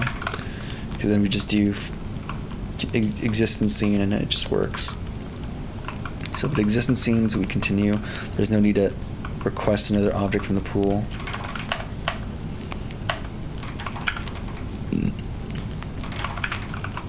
I'm not gonna lie, I feel like my logic is pretty good here. So I'm struggling with figuring out where exactly.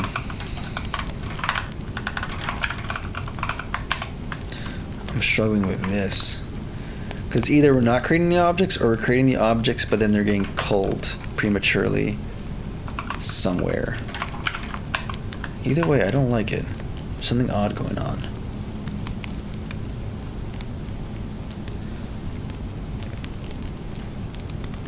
Okay.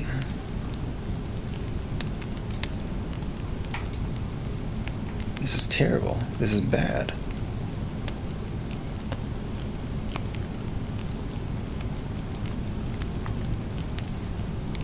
And this does not scale well with the bigger view frustum as well. So I can do something like increase offsets to compensate. But that's not going to do what I want it to do. Also, like, what is going on here? We're not seeing anything now.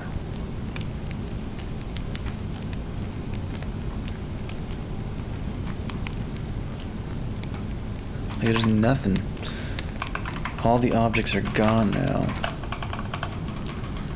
So I wonder...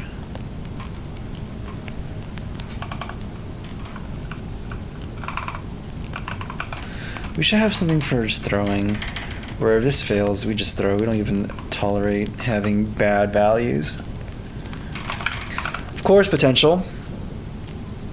And it's not 3 a.m. Yeah, but I have to like go to sleep now, dude. It's a work day. It's a work day. So I went longer than I should have, honestly. And I'm kind of sad. I wish I got more done. Like we got better stuff. I don't know why it's... I know why it's performing worse now. Because the way it scales is terrible. The way this is scaling with... the way we search up this object pool is like, it's really inefficient, man. There's like a lot of inefficiencies going on here that need to be addressed. Let me try making this smaller, though. Like, this is gonna be... Maybe return it back to where it was.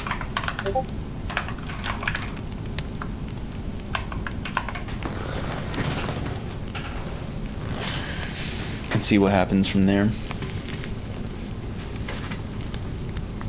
Oh my goodness.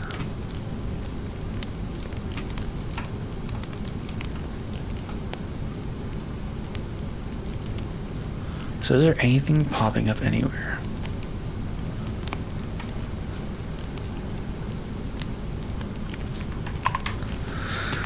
Let's see.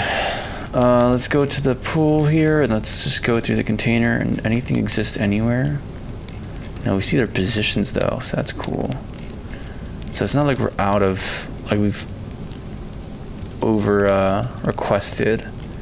None of them are being requested. So something is just failing now. Straight up.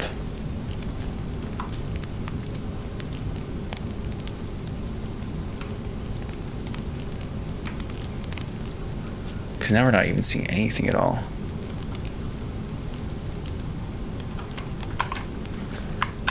And what's the diff for this? Like we moved around the pool size creation.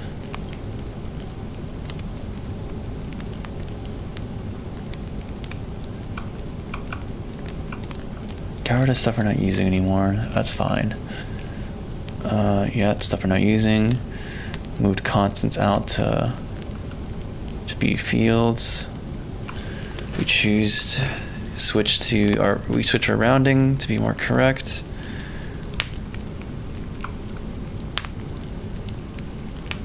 We made that inclusive. Cosmetic stuff, no change there.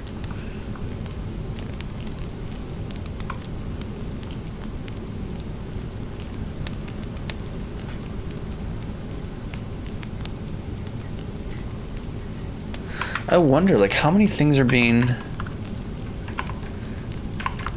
I'm kind of curious now, because I feel if it's the object, the color being way too active, then even though we see 0 things, we should be seeing a bunch of things being removed.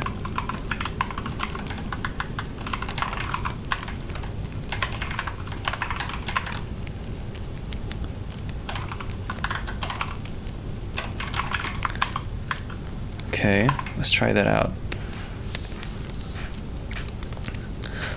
Probably like 4 hours and 50 minutes, close to 5 hours. No, I'm using Vim.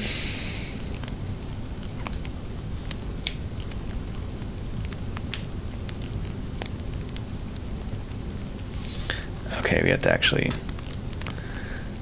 either Glory or Another Day.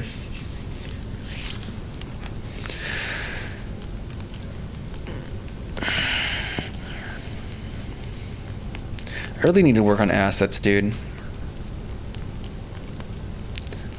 I've been so preoccupied with technical stuff that I've been neglectful of the actual assets gameplay.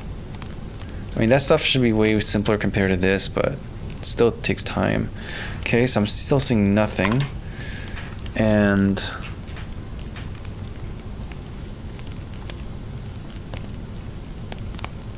I'm sorry, I don't see a single cult.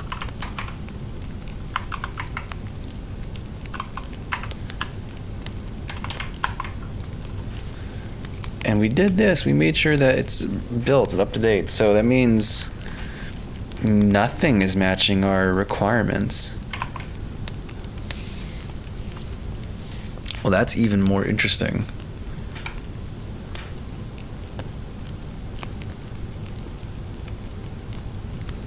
That is even more odd. Nothing's getting cold. We're going from 87 to 94, 55 to 63. That's valid. Those are perfectly fine values.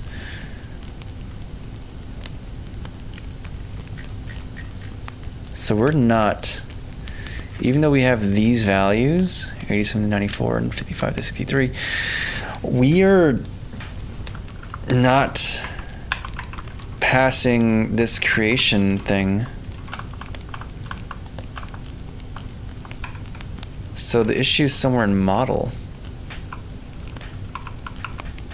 Min X, max X, min Y, max Y.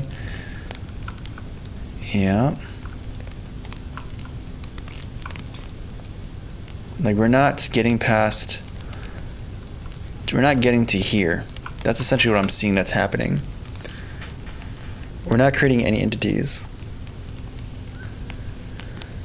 So either we're failing here, we're failing here. We're gonna breakpoint it and just walk through this. That's what we're gonna do. I wanna go to sleep, but I also cannot rest until I get, like it's bothered. It actually genuinely, I'm so bothered that I don't have the understanding of what's going wrong here. Okay, and the debugger is attached. So now we should be able to just run it.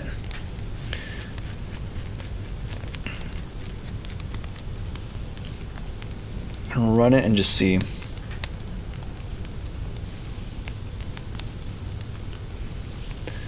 Come on. I was planning to go to the gym at 5 a.m. today. It's already 1:11. Terrible. It's taking forever to load. What is going on, man? It's initializing debugger. Tear me apart, Lisa. You're tearing me apart. Debuggers don't take that. It does not take that long to attach to Unity. What is going on here? Something isn't sitting right.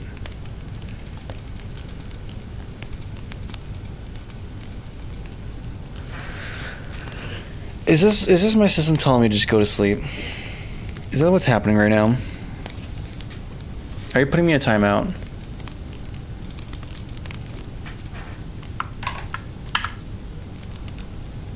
Terminate. Okay. Don't worry. I have ways of making you cooperate. That's the beauty of Linux. It's easy to force terminate you. Actually, i3 makes it very easy to do it. Okay. Debugger, attach. Nice. Unity. Responsive so far. Press play. Reloading domain, yes. Yes. Is the breakpoint where I left it? No breakpoint. Darn you, Dinkelberg. I specifically requested this breakpoint. Why? Are you kidding me? Are you kidding me? Are you actually? You're not doing this to me. What? Oh my freaking goodness. I place it there and it says no. No. Oh, I'm sorry, horizontal chat. My bad, guys. Sorry. I've been so neglectful. My bad, guys. Easy way to make program more presentable. Yeah. A setup video, maybe. I don't know. I feel weird about showing too much of my stuff. But maybe I should.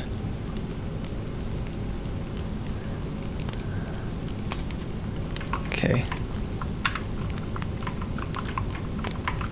Okay, we open you up. If it doesn't work, I'm just gonna take it as like my sign to just stop and give up and just call it a night. Rider, just open up. Rider, open up.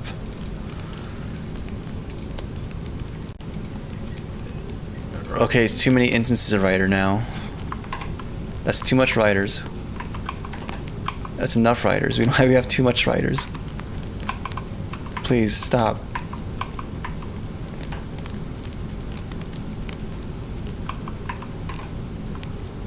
Okay. There we go.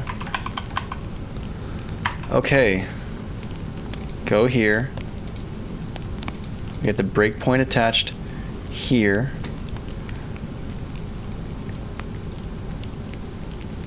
We attach debugger. It doesn't work. Okay.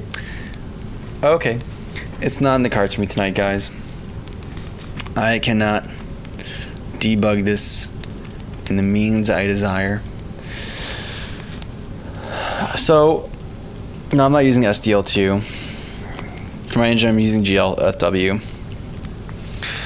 Alright, ladies and gentlemen. It has been my pleasure to stream for you guys and show some of the progress and the problems. Not as much as I wanted to get done today, but hey, you know what? Some days you're Carmack, and then other days you're a vibe coder. You know, like sometimes you're just a buster, man. And today I feel like a buster. So it is what it is. But we'll see how I feel tomorrow or Wednesday or whenever I stream. But as always, guys, thanks for watching. God bless, and until next time, stay cozy. Ta-ta.